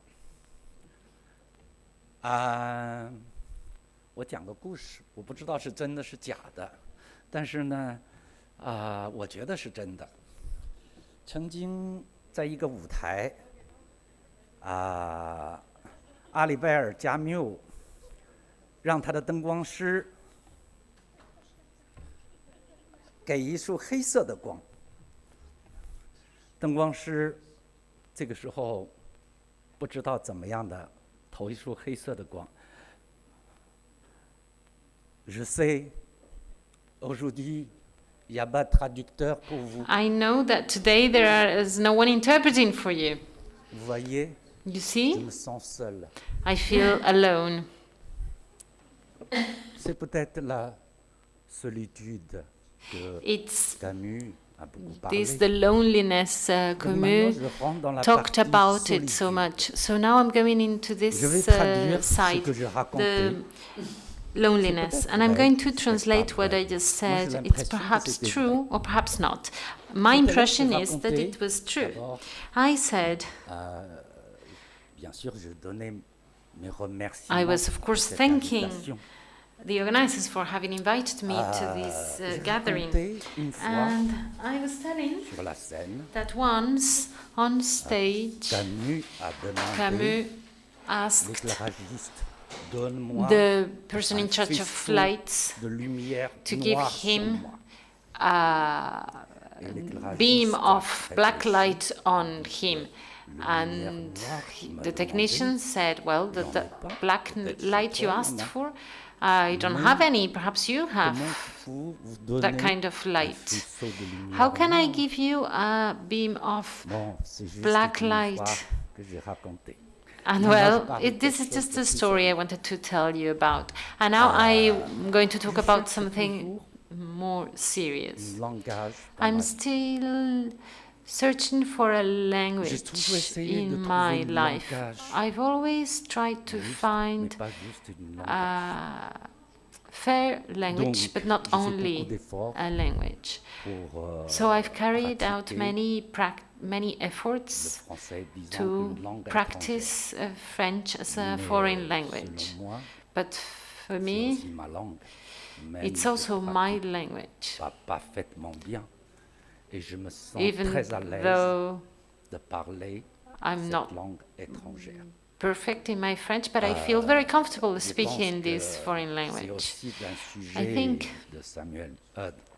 another topic of Samuel Odd, but not Samuel Pickett, but by Camus. So what could I tell you about? Oh yes. Yes, it's good here. I wanted to share with you one of my memories from my childhood. And at the same time, I'm going to read a text that I wrote at the time.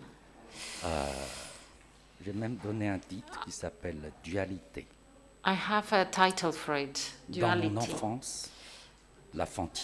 And during my childhood, the frontier, the barrier between black and white was very clear. And we had the cultural revolution during my first childhood.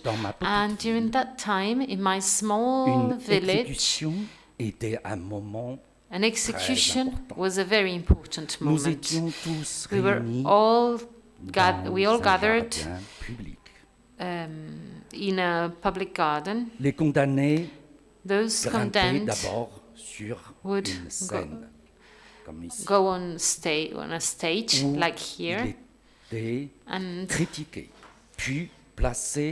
that dans the un camion. condemned person was criticized and then Ils put défilent him into a truck. dans les rues en They caravane. put them into a truck. Cela There would be arrive 2-3 fois par an. a caravan Je m'en souviens bien. and the J'avais trucks going around the 7 town.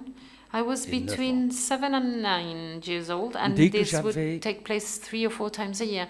Dès que And je savais as une soon as exécution I à knew venir, an cela execution me was to faisait come, bien that plaisir d'y participer. made me very happy Du to début participate à la fin. from the beginning to the end. Je suivais I le followed défilé en courant.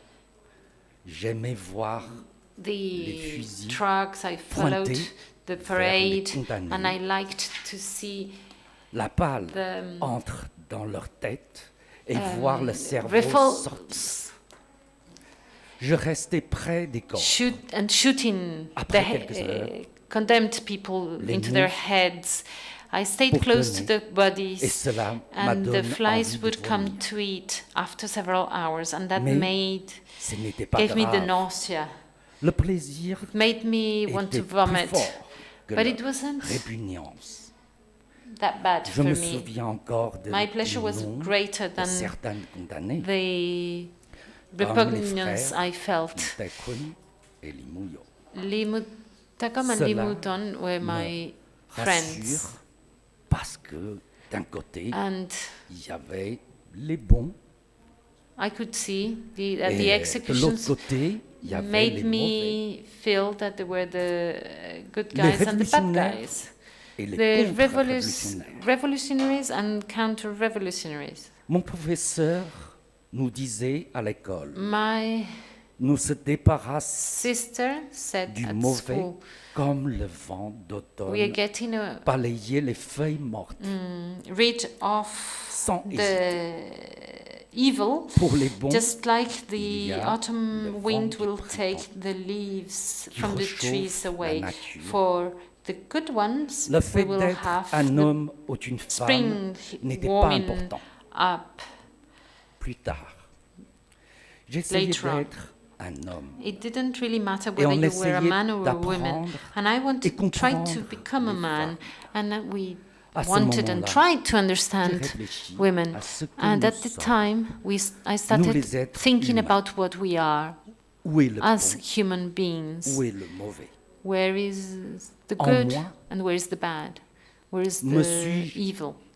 Demande And lorsque je tentais de jouer le I rôle tried noir. to wonder Je ne me suis when pas I senti tried aussi the sombre qui semblait. dark Mais role. lorsque I didn't je feel tentais so dark d'approcher as le when blanc, I il tried reste to toujours approach quelques the saletés. white. There's always J'ai some donc eu dirt besoin left. d'un outil So pour I comprendre le monde. required some Pour me tools to connaître. understand the world, Cet to outil, get c'est to know l'appareil photo. myself. And that Au tool début, was for me imaginez the camera. que la pellicule And allait at the saisir beginning, les I choses vraiment believed that objectivement. I could Malheureusement, seize la things in photo an objective mentait way, aussi. but pictures J'ai commencé à were faire des lying images too.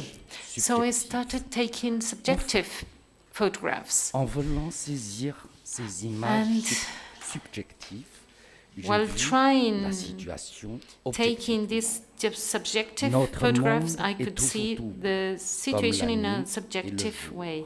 And our world nous is like sommes day and parfois night. des êtres Sometimes, in fact, adorables, we are parfois désespérants. adorable beings, Je me sometimes suis posé la exasperating question lorsqu'on beings. est And dans un I moment mauvais. questioned, Doit-on I accepter asked myself the question at a bad que moment, should l'on we tire un accept balle dans la that tête?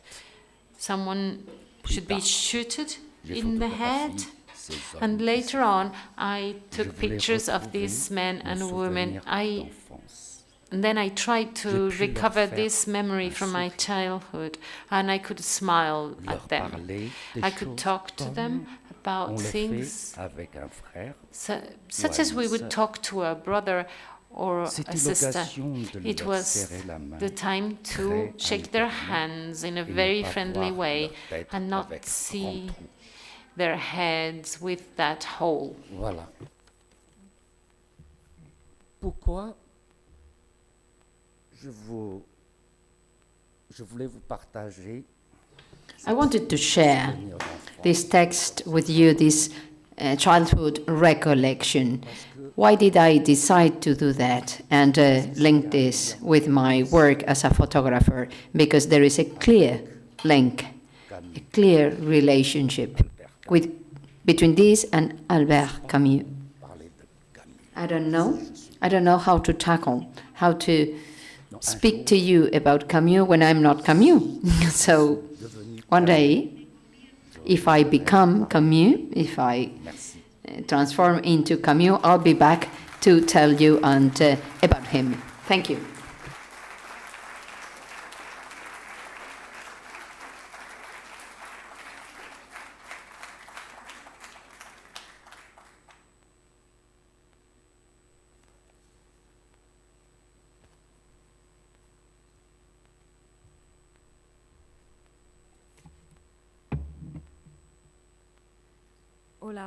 Hi, good afternoon. Please forgive me because I forgot my glasses. Just a sec.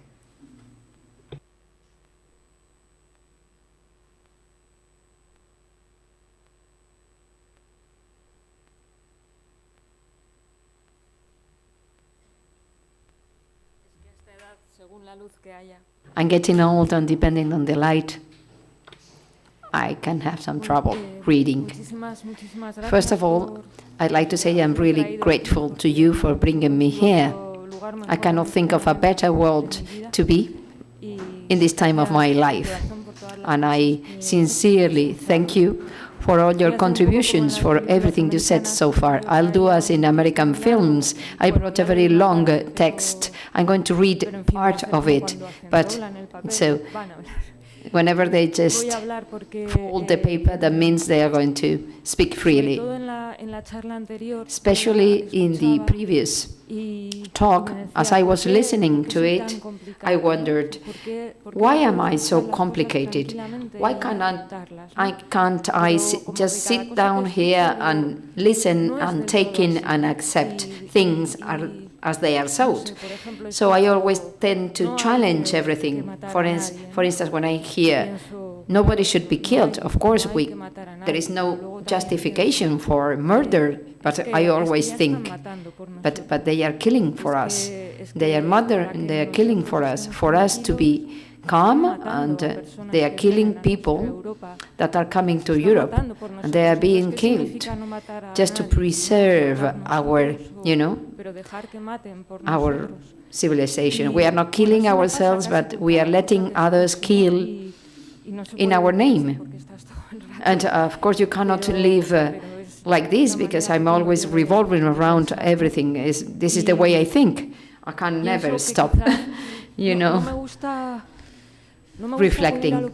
I don't like to go to the personal because it seems an excuse, a pretext. When I hear, yes, in Camus, there was the matter of classes, the clash of classes or the fight of classes, but he got older, he changed class, social class.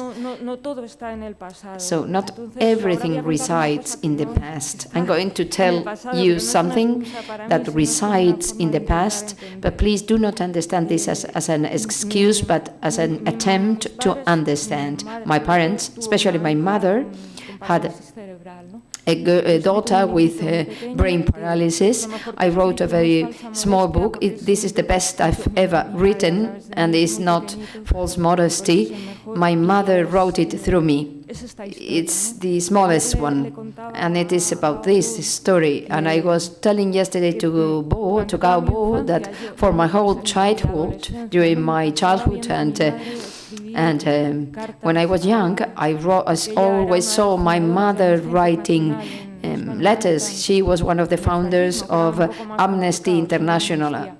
international. During Franco times, which was a difficult thing, she wrote letters to people that had been condemned to death penalty, to hundreds of countries, saying that nobody could be killed or sentenced to death. And I left, that is what I left, what I lived in my childhood. There was a humble woman, a mother, sending letters to Gambia, to Korea, to any country in the world, to Kansas, in the United States, so that somebody read that letter and decided to change his or her mind and not condemn, not kill that person. Sometimes I think that I'm so messed up because I just witnessed the most fantastic thing. So there were thousands of injustices throughout the world, in the world, but in the case of my mother, the brain paralysis of my sister could have been prevented. So I tried to write a short text. I'm going to cut it down and to remove some paragraphs. So if I'm not too consistent, please forgive me, because I'm just cutting. I try to imagine human beings, those that were, that are, and that will be. Nobody being, there's nobody. If I want to be precise, I'm nobody. I would like to be somebody, but I can't. I'm speaking from a place, a fictional space, to give precision to, but we can give precision to imaginary lives. I'm somebody without pressure, somebody that can look and want and not being looked. I'm the possibility of an uninterested interpretation. I've always attempted to diligently not laugh about human actions, not to cry about them, but also understand them. I just aspire to that. Understanding is encompassing, and imagination has its own limits too. I remember the years of the Second World War, the years before and after, the debates and discussions in France. Why are not today's discussions up to that level? Maybe right now an article, an interview, or a book, needs somebody to read it. There is a marasm, a chasm of voices that listen in a different way, and they utter the words also diagonally, always on the rushing. But this is not enough. Authority needs to be shared by many. So, what is the reason? Maybe we don't believe in institutions any longer. Truth is in being decadent. People say that we are living post-normal times. That term derives from science. We try to find a solution to uncertain facts, controversial or polemic facts. So maybe we could describe the current times as such, but we can expect that throughout our lives there will always be at least similar instances. But we need to speak about our times, about our lack of certainty. It's not exactly the same, although it seems similar to previous times. The same as people can be alike and different at the same time. Maybe some discussions in our times are up to the expectations. Well, some values have changed, others have disappeared, and we've gained in knowledge. Contrary to what one must assume, knowledge goes back, and certainty can be devoid of doubt and perplexity. Let's go back to the title, How to Define Freedom. Today's freedom, or the current freedom. How to define our brains, our genes, or the effect of being in a house, crushed by poverty, and the effect, the impact it has on the neocortex development. Free will affects us physically, our behaviors of everyday life. So we need to find a response on that environment. But this answer is an escape, because poverty, stress, just to follow on that example, they have their own causes or origins, root causes, and also triggers that limit freedom. First of all, we need to define freedom. Recall Dora in the Le Juste. We remember Camus speaking about moral and politics and the difficult reconciliation between freedom and justice, when everybody's freedom is the lack of freedom for others. So we recall his words when he spoke in 1956 at the Saint Etienne. In Saint Etienne, the oppressed people want to be devoid of hunger, but also to get rid of many other things. As the world becomes more and more complex, because the number of relationships increases exponentially, it is more and more difficult to stay who are the owners, the great dominants. The responsibilities are diluted, and we don't know who to blame, because we cannot pretend we do not know. We do know that the calmness of many are the anguish of many more. The anguish, this anxiety, leads us to develop less, and people do not have the capability to flourish. I come back to Camus. Liberty insults work and separates it from culture, when it's made, first of all, of privileges. But freedom is not made, first of all, of privileges, but of duties. As we say, duties have to do with responsibility. It is responsibility, the consciousness, is it the duty to respond, to accept consequences of our acts. So we need to force people. Consciousness has a way to rationalize, also has room for self-deception.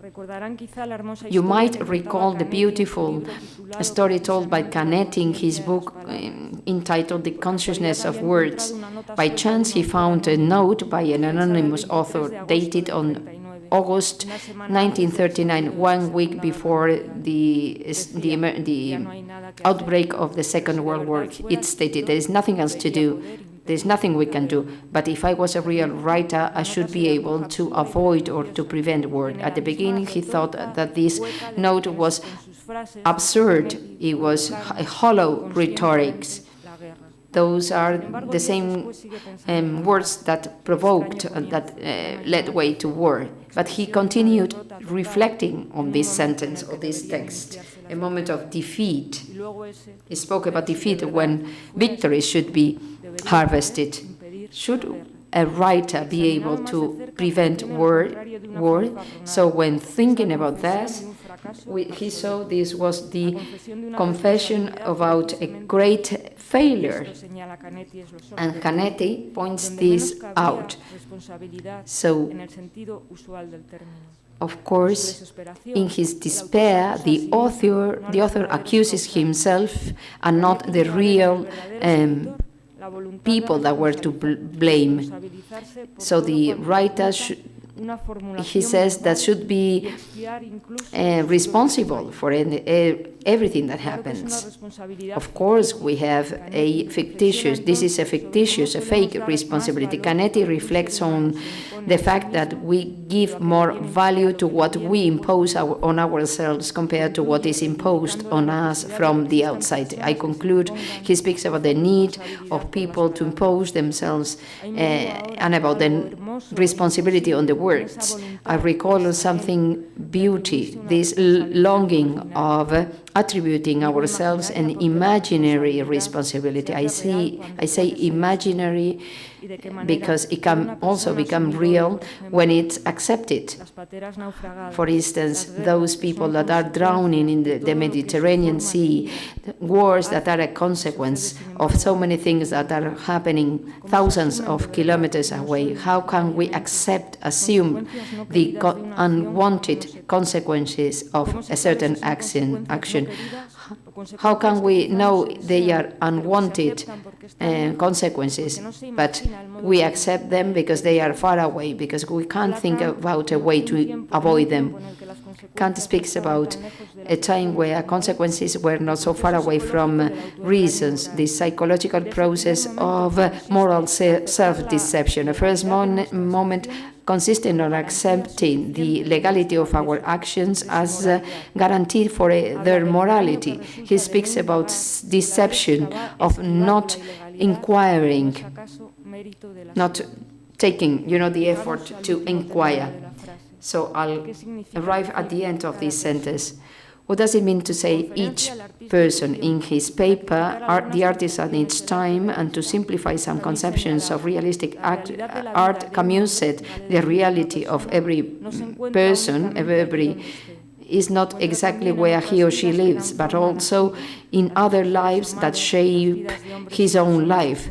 The beloved ones, unknown people, powerful people, citizens, policemen, invisible colleagues from mines and workshop, diplomats, dictators, artists that create decisive myths for us, humble representatives, and so on and so forth.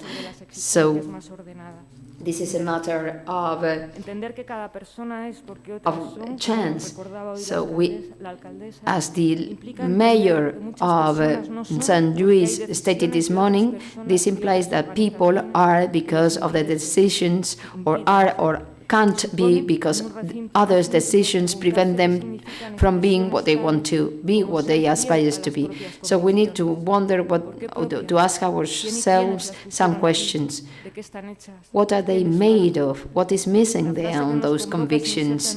This sentence is inserted on one of Camus' reflections on art. The purpose of life is only to increase the quantity of responsibility and freedom of every person. I'll focus on art for some seconds, and I remember that he said in Sweden, how can we think that art is the declared enemy of all oppressive systems? How can't we not accept that artists were the first victims to tyranny in modern worlds and in the past? Camus always defended the right to dissent, to disagree, despite all the differences. So aware about the dead spot in my words. My task is about writing. I would like to agree with Camus, but I can't, because we think and speak with a willingness to understand, but we always miss something. I always say, so I say no. Artists are not always the first victims of modern tyrannies. They are the most well-known ones. Many thousands of others fall without us noticing or even being aware of their death or their passing away. Meanwhile, throughout the centuries, it is well known that culture with a capital C, not the culture we spoke about this morning, culture coexists with power, next to the power, and accompanies it in permanent contradiction with small gestures that are thought to be heroic, but quite often they are very small. So we, people working on culture, we artists, are well aware about that, because we are human beings and we self-deceive.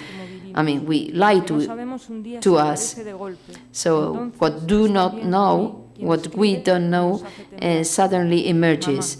Camus writes, Mum, the truth is that despite all my love, I couldn't live with that blind patience, without sentences, without projects. I couldn't live my life ignoring, so I wandered around the world that I loved people, to increase the degree of freedom and responsibility, we wondered for some moments how to increase our own, those of us that work with words. We impose on ourselves the responsibility for words, even though we are aware that this is not enough. Brecht wrote, "Unfortunately, we wanted to pave the way for kindness. We couldn't be kind. Unfortunately, I can say that the urgency we know, the crisis, different types of crisis, demands us not to be kind. At the same time, we need extraordinary attention that can only be found in kindness. We need kindness to lead us, to decide what to do. Miguel Ángel Moratunes said this morning, we wanted to resonate, to hear the drums of peace. For many years, I thought that precisely because of our profession, we give too much importance to stories, to words. I say that we need to give them the merit they deserve, or the attention they deserve. They are there, so we need to inhabit them to live in the world. Great structures and systems make responsibility on a new commodity, something that is included in the conditions of the service provided, be it an insurance or artificial intelligence. Nowadays, we can say that responsibility cannot be bought nor sold. On the contrary, we need to be free to exert freedom.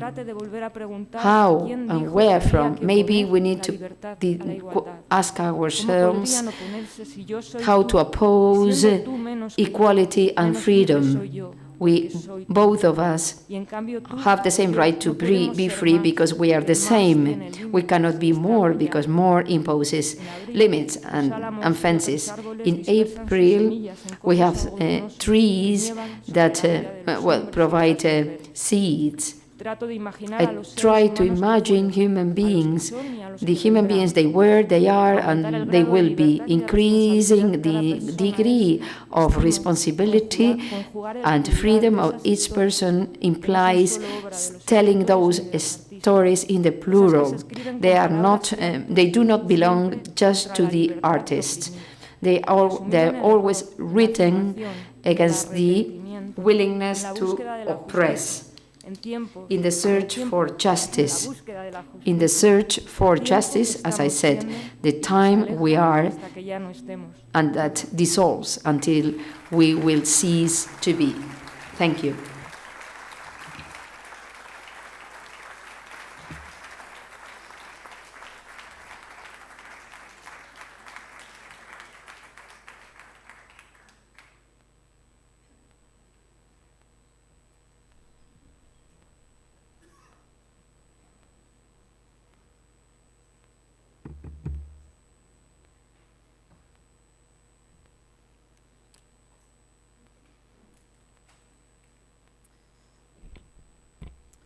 Bonjour. Hello.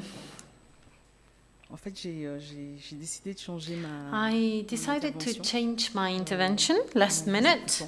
Depuis ce matin.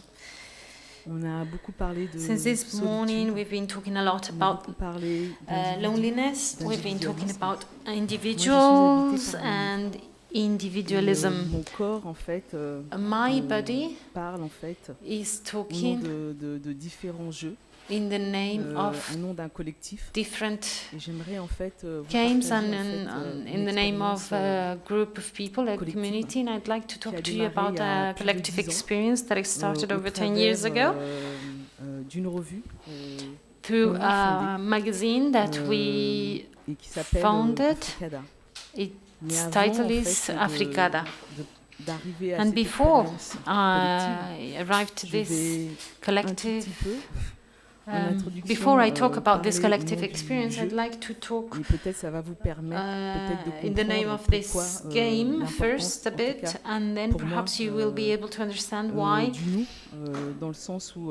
For me, when we are in resistance, when we are in a struggle, when we et qu'on lutte pour les have transformations a need, sociales. a hope, and we are fighting for social transformation. moi, je lutte Without justement the sound, we pour, cannot justement, achieve les that. transformations And the sociales, sound surtout dans le monde de l'art. Moi, inhabits je viens me. au départ, en fait, Transformation in the je viens plutôt world du of monde du the cinéma. art. Well, to begin with, Je pourrais I was dire, je coming faisais from the des world of formes cinema. d'objets I was filmiques, doing plutôt du cinéma forms of expérimental. film Et j'ai objects toujours, en fait, instead j'ai of, toujours rather voulu than faire des projets où experimental collectivement. cinema.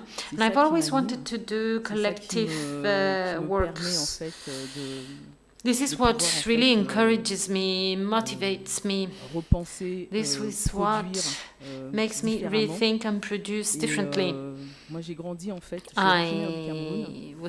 J'ai grandi I'm originary en from banlieue, Cameroon. parisienne. I grew up Je viens de la in culture the hip-hop. Paris Et c'est une culture, en fait, de popular du do it yourself. districts, C'est-à-dire, and c'est une culture dans le it- sens qui m'a appris, en I fait, grew up in the l'école de la rue, pop dans le sens où quand on culture, n'est pas content, en and fait, d'une I situation, grew up in il faut the faire les culture choses of par the soi-même. streets. So when Il faut you're essayer not de les happy with transformer, a certain mais situation, d'une you need to manière, things collective.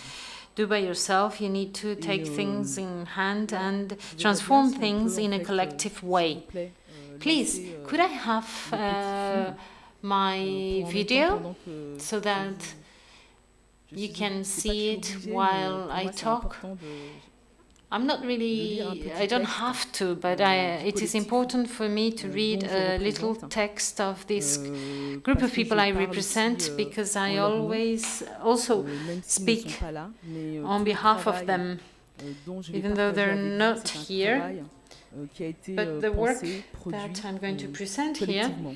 was Et les thought voix, en fait, qui s'expriment à and travers Africada, produced in a collective way, and the ce sont des voices voix qui viennent combler expressed un through manque Africada et un are there décalage to fill up a existant gap entre continuum and colonial, des um, discours et des pratiques de between résistance locale. the colonial Et montrer que continuer de parler de speeches nous sans nous, faire preuve d'une and incompréhension us. So to globale talk about us, sur les to problématiques prove the discriminatoires et understanding postcoloniales, of discriminatory ne and relève d'aucun post-colonial practices le collectif has Africada no s'impose sense. ainsi The Africada comme une roche group de résistance community is a vis-à-vis des rock of pratiques de resistance légitimation du with pouvoir. regards to the practices Nous avons of tenté legitimacy of power. Dans plusieurs We've numéros, tried with d'essayer de several réécrire issues l'histoire de l'art to plus inclusive. try and recreate a Une history histoire of de l'art art that où, will be more beaucoup inclusive, d'artistes a history afrodescendants of the ont art été effacés, where une many façon de montrer l'autre dans les musées Afro-descending institutionnels. artists have been Comment se deleted. repenser, So comment how to rethink mettre en place ourselves, how de to nouvelles façons de monstration create pour or réécrire cette histoire execute de l'art new commune, fashions of une histoire de l'art inclusive qui creation. parlerait de nous, So a et où new on pourrait en history fait of art that will be questionner inclusive, that will différentes talk about pratiques us, and that issues de notre histoire. will present the different practices that have are an outcome of our history. Le collectif Africada, Africada en un temps, pour lui, a considers pensé qu'il était temps de that redéfinir les it was relations time entre to redefine territoire the relationships between et mouvement territory, artistique, idea, and artistic qu'il est temps de movement. redéfinir That it's des time nouvelles to relations. redefine new Africada est une revue relations. qui apporte une autre And Africada perspective is a à la scène magazine artistique contemporaine, offering a different perspective racontant to l'histoire et the les contemporary trajectoires des art communautés artistiques sphere, au-delà des frontières going beyond et du marché de l'art. borders and Nous the sommes un art laboratoire market. qui se compose We are a de laboratory chercheurs, composed of d'artistes researchers, et d'activistes et artists, de curateurs. and activists, as Un well as laboratoire qui curators. intègre la It richesse is a laboratory scène integrating artistique the wealth émergente of dont la an production emerging mérite artistic visibilité et réflexion. panorama La revue est un for espace esthétique reflection. et éthique It is a face aux enjeux static majeurs de la and mondialisation. ethical space facing l'art the contemporain great dans une challenges perspective of de réflexe et de globalization. réflexion We globale want to au-delà des géographies carry out et a des global politiques culturelles. reflection beyond the geographies and Il révèle political cultures. à la conscience du monde l'artiste contemporain The et sa magazine is modernité, showing to the world l'approche de l'histoire de l'art contemporary contemporain africain, artists car il est temps and pour nous African artists, because it is time for us to be the players of our history. It is time to contribute to the reinvention of ideas and artistic spaces. Creating this magazine is for us a political action, because for us it has always been very important to be owners of our history and be able to write our own history. For us it is a space of demonstration, of proofs. For us, when we thought about this magazine and about creating it, this space became a space of resistance, but also a space for healing and taking care of our narratives, of stories, so that we can repair ourselves. Stories that have been invisibilized, that had been deleted, and how to give light to silenced voices. And as a curator, I always try. Well, I must say that I'm very much interested by the profile of an artist researcher, because I find it very interesting to see how, through a magazine where we implemented the concept of act editorial life, so this means that every time there's a new issue, the content is exhibited in different spaces. How can we show the thoughts in under different shapes? This is what we are interested by, and this is why this profile of artist and researcher is interesting for us. We also carry out an event during the Dakar Biennale. It's not a fair, it's an anti-fair, and it is something that we produce during the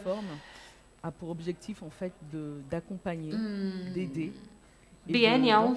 Well, the idea is that we have a platform that is there and that is going to accompany artists from the continent in order to motivate them, encourage them to produce, so that the editorial publishing houses will publish catalogues of African artists. It's also a way of gathering. And the issue of language is a barrier for some people. But the artistic value for me, the visual language, has always been for me a language that allows us to go beyond borders. And in this work that we carry out during the Dakar Biennial with the independent publishing houses that we invite every year, we try to reflect about alternative ways for the circulation of publications. We know it's very difficult in the continent because publications in South African in English are difficult to find in Senegal or Morocco, and also we're talking about small publishing houses, so we don't want to be work with Amazon.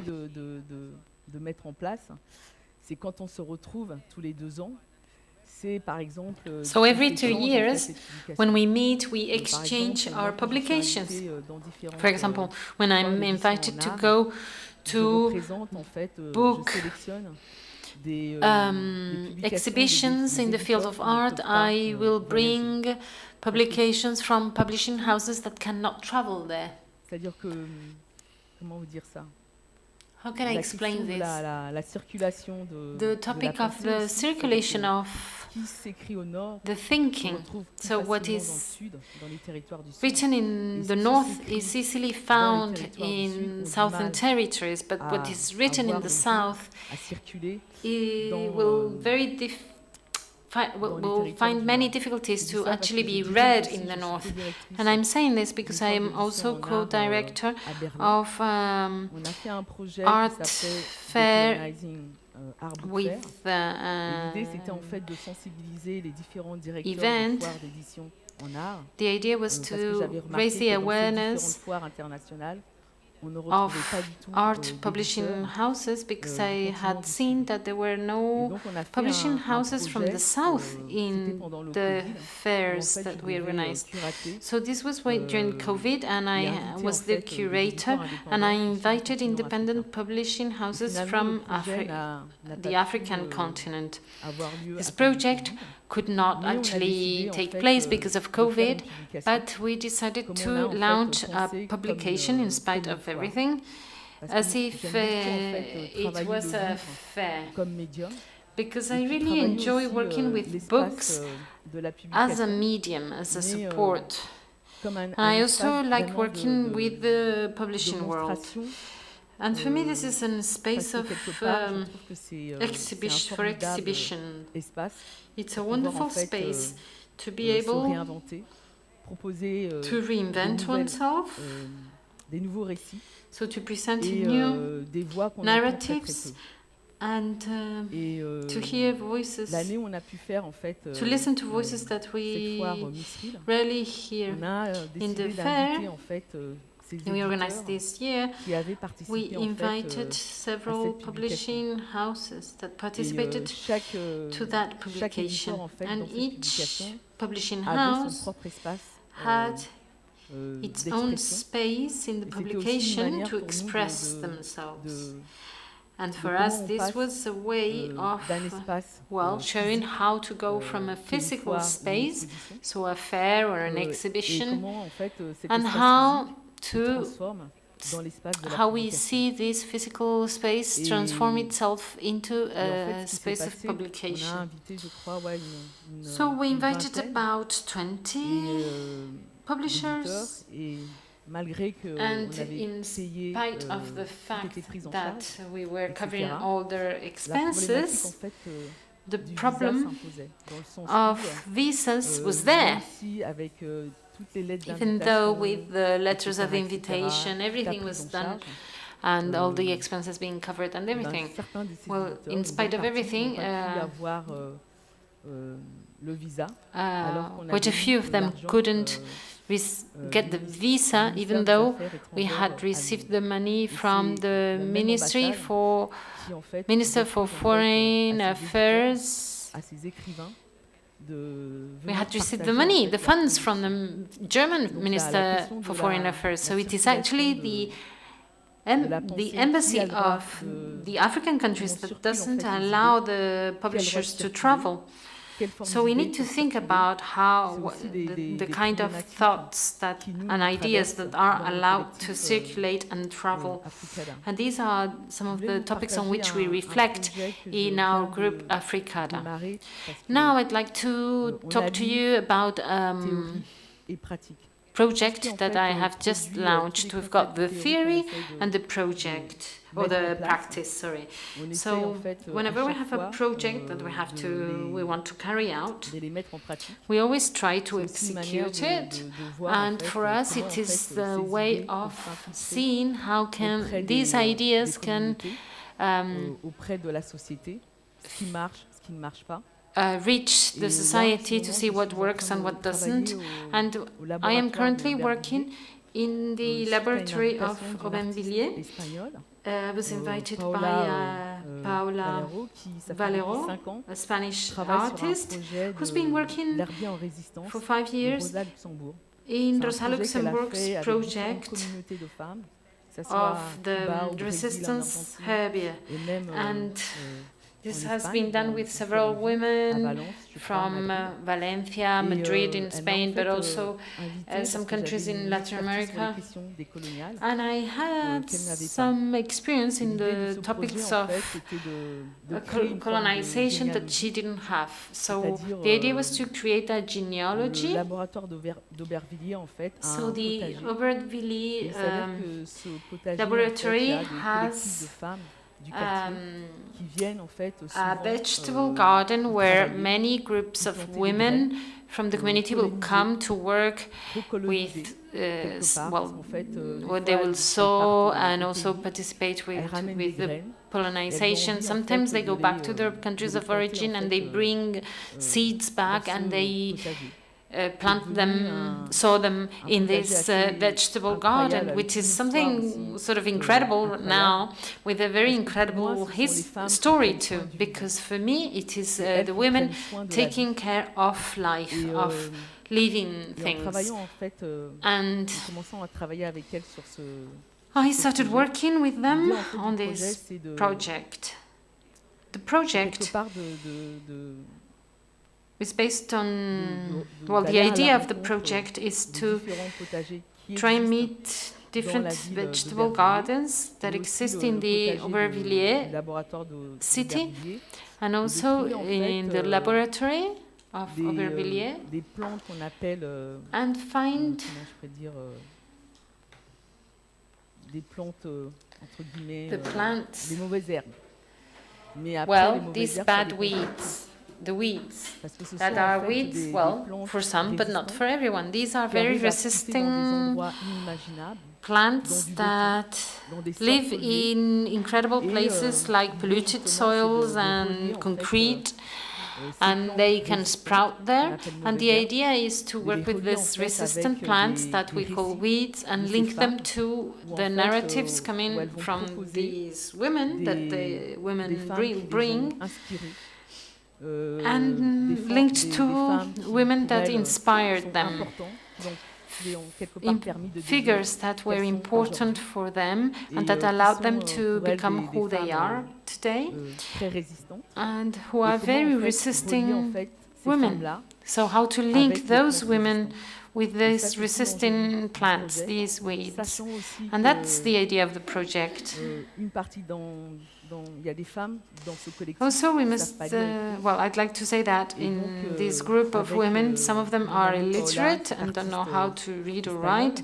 And with my friend Paola, this Spanish artist, we've imagined some workshops to work with sort of sheets that will allow us to create this bond, this link between the women and the weeds. So she's going to do, for example, a drawing workshop where they're going to take pictures of the plants and then she will teach them how to draw. And this is another form of temporality. We've talked about the concept of time and how we can take some time for ourselves in this world where everything is so fast, where the rhythms are so fast. And also this idea of how artists can cross this border of those who know and those who don't. So, in fact, these women have knowledge about plants that I don't have at all. So, it's interesting to see how, together with the artists, we are going to be able to create this herbarium, resisting herbarium that didn't exist before. And this is what I wanted to tell you about, this sharing of knowledge is always very important. Wherever we come from, we all have forms of knowledge that should be shared and that can be enriched mutually. Thank you.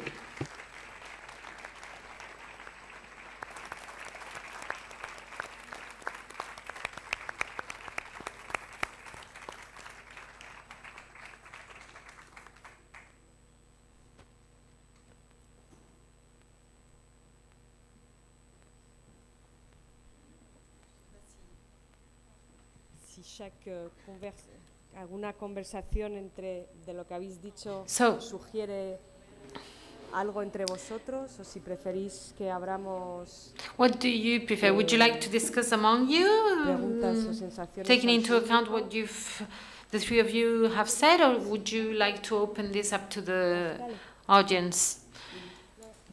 Pascale, I have a question for you.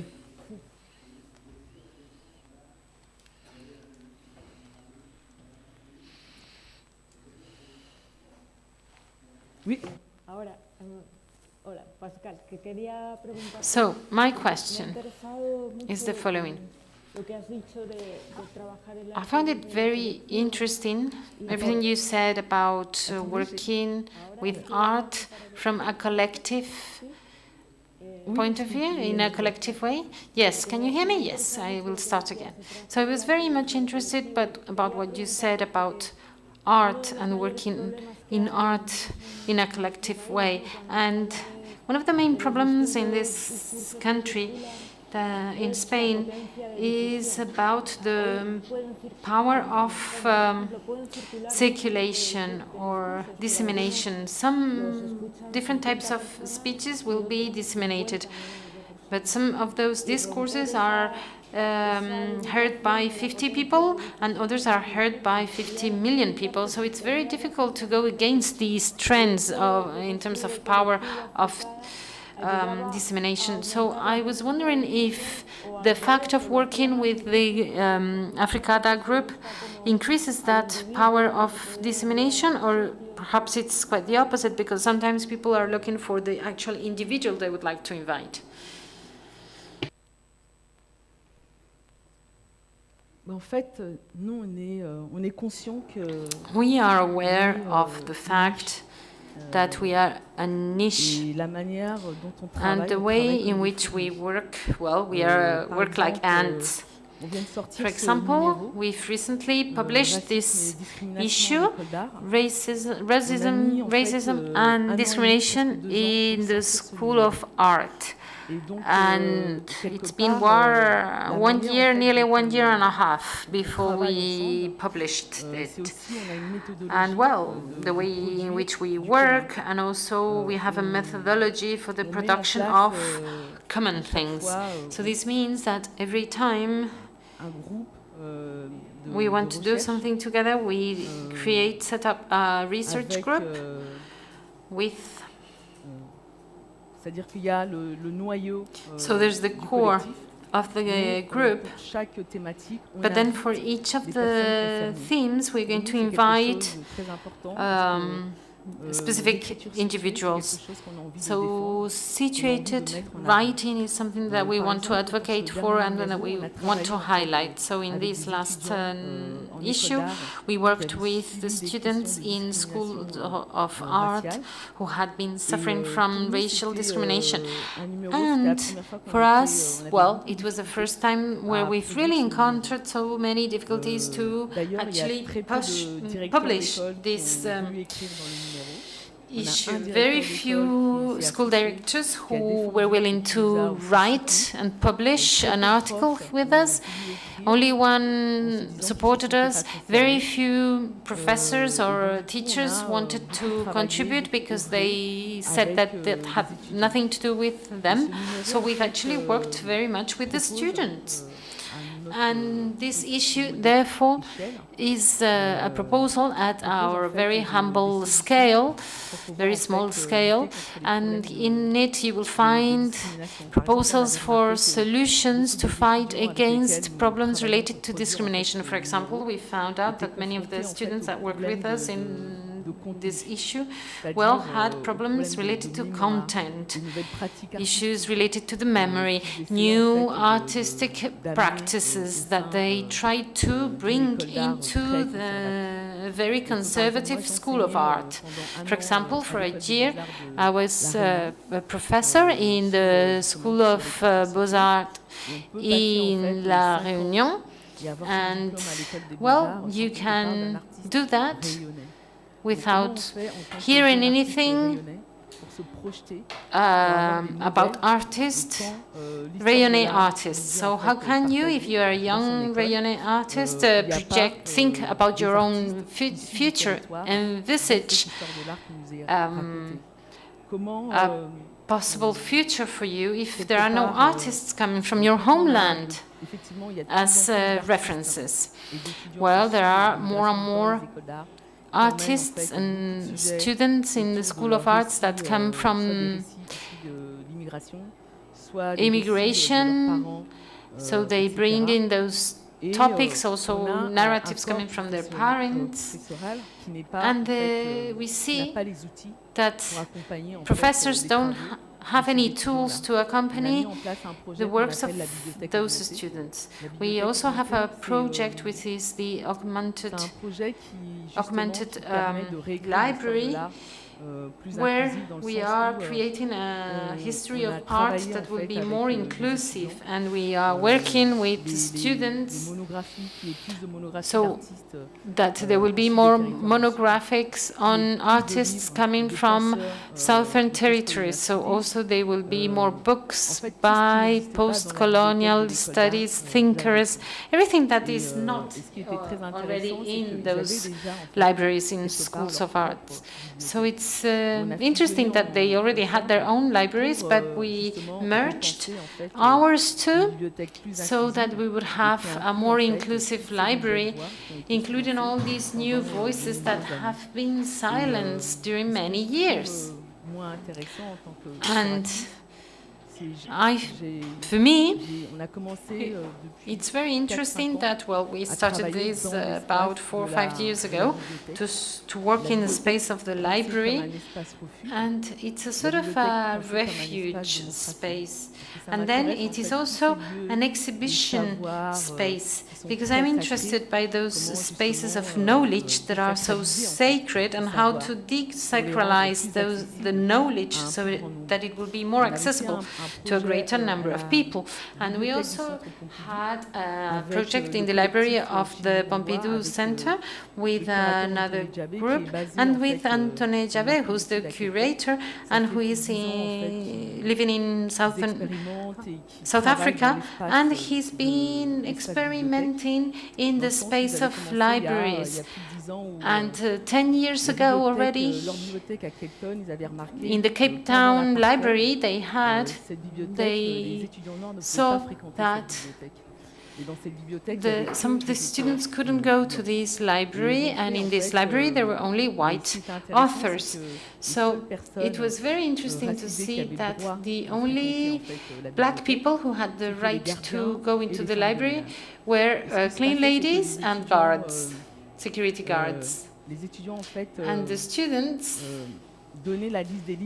gave them the list of books they required, and, well, they gave that to the safeguards, and there were also stickers, because the clean ladies didn't always know how to read. And then when the cleaning ladies came, they would take the books with the stickers on them, and the students would make photocopies of the books, and then the clean ladies will bring the books back in. And the Chimeron-Ouest library is composed of only black authors, and their project is to have this library infiltrated in the Cape Town library. And this project has been carried out in Lagos, San Francisco, and several other cities. And when they came to Paris in 2020, we worked with 8 researchers for a year and a half, and we were reading the Pompidou Center's library, and we saw that the people going to this library, it was not only students, and that was also very interesting for us to see also how to transform this library, that is a great place of knowledge, into a different kind of space. There were a lot of homeless people coming to the library during the opening hours in the morning, and they went there because it's warm inside, so that they could have some rest. And also we saw that there were migrants that were coming because they could learn different languages. You could take headsets, and there are TVs and programs, and they can learn French. Or also they can have access to news from their own countries. So we saw that there were different types of audiences going to the library, and for different reasons. They were going there for different reasons. So we've created a sort of installation because the curator, Anthony Jevet, doesn't really like the word exhibition because that represents the cover of the book, but the installation is what is inside the space. So these are different forms of experience that I like to work on, and we try to find different forms to exhibit thinking.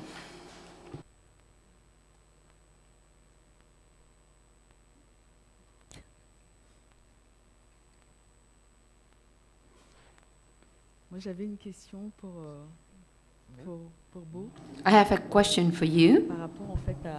It has to do with your work, your photographic work, because that means, or that way of, a lot is being said about representation, how we represent bodies.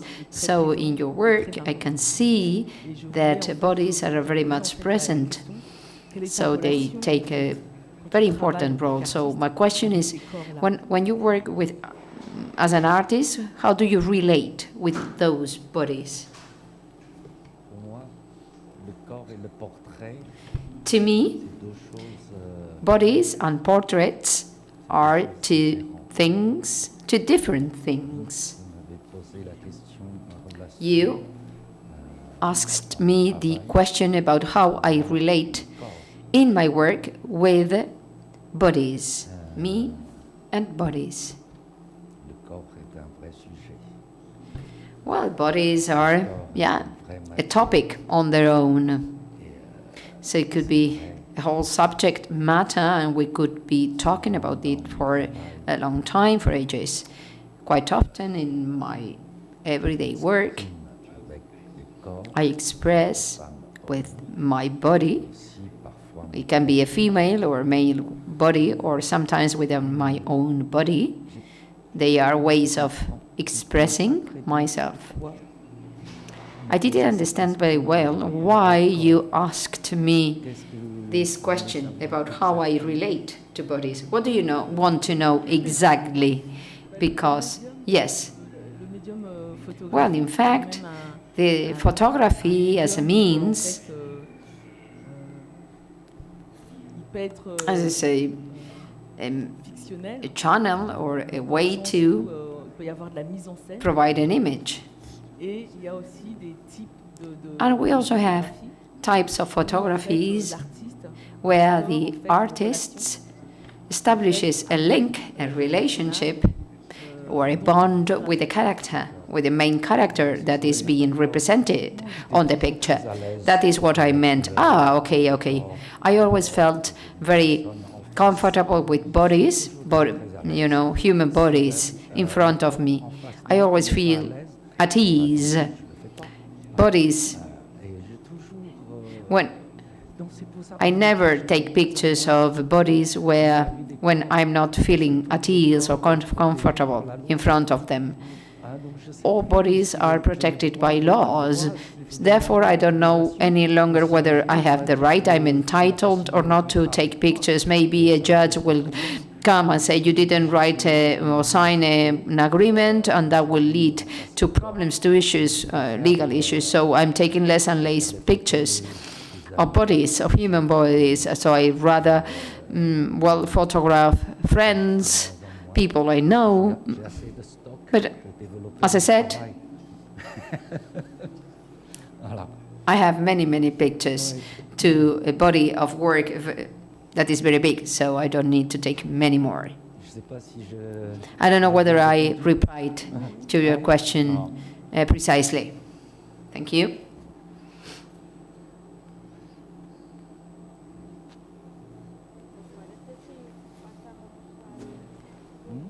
Do you mind if we open the floor to the attendants, to the audience? It's time for the audience to ask questions or make the remarks or comments. Hello? Good evening. Good evening. Buenas noches. Merci à tous pour votre Thank you very much, the three of you, for your highly interesting presentations. My question is for Mr. Gaobo. When you started speaking, today you used your mother tongue, and later on you said you felt alone, you felt in solitude. I cannot tell you how lonely I felt, because I thought, that person is alone, frustrated. I felt absolutely lonely. I thought, oh, there is no interpreter for Chinese. This is a joke. I feel as isolated as he feels now for half an hour. Okay, your childhood recollections impressed me enormously. So I wondered whether this triviality, this banalization of evil due to the political regime at that time, where children went to celebrate the execution, the killing of citizens, even with great joy, because they were running up and down, moving all the time. I'd like to know at what time in your life, if you can tell us, let us know, you well accepted and came to terms with that recollection, with that memory, and whether photographies help you, make peace with your own past, with your own recollections and memories, because the title is to increase the degree of responsibility and freedom of a person. You lacked both freedom and responsibility when you were a child. So maybe thanks to photography, or maybe photography was a means to escape, a help. Yeah. Thank you very much for your question. I'll try to to reply in the most appropriate way. Photography is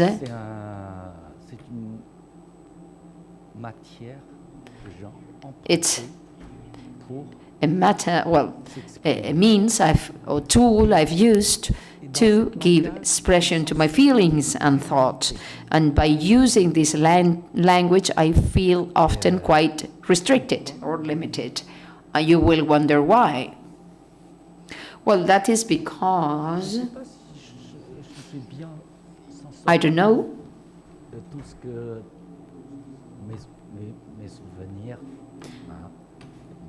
whether I could escape those many memories. You mentioned them, those recollections. My attempt, what I tried to do, or perhaps I was doing it unconsciously. I don't know why in my works I always managed to find beauty in the wounds.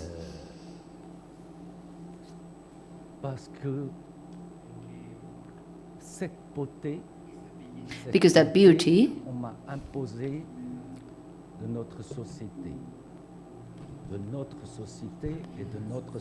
has been provided by our society, and it's been imposed as such, but I still don't believe in it, and I thought that cannot be. There has to be another way. I always searching for something that is more obvious, more evident, if you allow me to say so. So I always try to go deeper to the essence.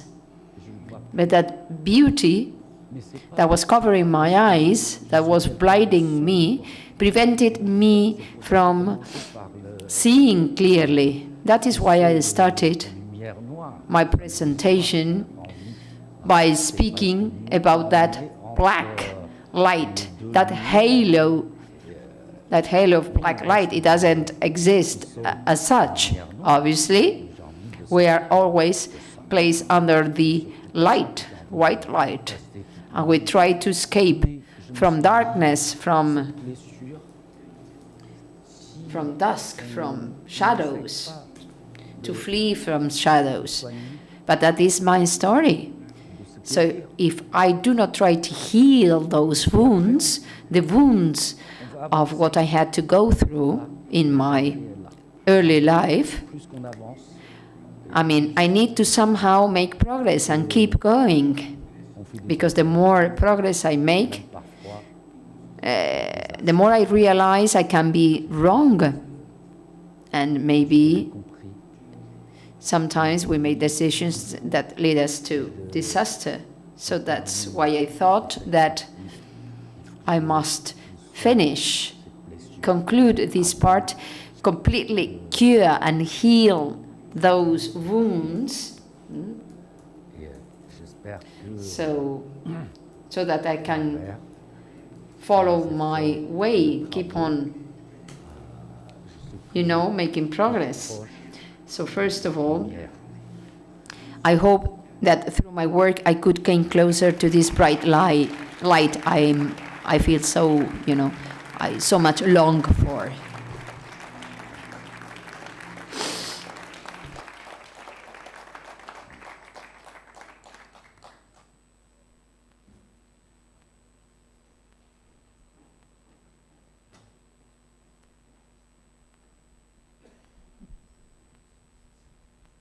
Thank you all. Really enjoyed your talks.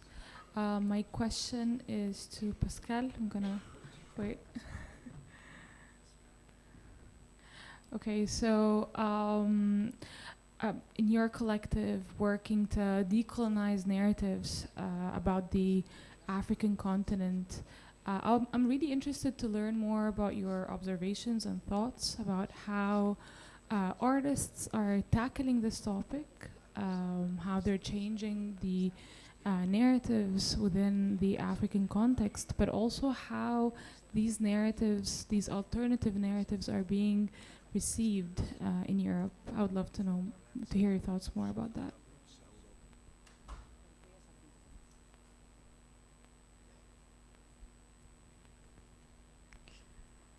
Ouais, c'est une longue, c'est une question qui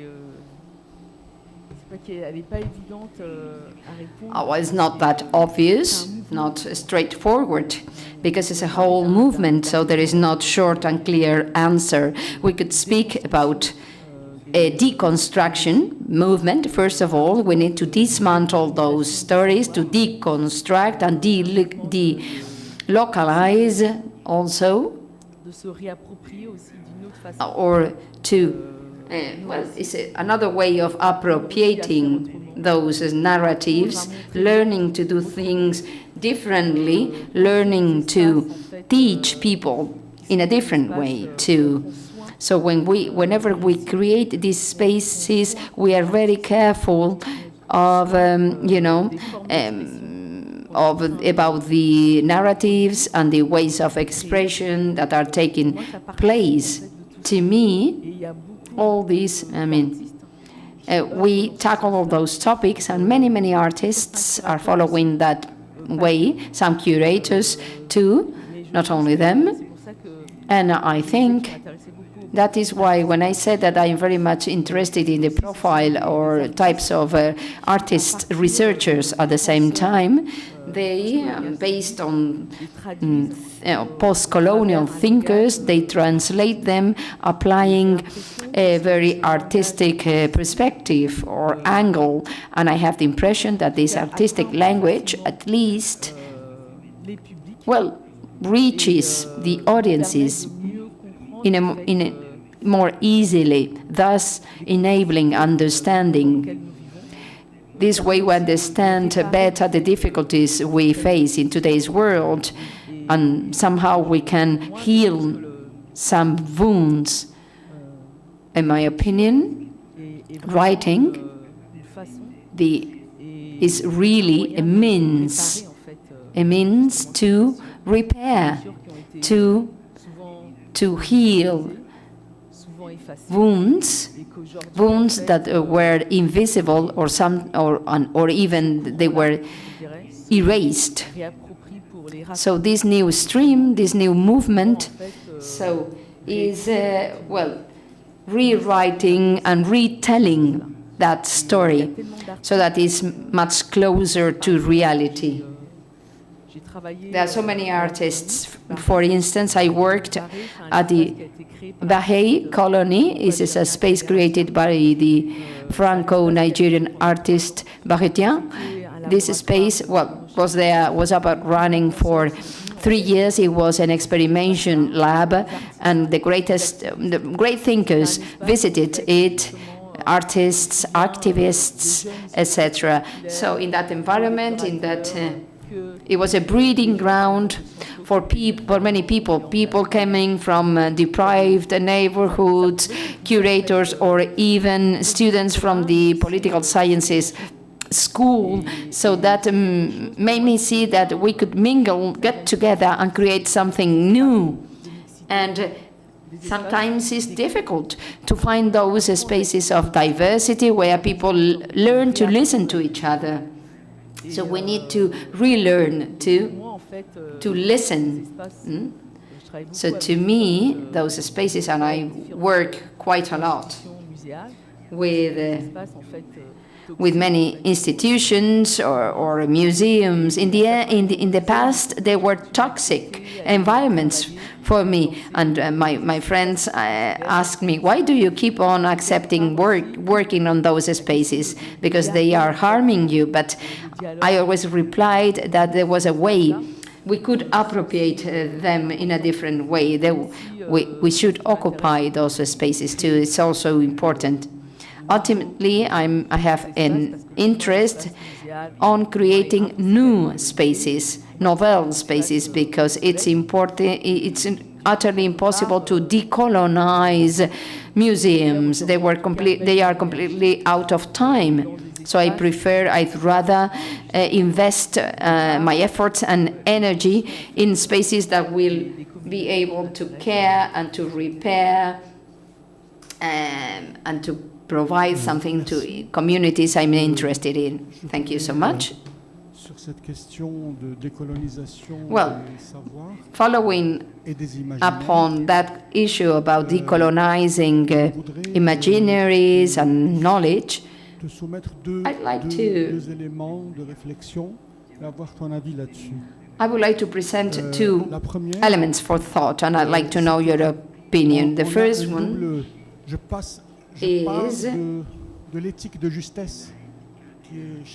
I always work on the basis of the ethics of justice. Camus was so keen on, so I question in our duty for reparation, restoration, how can we find a balance, the right balance? Because when you just focus on repairing, we could, lose balance. So only by finding the right balance can we promote dialogue and find the right compass to what Edouard Dissant called the need lateralize the universe. That is, I'm not only repairing to reconstruct a narrative based on the local only, but also work to decentralize everything that is universal. So based on that, and this leads me to the second thought, the second reflection, delocalization, and I'll explain myself. We need to destroy the walls, the fences, and the hurdles of different sciences. So, of course, we spoke about orality, oral stories, but maybe there is a critical aspect that needs to be dealt with. You spoke about toxic institutions. We need to decolonize the production places, that is, institutions that are at the heart of the empires. I mean, and I'll give my critical opinion, I'm from Morocco, so it's an older, a former colony and an empire at the same time. My main question is, how can we decolonize production institutions? Otherwise, as somebody pointed out, we will be restricted to the margins, to niches. Of course, we will manage to achieve things, but we need to really open up and decolonize the upper spheres, because they own the narrative nowadays about how to represent the world. Okay, I'll start with the reparation or restoration topic. I'd like to say that for many years I lived in an ill body. My body was ill because, I'm saying this because I studied in France, and therefore I had the opportunity, or I was forced to read thinkers and philosophers, and I never found myself, my identity in their narratives, in their stories. So I always had that urge, that need to find restoration and repair. And that can only be possible by decolonizing our bodies, our physical identities. And the only way forward is to heal, to be aware, to take consciousness that somehow we are ill.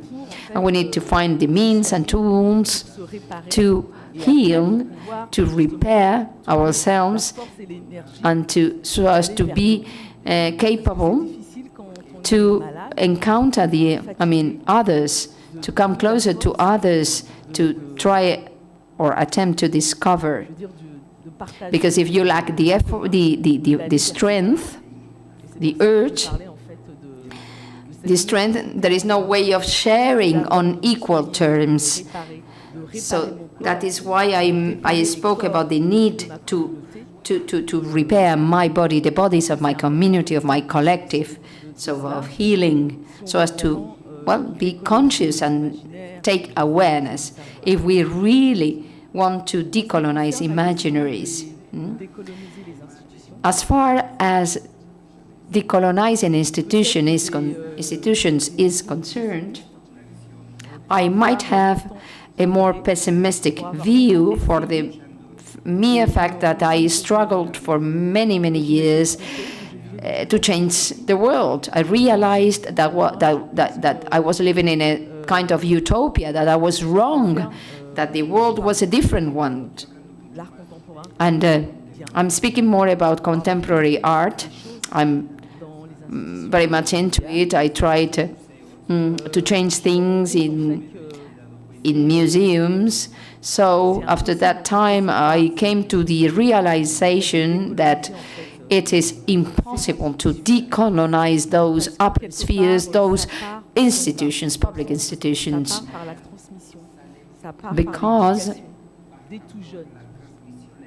because change is only possible from applying a bottom-up perspective. That is, we need to educate, to train our children. For instance, the Louvre School, I can think of an example, I'm not giving the name of the person. They are training the future specialists, experts, that will work at museums.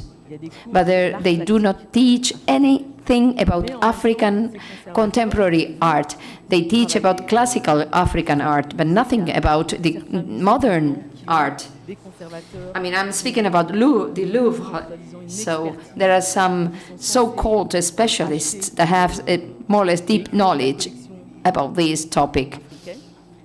So of African they contribute to creating African collections. But they never studied. Those curators in charge of making up collections, how can, be feel themselves capable of doing that job. And there lies the paradox nowadays, where I think there is so much work to do.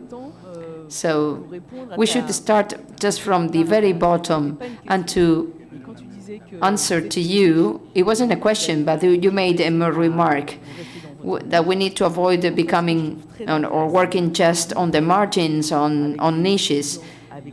To me, this is very interesting, and that is why we work so much with young people, with children, because they will be curators in the future, and they will be the ones to transform our societies. It will be up to them. So this is why I always try to spend time and work with them, conveying the message, just to achieve that goal. How could I say that? I'm training soldiers. The Africada magazine is a kind of alternative school, in the sense that, as there are not many art schools teaching contemporary African art, there are many students that, that are writing their doctoral thesis, the PhD thesis, and we support them. We provide some support so that those young artists will, in turn, be able to change or create new institutions that are more inclusive.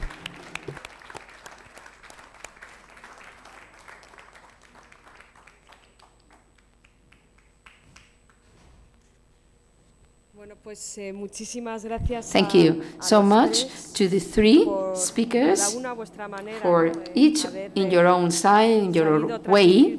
You managed to convey the message of the need to heal your wounds, to repair your wounds, and you provided, you mentioned some tools and means, instruments. Many of your words, Belen, moved me. And I vibrated with your lucidity, your contradictions, when you spoke about your fragility, and that when Gaubo presented his nobleness and how he spoke about those people that provide their body, and you work more alone on your own. And Pascal spoke about her work with collectives, with groups. So thanks again to the three of you for your contributions.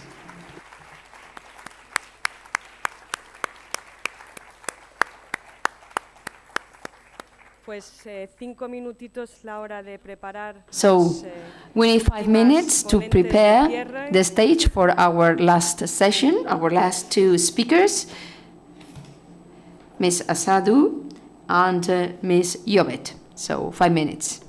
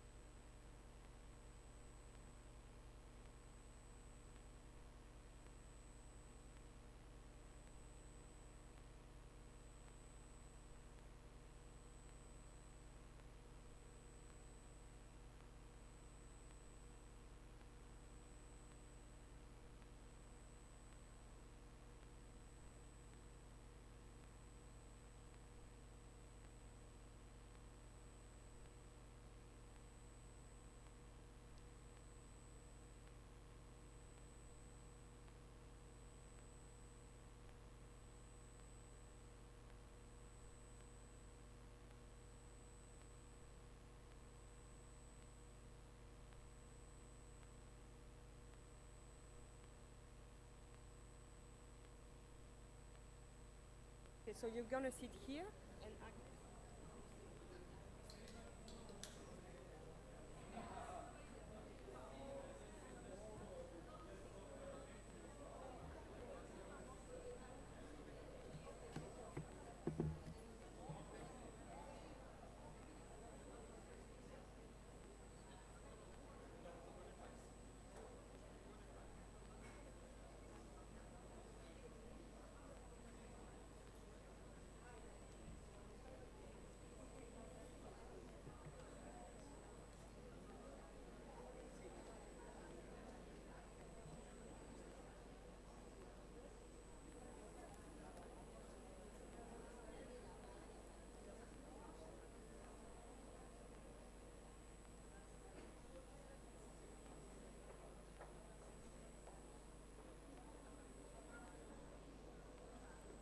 Vamos a dejar.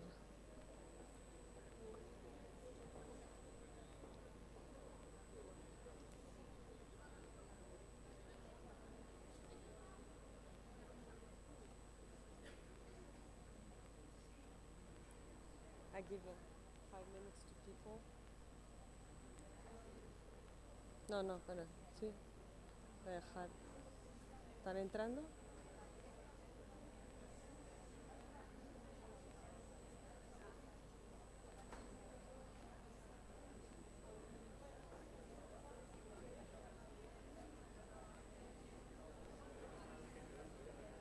¿Eh? Vale, pues a ver, vete apagando. No, queda bastante. Que no.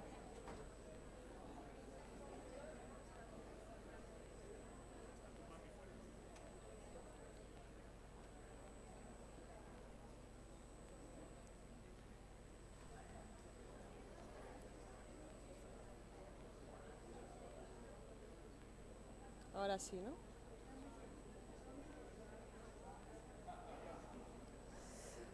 Bueno, pues vamos a ir prosiguiendo para entrar ya en So we are going to continue el final now, because we are coming to the end of today's discussions. But we wanted this end to be not a cul-de-sac, but, well, as I said this morning, here we have the exact quote by Camus, so the only way of opening doors up. And that's what we are hoping these two women will do for us today, open the doors for us. Karima Ashadu, who is a visual artist, and Agnes Jabet, who is a poet and an actress. This is not on now, it's not working.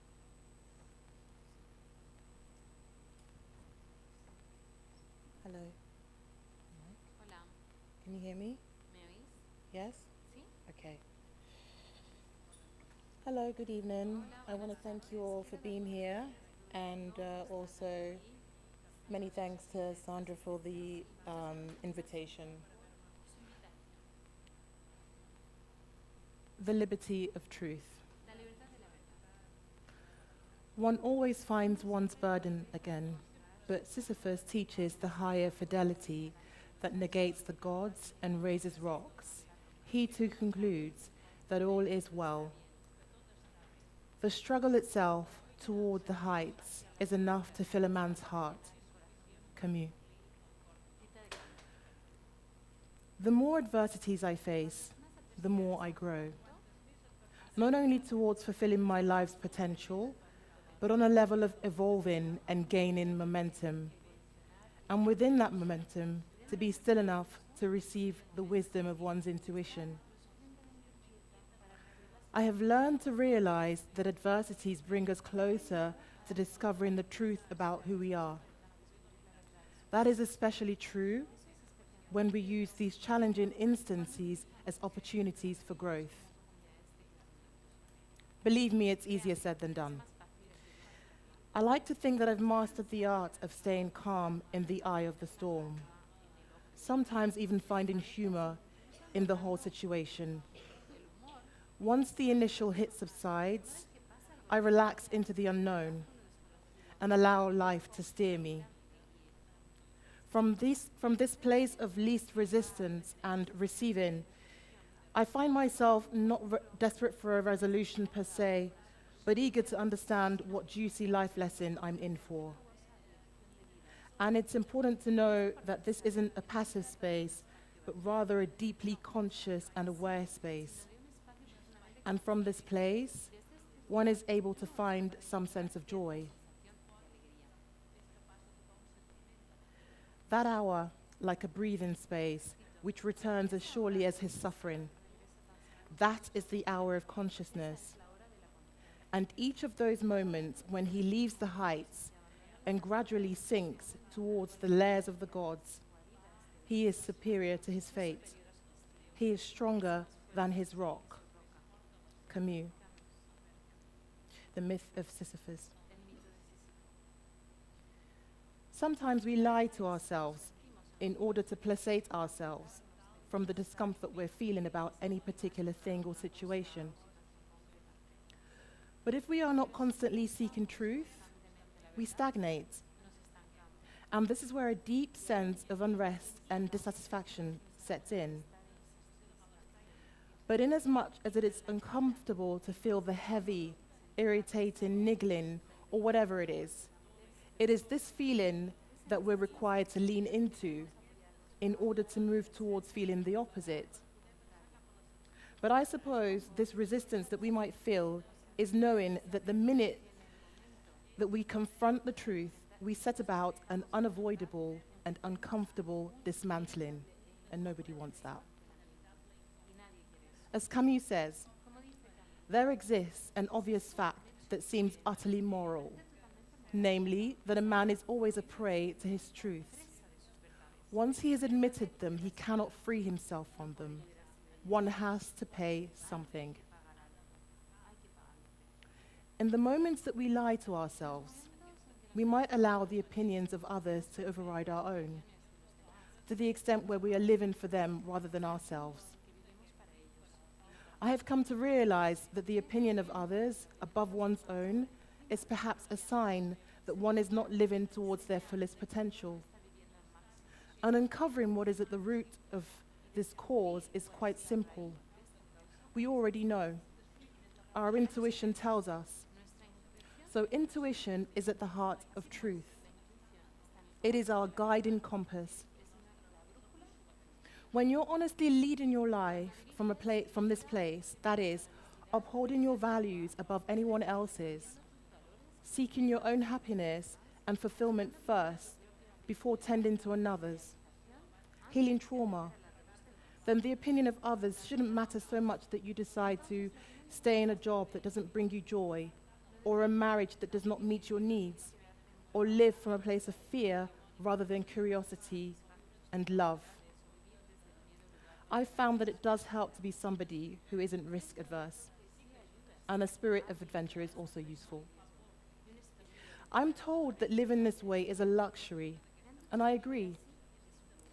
It is an absolute luxury that I've had to cultivate for myself out of a myriad of seemingly sour experiences. You could play, I have some film stills that we could play alongside me talking, and then I'll share a little short excerpt of my work at the end. No, the slide, the pictures, yes. Okay. Oh, we can skip that then. Oh, okay. We can skip it, it's fine, yeah. Oh, okay. Oh.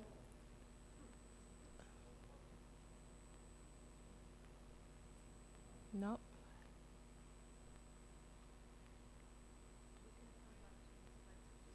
Okay. Should I carry on, yeah? The labor of resilience.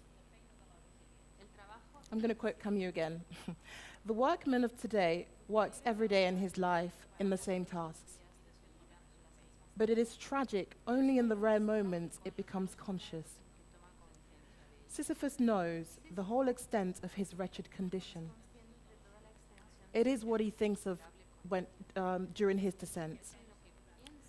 if the descent is sometimes performed in sorrow, it can also take place in joy. I make films about labor in West Africa and the diaspora, specifically Nigeria, where I'm from. And I don't consider myself a documentary filmmaker per se, but the impartiality to which I present my subjects lends others to think otherwise. When I consider my practice, I understand that its intrigue is in this somewhat objective approach. Looking at a recent work like Plateau, this is where the slides would come in. Oh, they're here, magic. Looking at a recent work like Plateau, where I explore tin mining in Nigeria's Jos Plateau state.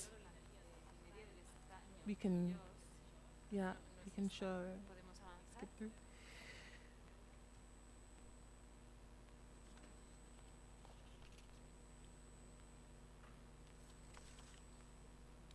And though the subject matter and historical context is triggering, the conceptual approach of the work, such as the roving camera movement, creates a distance and also an intimacy. And in this ambiguous space, the viewer has an almost tangible view into the world of these miners, but at the same time, they're unable to grasp it in its entirety. Labor is a difficult subject, especially when it's black bodies laboring on screen. To speak one's truth, or any truth for that matter, takes courage. I remember once partaking in a seminar some years ago in the United States. It was my first time in the States, and as a black African living in the motherland, as they referred to the continent, I was somewhat naive to the experiences of African Americans. Countries that I make work in, such as Nigeria, are considered developing, and in this context, labor is ubiquitous.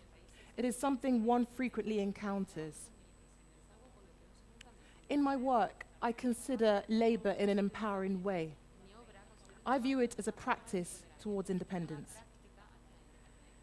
But this fell on deaf ears at this particular seminar. They were outraged that I was not so focused on the race of the workers or the fact that they were even physically laboring at all. But I was more concerned with conceptual sentiments of filmmaking, such as an exploration of space, of rhythm, of pace, of playfulness even. When I think of works like Makoko Sawmill, where I probe in the space of the camera with 2 blue sticks, it's a work that I made about 8 years ago. So I wasn't very popular at this seminar, and I was fine with it. My work isn't for everyone. This perspective takes a certain confidence, and that confidence requires regular nurturing and affirming. Because when you go against the grain, and you hold a conscious vision of how you wish to participate in the world, truth and its resilience becomes your backbone. Thank you.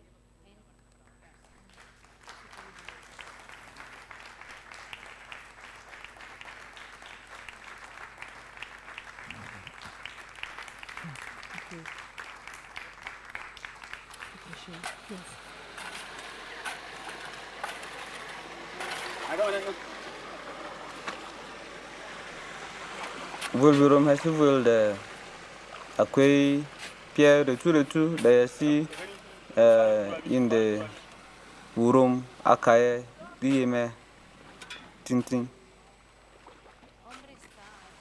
kamasere yep yasi pende wurum ajut di amfani sosai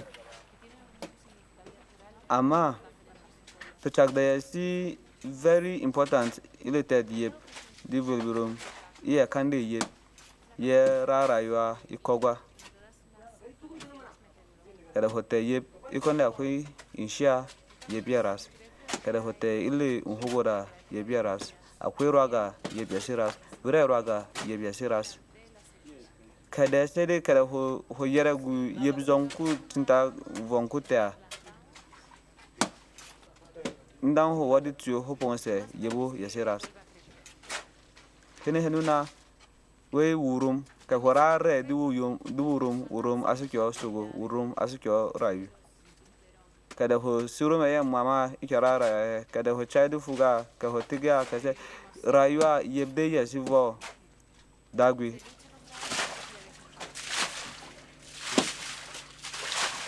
anon ye reto de rayu kogwa kuma no de wurum ase kada ho jurum yengamo iwel plateau ka ho jura gwa duk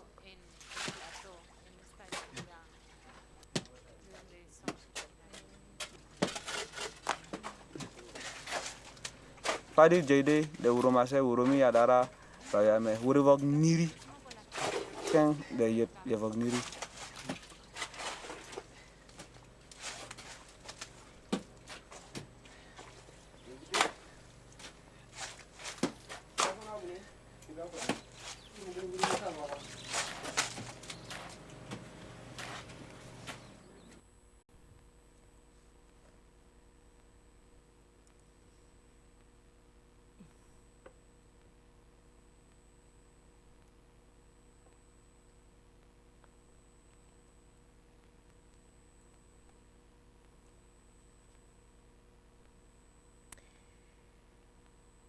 La veritat s'ha de construir, com l'amor, com la intel·ligència. Per mi el trampolí primer és el desig de posar les paraules al servei d'una transformació. Truth must be built de col·locar-les al vell mig just de la like condició love humana per as fer-la cruixir. intelligence. For me, the springboard first is the desire to put words at the service of a transformation, to place them in the middle of the human condition, que és impossible sí anar cap a ella. to make it crunch. Intent treballar des de la Perhaps premissa try to aquí solve i ara. Despite the awareness that the task is impossible, avui i we ara, try to go towards i ara, it. aquesta I try to immediatesa, work from the aquesta veritat premise, absoluta a here cada and moment. now, at every moment, action by A cada action, moment, acció a acció, physical or acció verbal física action. o acció verbal, The construction paraula of escrita truth. o paraula dita. A truth in the La artistic plane construcció implies de la process, veritat, commitment, una veritat en dedication, el pla acceptance of artístic, imbalance, construct implica truth, procés, build truth as a research compromís, process, implica to understand entrega, the world, the human condition, acceptació and the d'aquest dialogue between them. desequilibri. Remake the Construir la world, move veritat it, com un drag it, procés de stretch recerca per and comprendre el push. món, la condició humana i el diàleg entre ells. Refer el món, desplaçar-lo, So, this remaking arrossegar, the world, this moving estirar it, this i dragging it, empènyer. stretching La and pushing responsabilitat it. de tot creador, The responsibility of qüestionar, every creator. dinamitar, desconstruir el món servit, el Questioning, pensament acceptat, l'espai emocional que hem deconstructing acondicionat the per world, viure el served, nostre dia a accepted dia, thinking, the la emotional nostra vida space comuna, i emprar el that poder we have transformador de la conditioned to paraula per live anar our a un day-to-day, our altre common lloc. life, and to use the Habitar transformative una power altra of the veritat. word to go Veritat somewhere else, entesa to pot ser inhabit another truth. com un espai, Truth com understood l'hàbitat artístic on ens puguem sentir violentats space. i protegits alhora. The A fi de artistic permetre'ns a habitat nosaltres where we can mateixos feel violent and permetre'ns protected at el the nombre same time, més gran de in order to persones, allow a la comunitat ourselves, the sencera, greatest number of revolucionar la people, nostra persona the al entire complet, el community, nostre cos to i el nostre revolutionize pensament. our whole person, our body, our thinking. Anomenar Name, capacitat o intent capability, de or ser attempt of being digne. worthy. Estim l'acció dramàtica. D'ençà que era un I infant love i encara dramatic no action sé d'on since va I néixer was aquest a vincle. child. Crec en l'acció And I verbal, don't know l'exigència de la yet necessitat where that de bond donar came opció from. I a la confecció believe in d'altres verbal veritats, action, aquests the altres demand mons, of la the need to give possibilitat option to the de fer-ho. elaboration of other truths. I These are també the worlds, la tria the de possibility cada un of d'anar doing cap so. en aquesta And also the possibilitat. choice Escollir el each gran one misteri, has to go aquest towards that perpetu possibility. anar i venir de mi To mateix choose the cap als great altres mystery. que em forja com a This artista, perpetual com deia coming and Camus, going from que myself també ens to forja a others, tots, that a forges cada un me de as an nosaltres, artist, el col·lectiu, as també tan Camus anomenat avui, said. aquesta jornada. ser una persona lliure, que té l'opció d'entrar a un teatre, contemplar l'escena i permetre de manera activa, perquè n'és una tria també, permetre aquesta transformació col·lectiva. El teatre ha de projectar la realització col·lectiva del pensament d'un home, deia. Com més fort és l'impuls de creació, més pols aixecam en el camí de pedaç. Deixam al darrere el caos d'una explosió, una estrella que col·lapsa, vermella, com el foc d'aquesta llengua que anhela el coratge dels prodigis. I escric, com una més, som filles d'uns temps que només deixa carrenatge parat a taula. I escric, com tantes d'altres, som mares d'uns temps que s'alimentaran d'altres feres. Aquesta veritat s'ha de construir, l'entenc com una veritat viva, que batega, que conceps, que gestes i de la qual n'has de tenir cura. L'has de surar, l'has d'alimentar, obrir-li camí, acompanyar-la i sobretot t'hi has de comprometre. Beckett advocava pel sentit de profunditat. Deia, la tendència artística no és una expansió, sinó una contracció. Uns anys abans de tenir la meva filla, fa poc n'ha fet un, jo ja la somiava a ella, l'anhelava, la pensava, la construïa i també la temia. I already dreamed her, longed for her, thought about her, built her. I was also afraid of her. Perquè al final em van obrir el ventre, desperta, sense anestèsia, per poder-la treure. Tem a la vida, com en aquell moment m'era impossible entendre-ho. Com podia témer la vida, com era possible, si pràcticament tot el que m'havia sustentat a mi vitalment era precisament aquesta tria, crear. Could I fear creating a life? How was it possible? All that had sustained me was precisely this choice of being able to create. Create. And we don't even know who we are. Crear és una tasca misteriosa, meravellosament aterridora, que transforma la manera de sentir, de percebre, de mossegar, d'estimar. Crear és la voluntat suïcida que a vegades té la consciència. És un espai-temps profund que t'enfronta al tot, un combat aferrissat amb les idees. He viscut, i segur que és un espai molt comú entre els presents, en una constant espiral que centrifuga tot allò que som, tot allò que penso o imagino. A cada moment, com un vòmit de paraules, imatges i accions, constant, que mai es conforma, que mai resta satisfet. At every moment, a vomit of words, images and actions, constantly. Something that never settles and is never satisfied. And cyclically, there has also, it's time for the desire to silence for a while all that. Where to turn as not to give up, where to drink from as not to give up, from what sources, the mysteries, the teachers, the collective, the group, back to life, build life, speaking the truth, building the truth. I understand this as putting yourself at the service of building an artistic life that allows us a constant rebirth from my most conscious self that must grow and develop to the most covered darkness that needs to be healed, liberated or disappeared. And how can one conceive, accompany, care or commit oneself if we're not doing it from love? L'amor com a motor de salvació. As a driving force for salvation. Totes aquestes paraules, amor, veritat, vida, com moltes d'altres, necessiten una quantitat ingent i generosa de compromís, gairebé de fe en elles. Per construir-les, o si més no, per encaminar-se a construir-les, per encarar-se a la tasca, només puc dir que constantment t'has de recordar que tot plegat és estar al servei d'una cosa més gran que tu mateixa.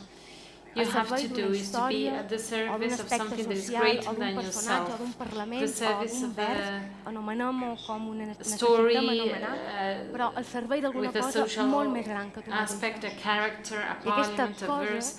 Call it what you need to call it, but it's something that is much bigger than yourself. And this thing, in capital letters, contains in itself the power to transform, to move lives. In all its structures, emotional, intellectual, physical. Quantum physicists say that nothing touches in the universe, that nothing makes contact. There is only movement and change. Life needs movement, truth needs movement to be alive and will remain true. Love moves too, to move us. And perhaps we do cling to the task of transforming, because we reject the world as it is. I was waiting for her. I was waiting for my daughter with infinite love. And suddenly, everything I needed to get here, to be, a word, a name, I was unable to give it to her. That's everything she needed to be.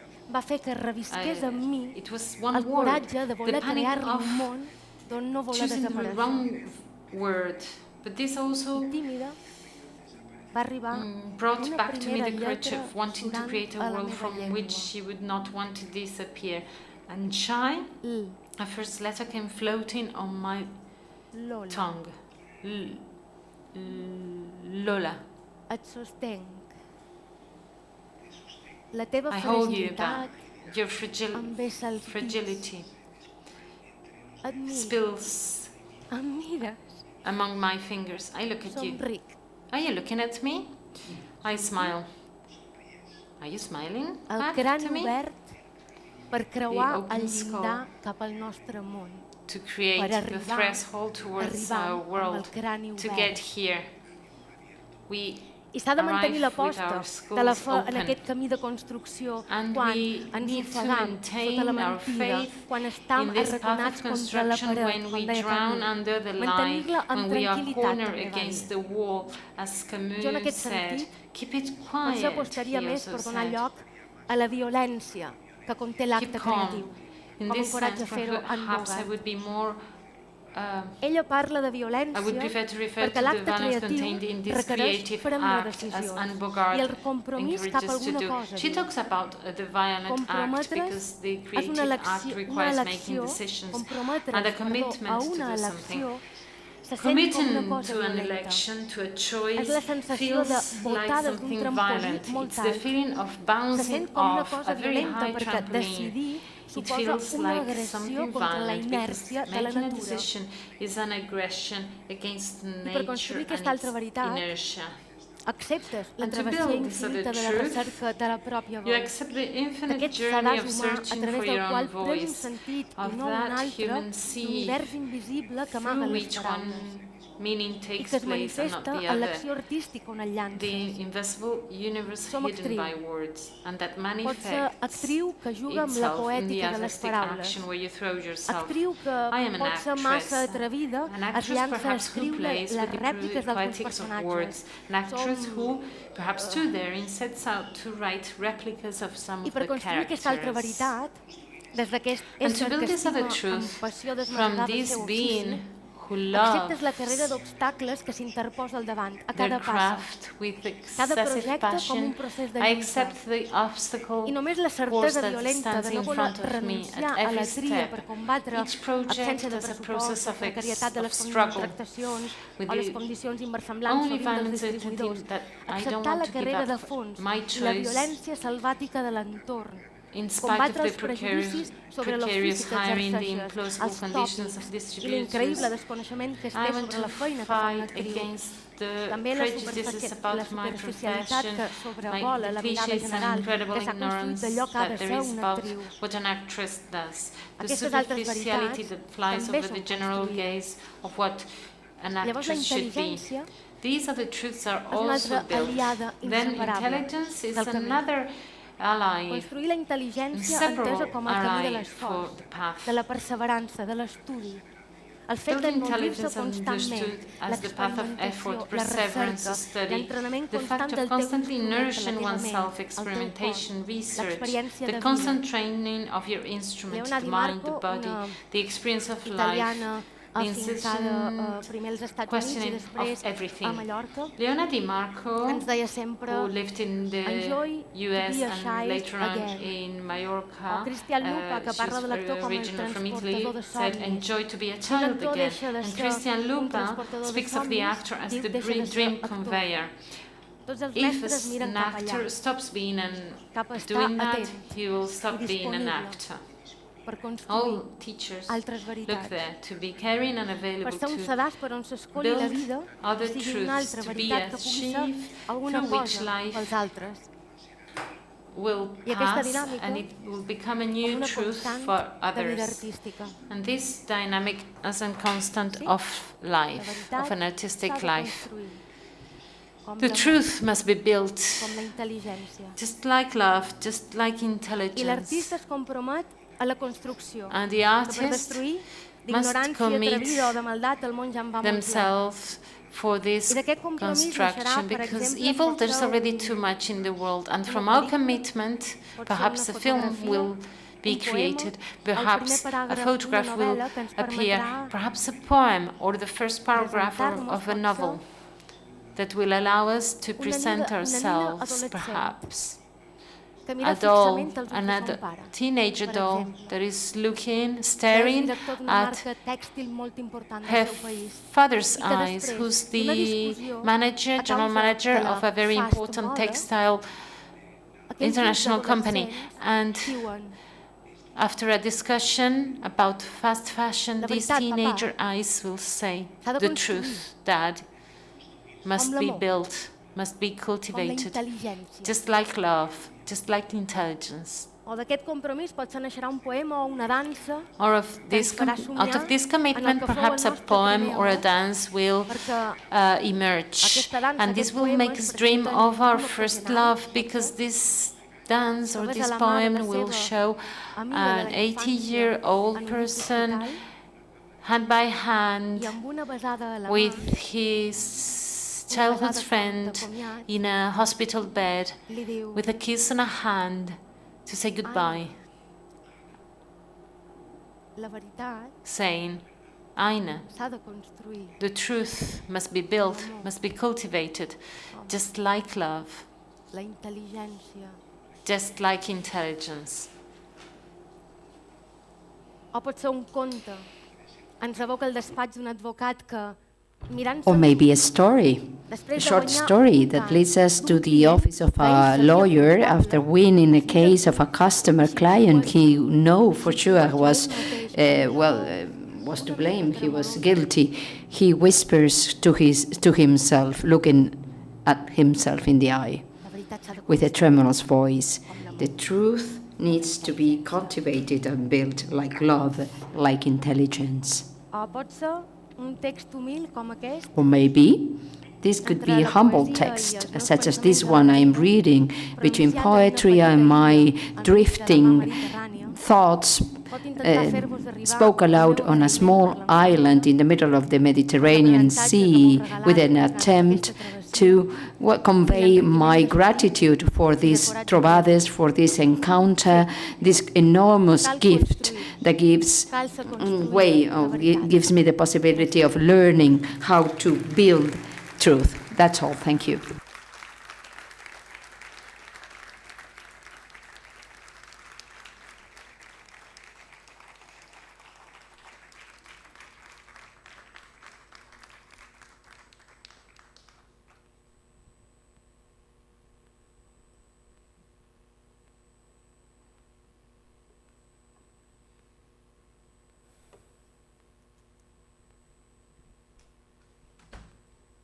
Pues no sé, Great. retumban las So palabras todavía. your words still resonate in my brain. Would anyone sensación like to, o entre vosotras maybe algo ha resonado? say something? I'll give the floor first to our two speakers, maybe in Karima. Could you elaborate, or can you just give a first impression to Agnes's words? Anything you would like to say? You are a great actress, but I didn't know you were such a great writer. It was an absolute delight, a pleasure to listen to you. It's been a great pleasure. So thank you very much for this gift you've given us tonight.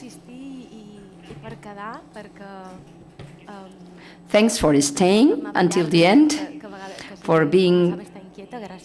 bearing with us. It's been a long day, and of course, yes, you were generous enough to stay for this last last conversation. Would you like to say something, Karima? Agnes, I was struck by your words on your daughter. What you said about the anticipation of her and the fear that you also had bringing her into the world, and how you navigated that. We spoke a little bit over lunch, of course, so I had that at the back of my head. And I found such beauty and truth in your words. Me also being a new mum myself, my son is just a few months younger than yours.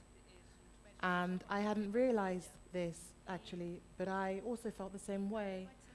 And so, yeah, your words really resonated with me. What stuck out for me also was when you said that truth must be built, right? I'm paraphrasing. And I had a little voice in my head that was niggling at me, and I was like, well, no. Yes and no. Yes, every perspective is right because it's a perspective, right? But for me, something about it didn't entirely ring true. I feel like we are born inherently with a truth, and that for those of us that listen inwardly and really lean into what's within us, we slowly, or whatever pace it takes for us, we find that truth. And I wonder what you think about that, whether that also rings true for you as well.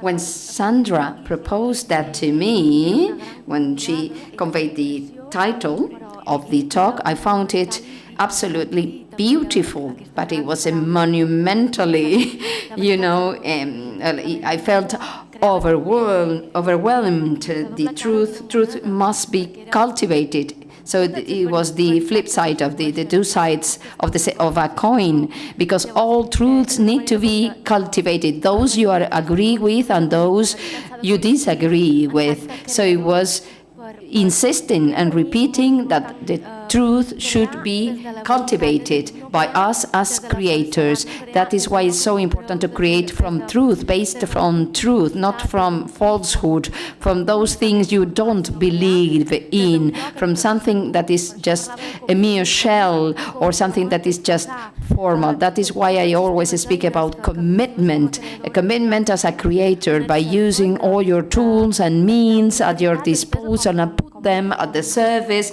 of a single truth, understood as a piece, as a full work, as a space where art can thrive and transform us, so that we can all share and transform and become together something else. So it is true that we spoke about this space of life, and I'm happy to hear you, and as we had a chat with Marta about the braveness, how creators are really courageous and brave.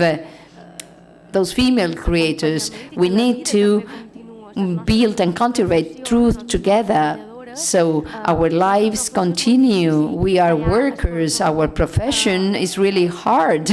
I mean, it's a hard profession, and it's difficult to stop working for 8 hours. Our mind, our body, cultivate our body, to become mothers, you have to stop, to pause, because it's not like going to the gym to be fit. I mean, our job goes beyond us. So us, in our case, from the smallest factor, our artistic life has implications, and it's at the service of our life choice. This is what we've chosen for life. So healing wounds, caring for beauty, as it's been said today, that was therapy to me. I think this is absolutely necessary, essential. We need to embrace that idea on the collective, the community that is meeting, here in Menorca for these 2 days, that encourages me to keep on working on this line.